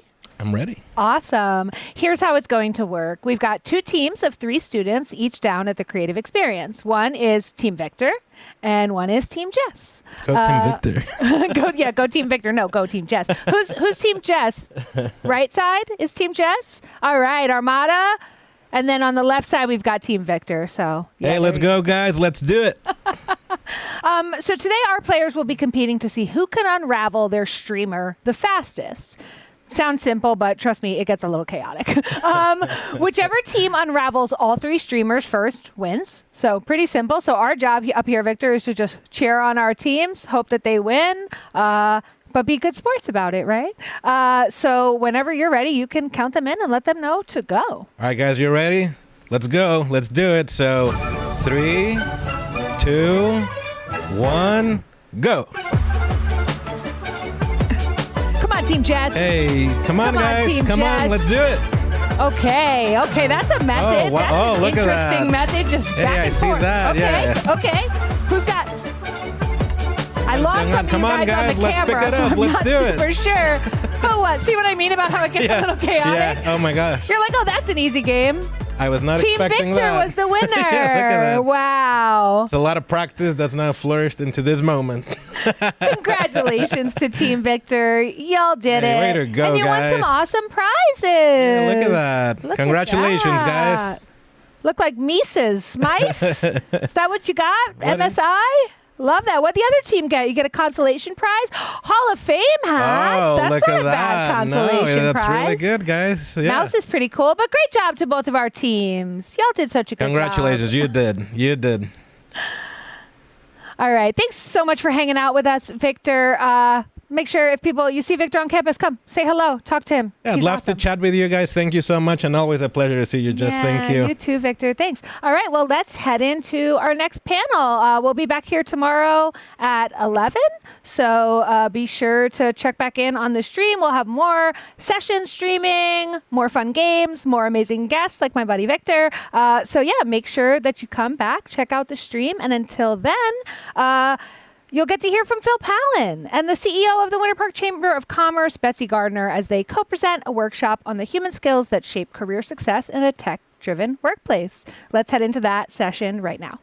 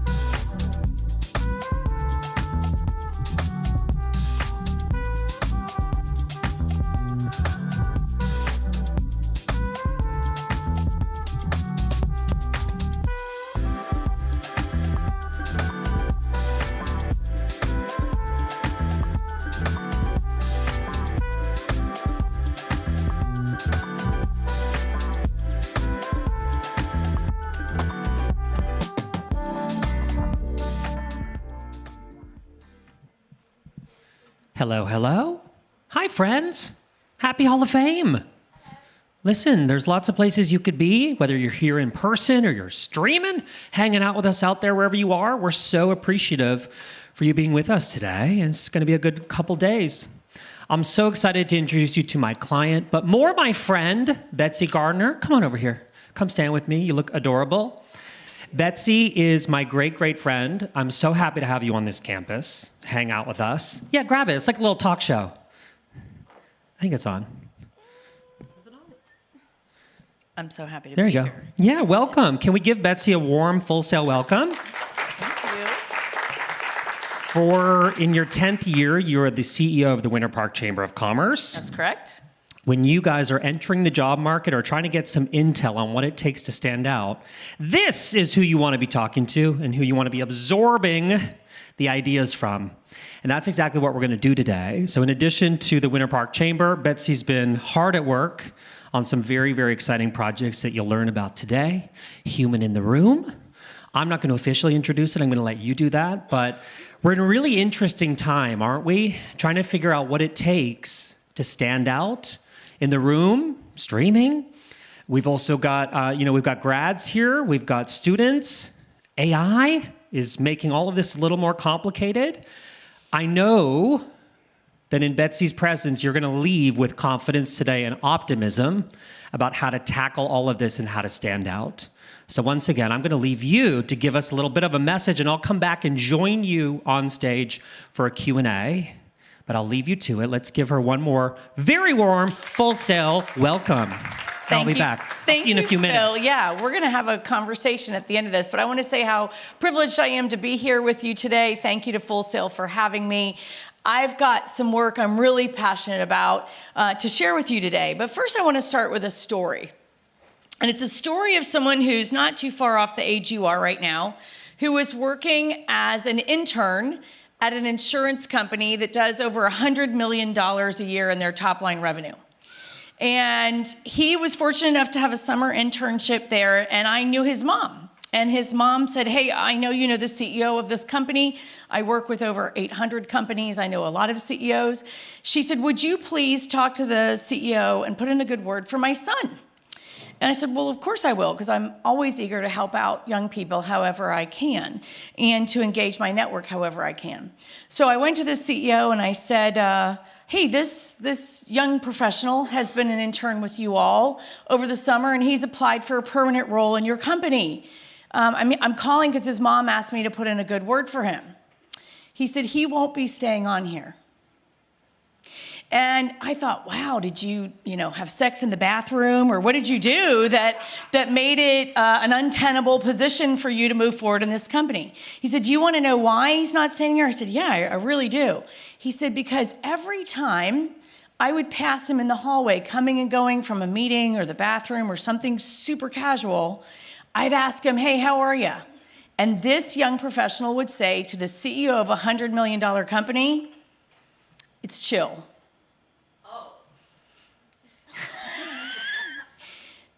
I love your face. That's the perfect face. That's the perfect face for this moment.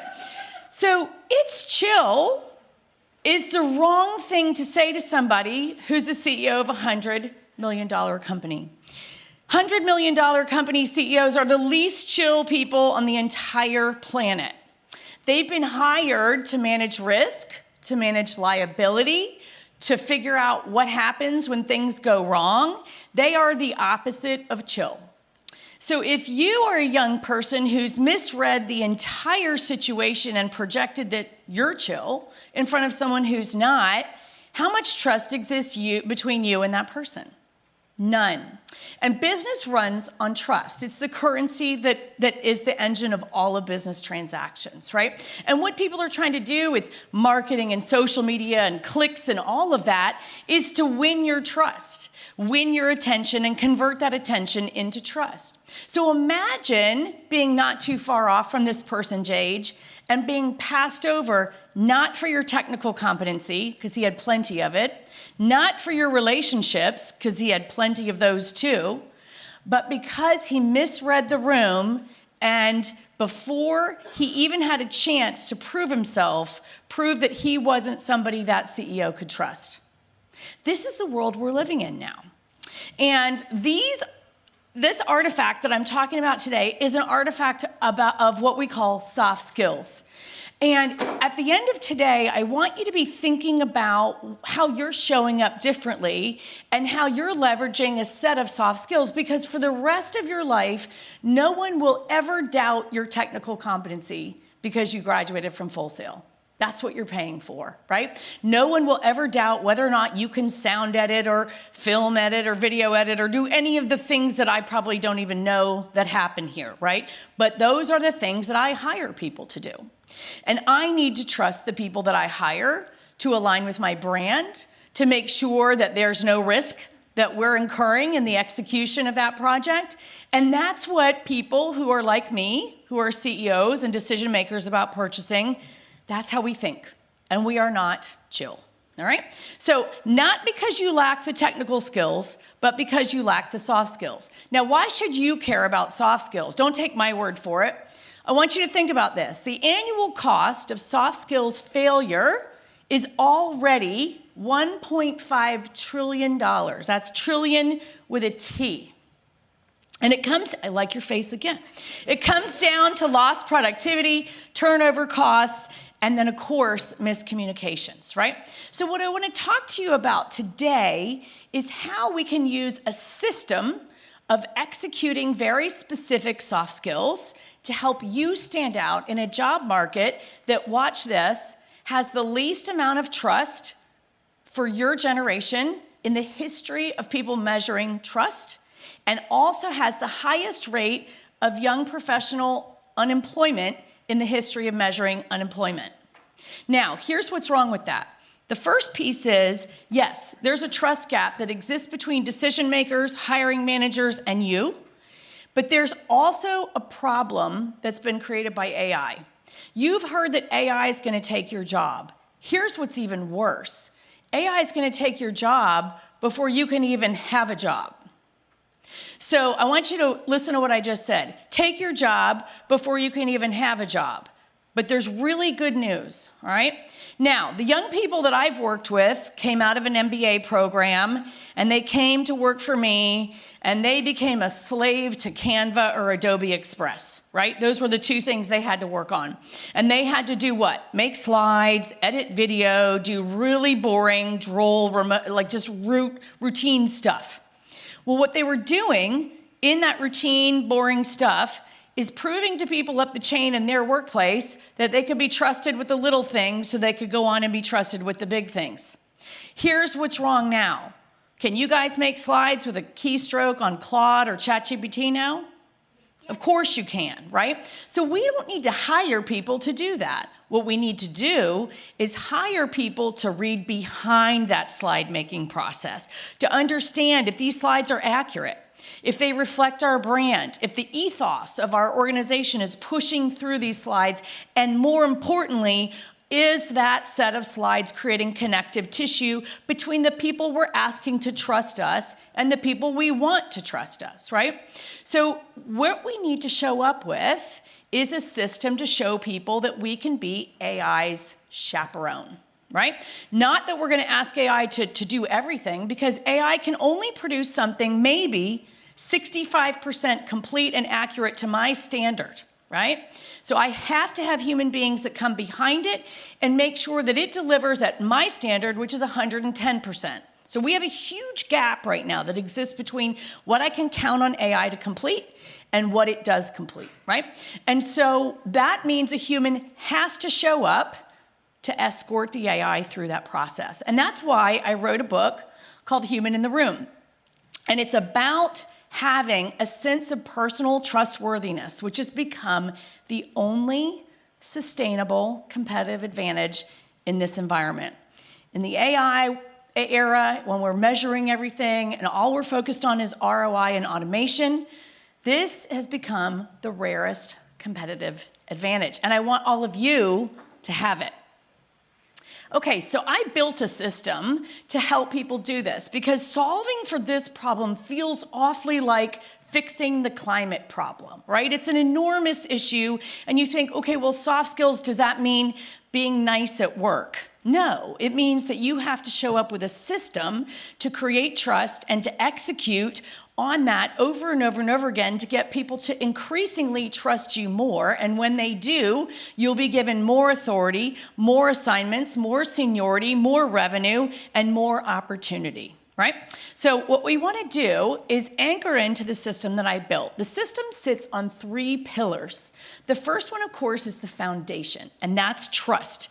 It's reliability plus consistency over time. And it's the compound interest of showing up consistently like this in a way that builds trust. We'll get to more on that in a minute.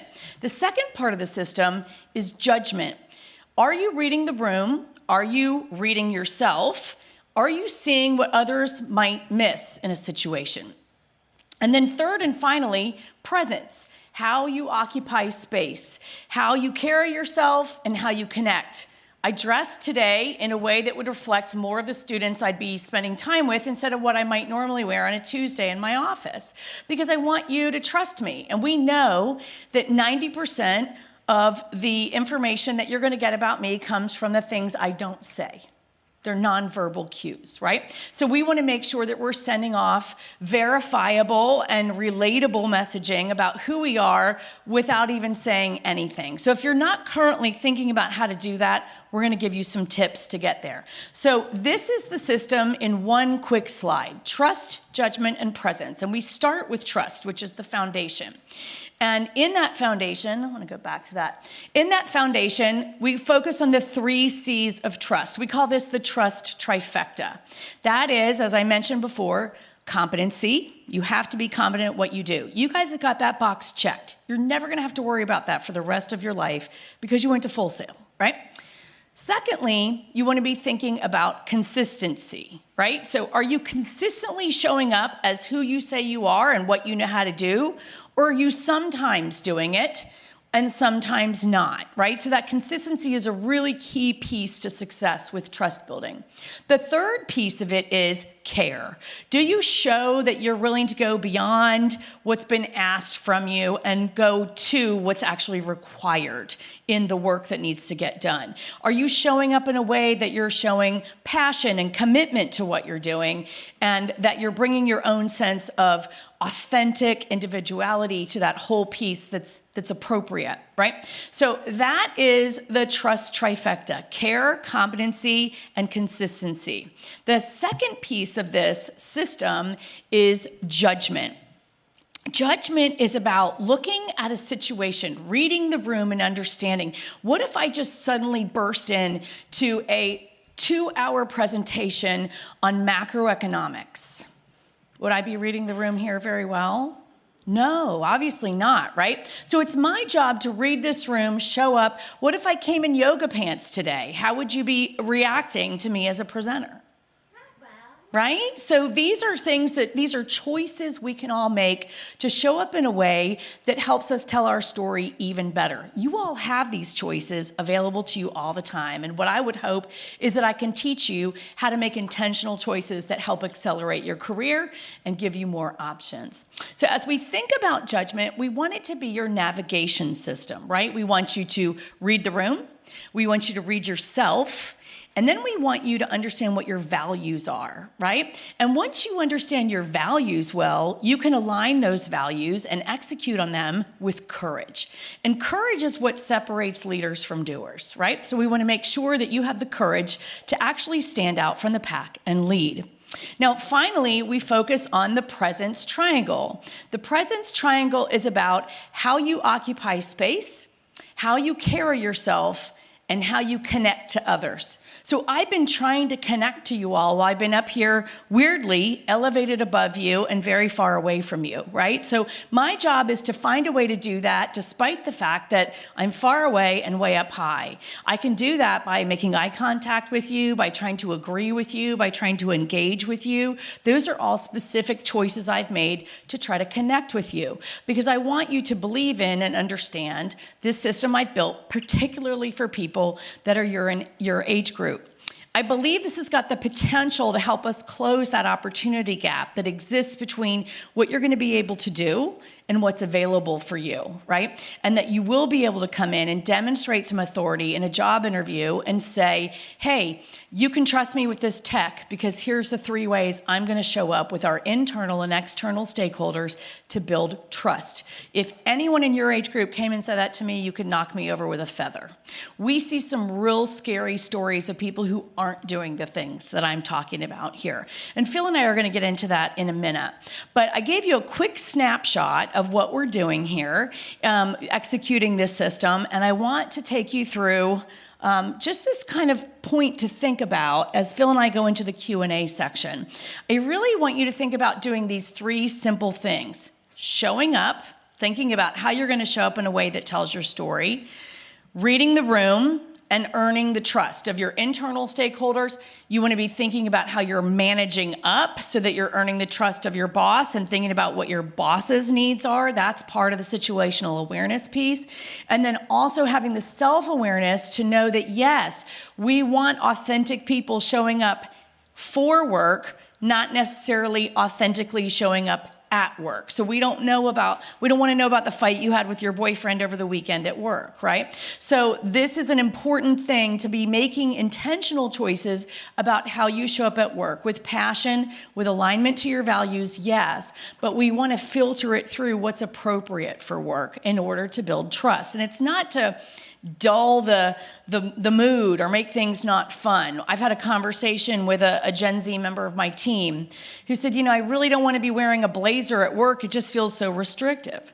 Well, for people who are young, wearing a blazer, or if you're in an underserved population like an ethnic minority, or even if you're a woman, you might use your clothes as weapons. And one of the things I talk about in the book is dressing your calendar. So looking at what you've got going on and deciding the choices you want to make to send nonverbal cues to people based on what you're wearing that day is a very powerful way to sort of kick within your coverage and be taken seriously so that you can be considered for future roles.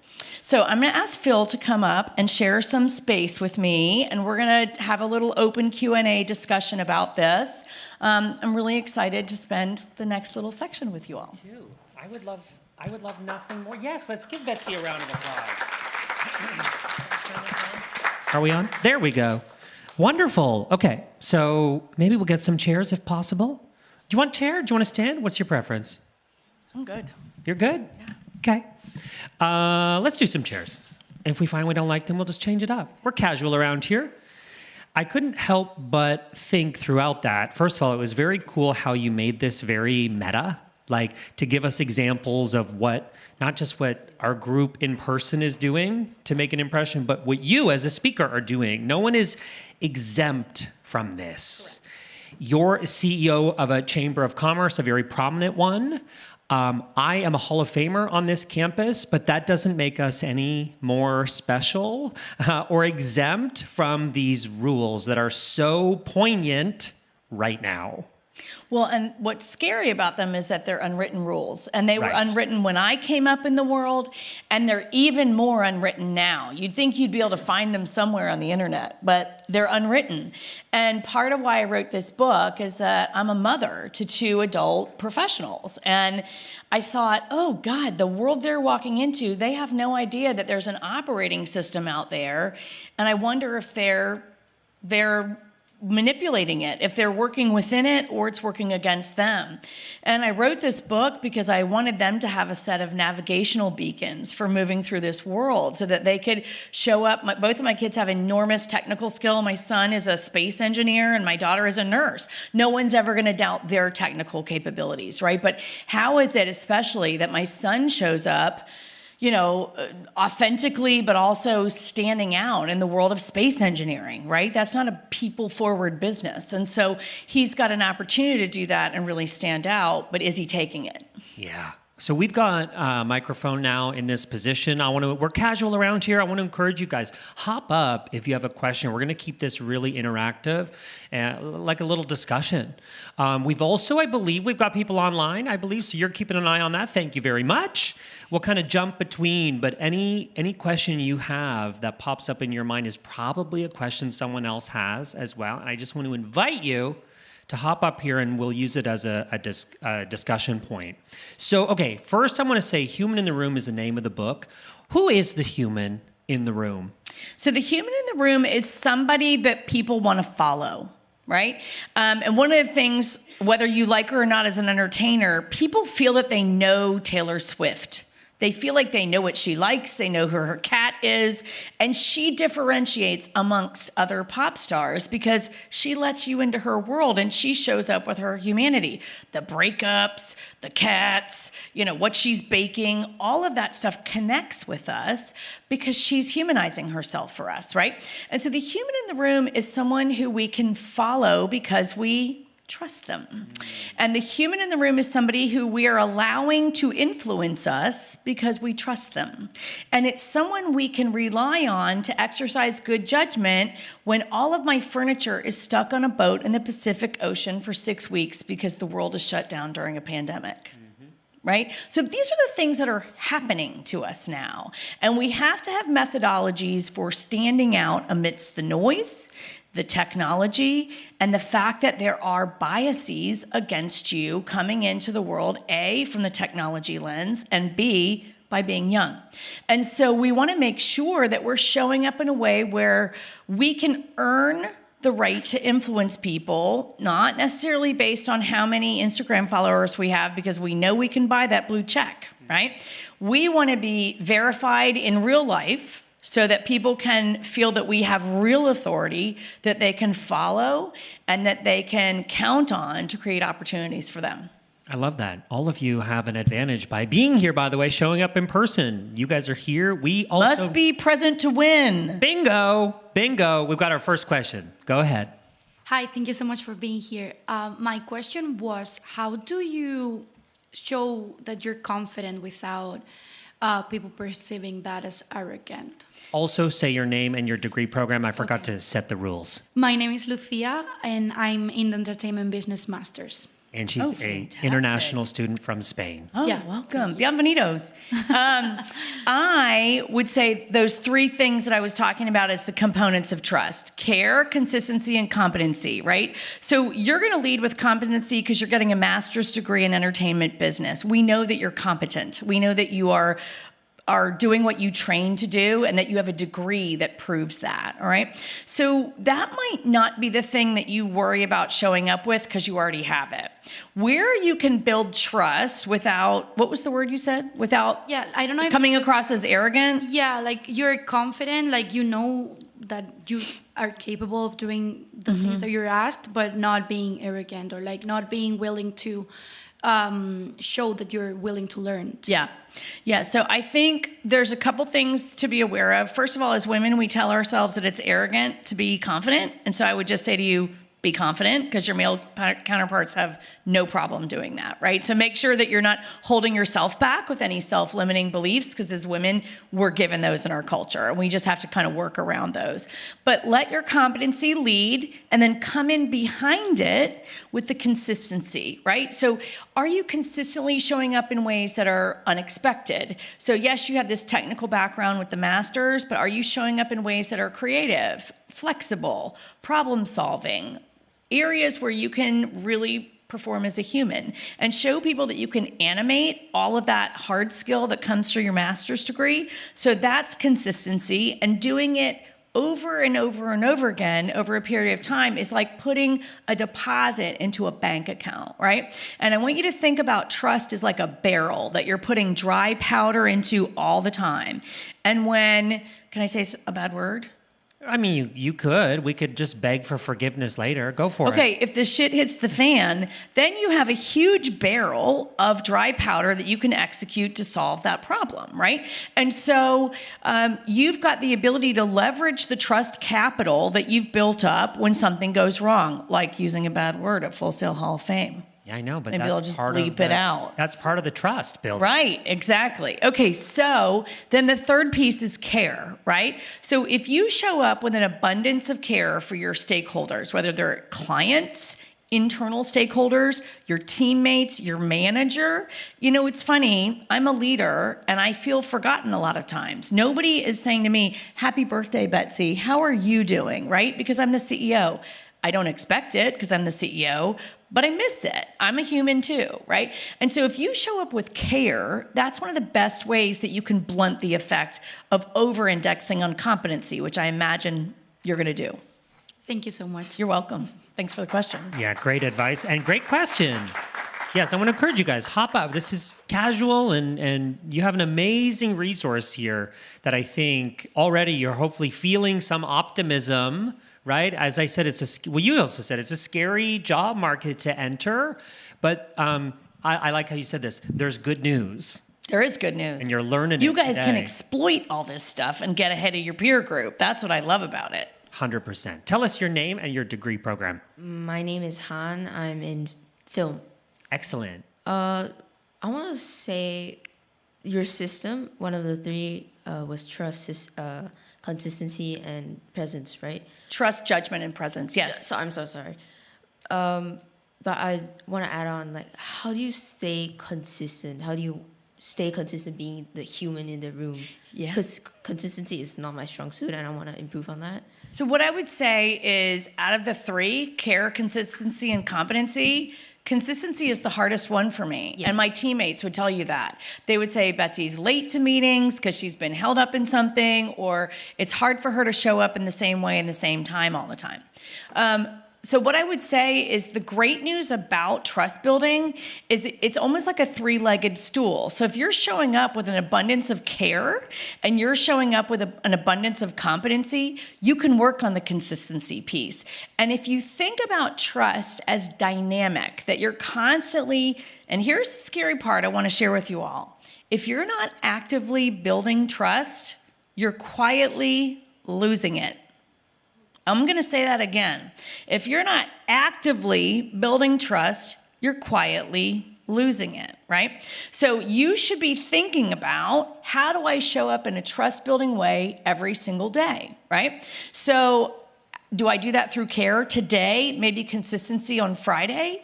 Am I doing it with competency today and maybe more care later on? The good news is the more of this you build up in the areas where you feel confident building it, the more you'll have available to you to draw down when you need it, right? So I would say, I don't think any of us are nailing every single one of those 3 C's every single day.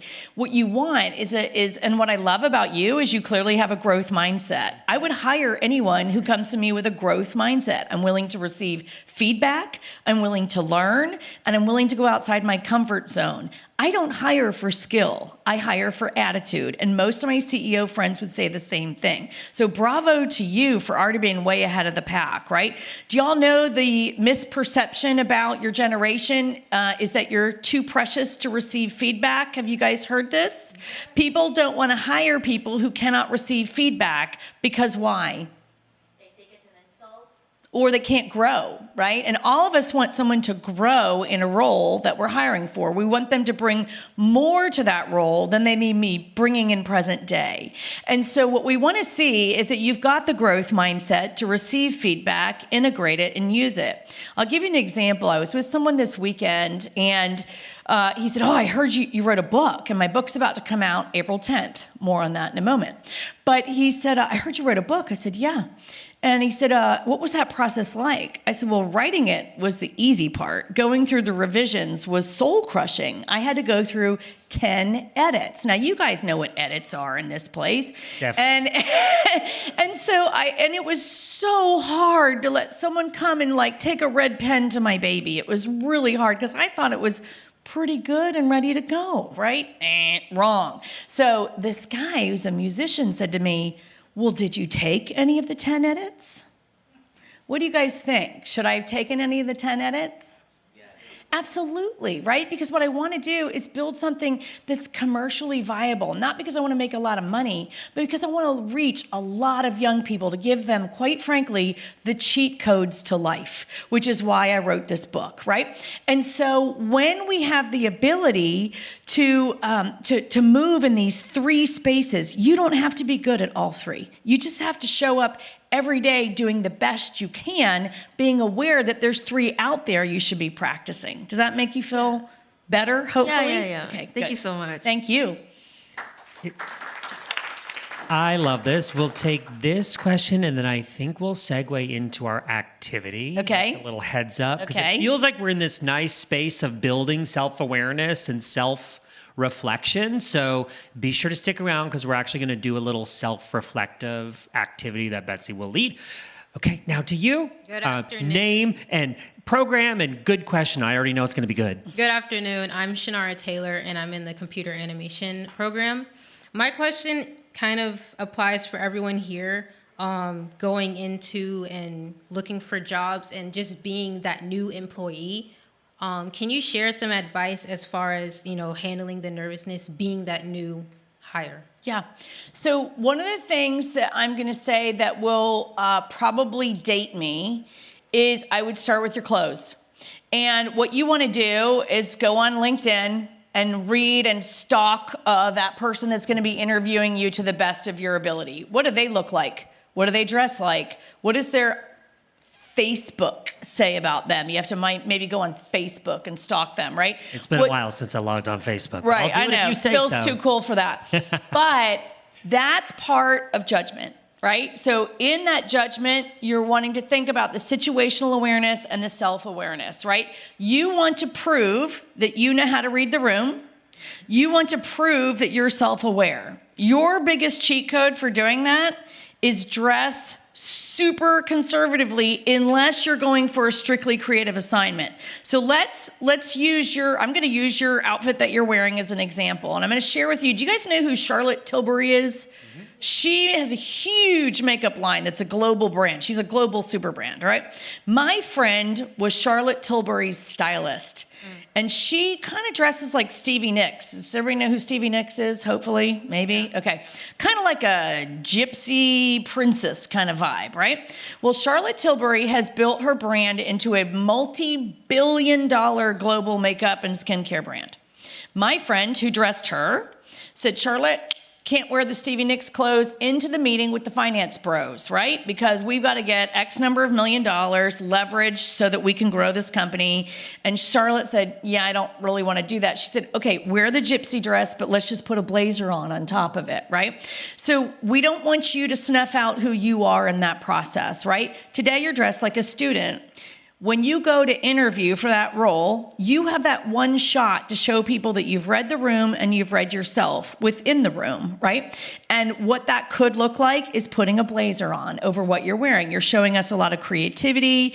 I love it. It's fun, right? But maybe pop the blazer on to show, I'm going to just give this a little bit extra effort to show you I know how to read who's reading me, and then I know how to respond. Then you're showing you're not too precious to receive feedback. You're showing that you know how to have good judgment, right? And in my book, I talk about the real dearth of good judgment that's out there. We all have so much data. What we don't have is discernment. We don't have the ability to say, what do these data points mean? What do they mean for my brand, my boss, my friends, my stakeholders, my family, my country, all of these things? What does that mean? And it's your job to be the human in the room saying, here's what it means. And when you have a boss one day, go to your boss and say, Phil, I've noticed these things are happening. Here's where I'm a little concerned. So here's the plan I've put together that we might execute. There's no waste of time in doing that, because all you're doing is showing that you're a person who becomes what? Indispensable. The more you work outside of the AI, the more you work outside of the tech to say, here are the things we should be concerned about. For you, it might be, we've been experiencing a technical glitch. I'm worried we might not meet a production deadline. So I prepared an A, B, and C scenario for you, boss lady, boss man, so that you would know what's up ahead as an iceberg. AI can't do that. It's not going to tell you because it doesn't have enough information. It doesn't know how to decide. It just knows how to tell you things, right? And also some of the things it tells you are wrong. I'm a divorced lady.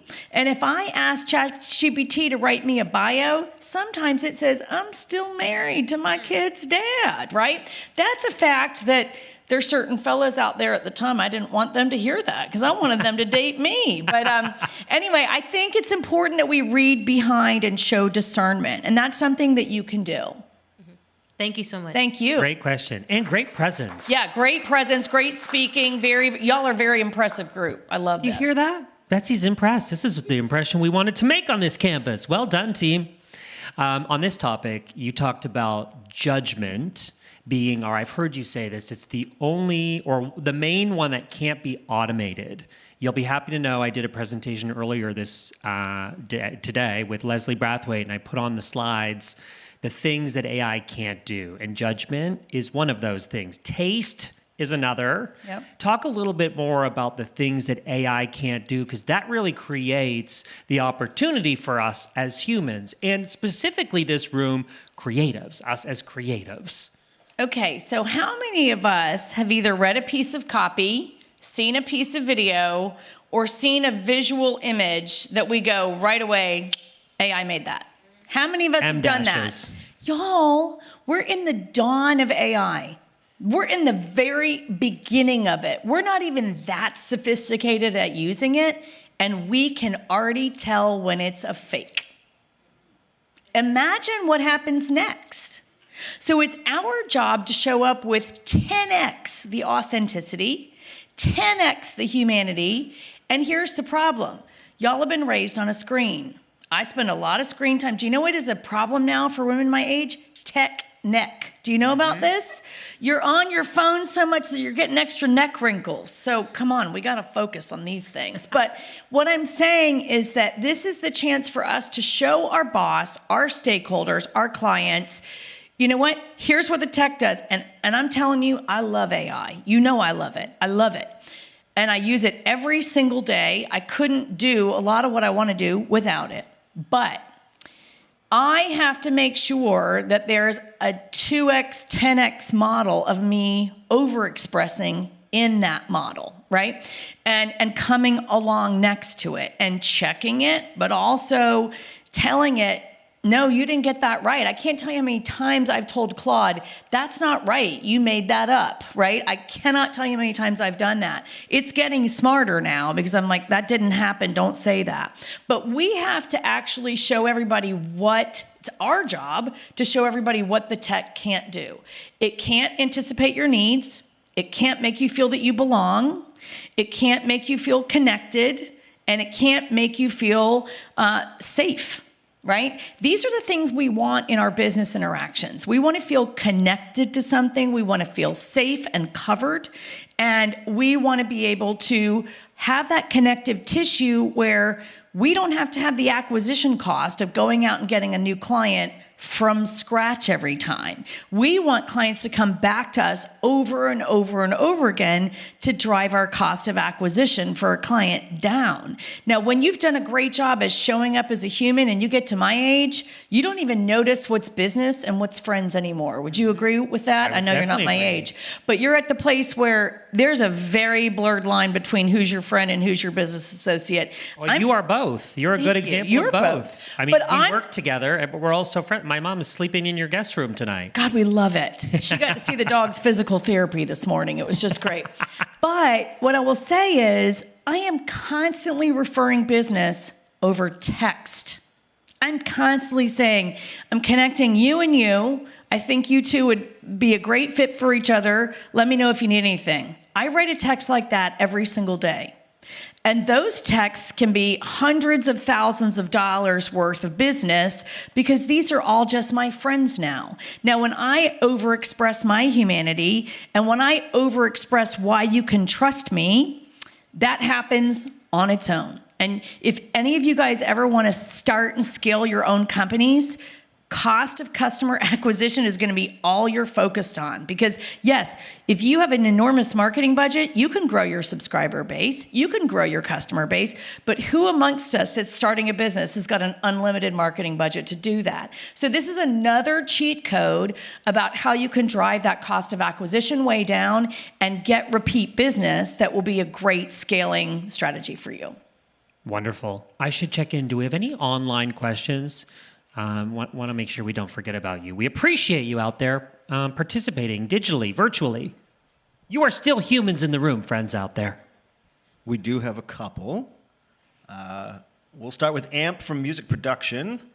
Asks, what is one thing you would tell someone free in the business to stand out and make something out of themselves? Free in the business? That was the question. What does that mean?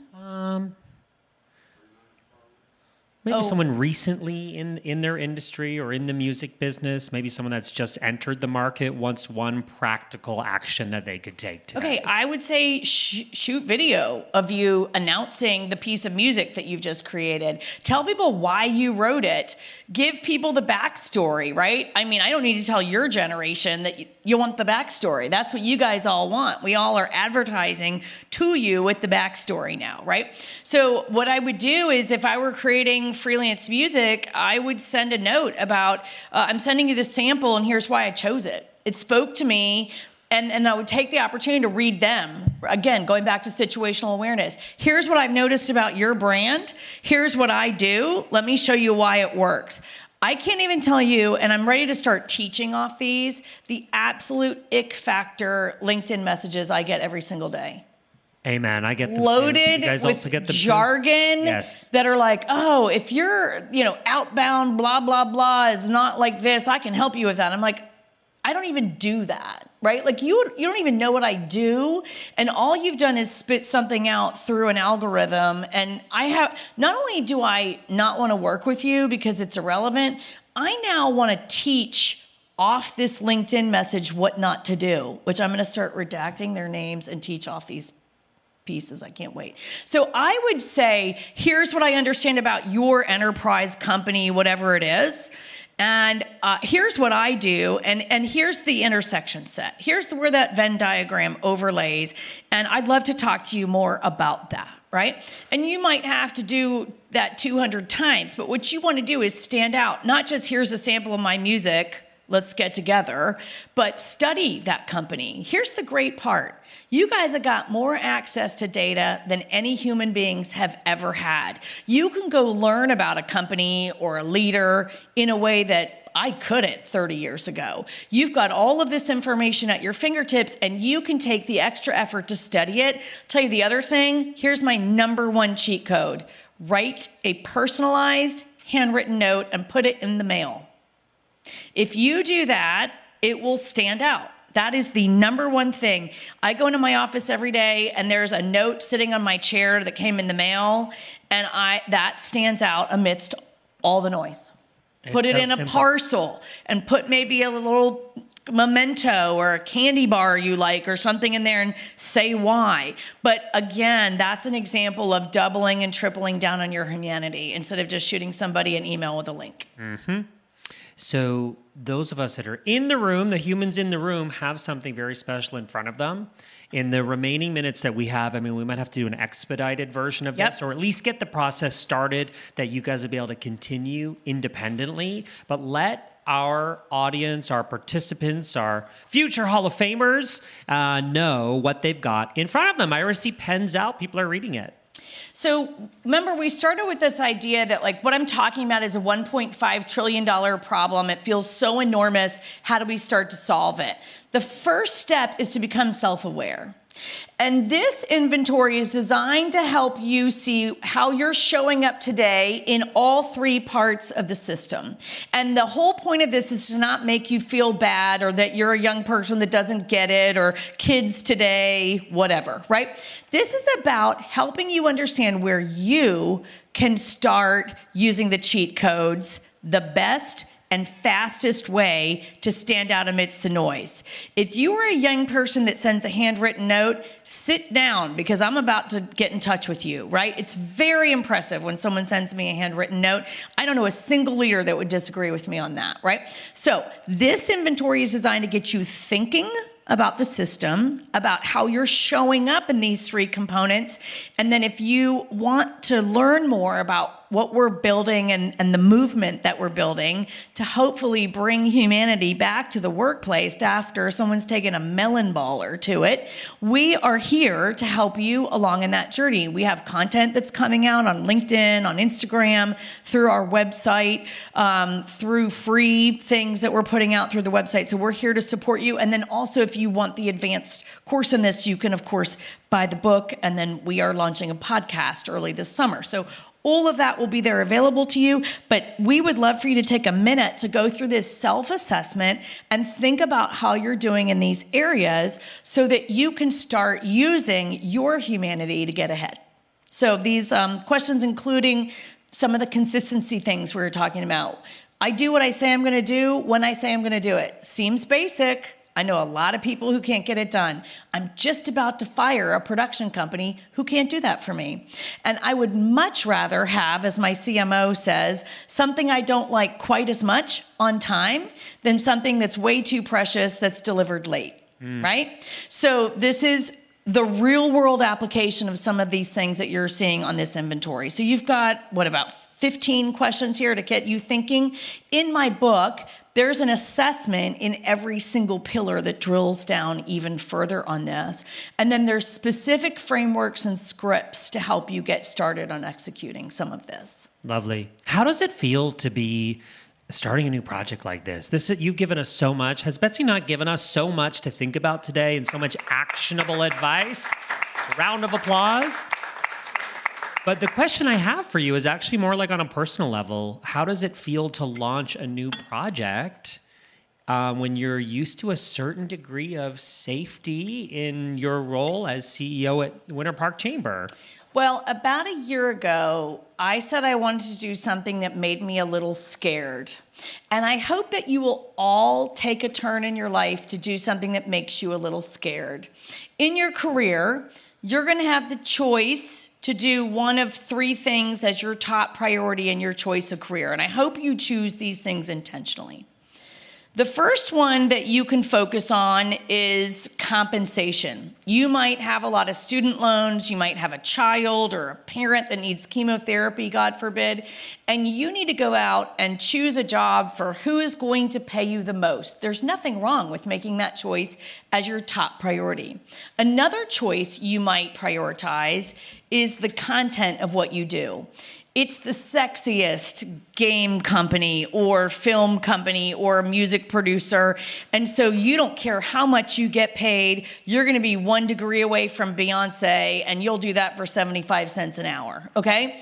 That's choosing for content, okay? Or it might be that all this Full Sail training has led you to align with your values of animal safety and health. And you just want to go work in an animal nonprofit and be their video person so that they can scale up and improve health and welfare for animals across the world. That's another example of using content as your main driver for your career. The last one is control. And it may be that you're a working single parent and you've got to have a certain schedule so that you can be at your kid's school to pick them up at 3 o'clock, or maybe some other thing that you've got to have control over your schedule for. And that's choosing control as the biggest driver for your career. So all of those things will help you think through about what you're going to do. And there may be times when you just have to choose one of those three things. On top of that, though, I would love for you to do something that makes you a little scared. Because every time I've done that is when I've grown the most. And I'm in really probably the third act of my career now. And this is the act where a lot of people my age over-index towards safety and just sort of ride things out to the finish. I said that I wanted to do something that woke me up at 4 o'clock in the morning with the answer to the business problem I was trying to solve. And I can assure you that that's happening right now. Amazing. We have just a few minutes left. I see students are working on their self-assessment, which gives me joy to see you guys not just absorbing this, but actually taking action on it. Yeah, was that a question? Yeah, hop over. We got time for your question. If students could take one piece of actionable advice, you've had the chance to meet a few of our students, or at least be in the presence of our Full Sail. You grads were unique in lots of ways, you know, students and grads. What's one actionable or one more piece of advice you can give us specifically? So I'll go back to something I said already, which is to be aware that trust is currency. And if you're not actively building it, you're quietly losing it. There's a lot of things we've talked about today, and I can understand how it may feel a little overwhelming. But the reality is, if you do one thing from today, I want you to start thinking about how you're building trust with your teachers, with your parents, with your friends, with the people who run your hotel or your condo association or whatever it might be, your apartment. I mean to call it a hotel. It's an apartment. What do you do to build trust? How are you signaling to people that they can trust you? And if you haven't started doing that, today is the day to start doing that. Trust is the foundation, right? Now, when you add to it judgment and presence, it creates a flywheel that spins and continually compounds, kind of like interest in a bank account. And over time, with a number of reps of that flywheel going, you'll have trust that goes into a room, watch this, before you're even in it. You'll have trust that walks in and is your personal representative for you. What people say about you when you're not in the room will be the ultimate form of currency for your career. And that's where we want to go. So if you start with trust and then build the other two components onto it, you will have your personal PR person walking in that room for you every single time, and you don't have to pay them. Even better. Even better. Love that deal. Yes, name, degree, and question. My name is Calvin Carter. I am in computer animations. And with that statement, I wanted to ask you, what is your why? And to pretty much, what is your why to what you do things? And that pretty much destroys your limiting beliefs to something? Oh, God, I love your question. I got chills in my arms when you asked it. My why is that I've worked with hundreds of people. I've worked in London. I've worked in the US. I've worked for huge Fortune 50 companies. I've done 2 startups.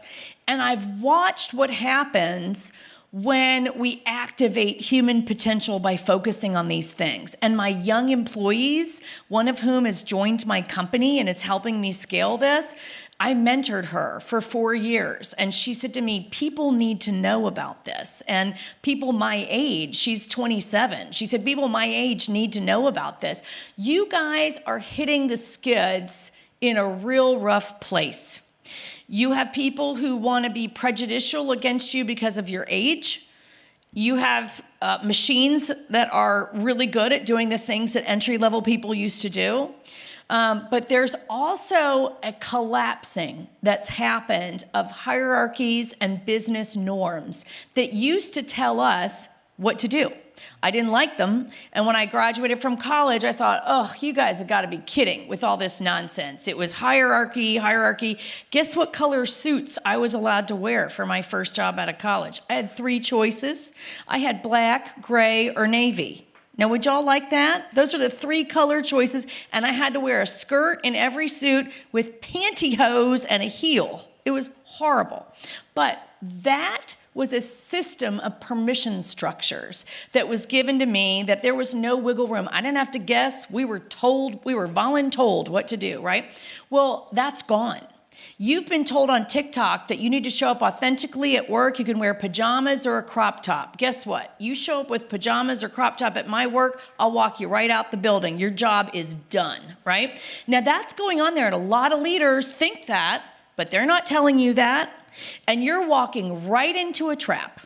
And so what I want was young adults who are, quite frankly, my kids' age, they're 25 and 22, to get what I was given, which was like a recipe file handed down through the generations from my mother, who was an elected official, who taught me all of this stuff in a master class when I was a teenager. So I grew up like this. So a woman born in 1944 taught me this system that's more relevant today than ever. And that's my why. Thank you. Thank you guys for the great question. Let's thank Betsy for taking her very, very valuable time to show up on this campus and spend time with you guys. Thank you. I really loved it. Thank you all for your time and engagement. I've enjoyed it a lot. We really appreciate you being here. We hope you have an amazing Hall of Fame, and we'll stick around for as long as we can, which is probably just a few minutes to say hello and get a chance to meet the humans in the room. That includes our online audience. We appreciate you as well. Also, tell us actually before we go where we can get more info on the book, which is incredible. I've read it. So, I don't know if we can get Oh, yeah, I think the computer died. Probably went to sleep. Yeah, it might pull up the login screen again. Addie.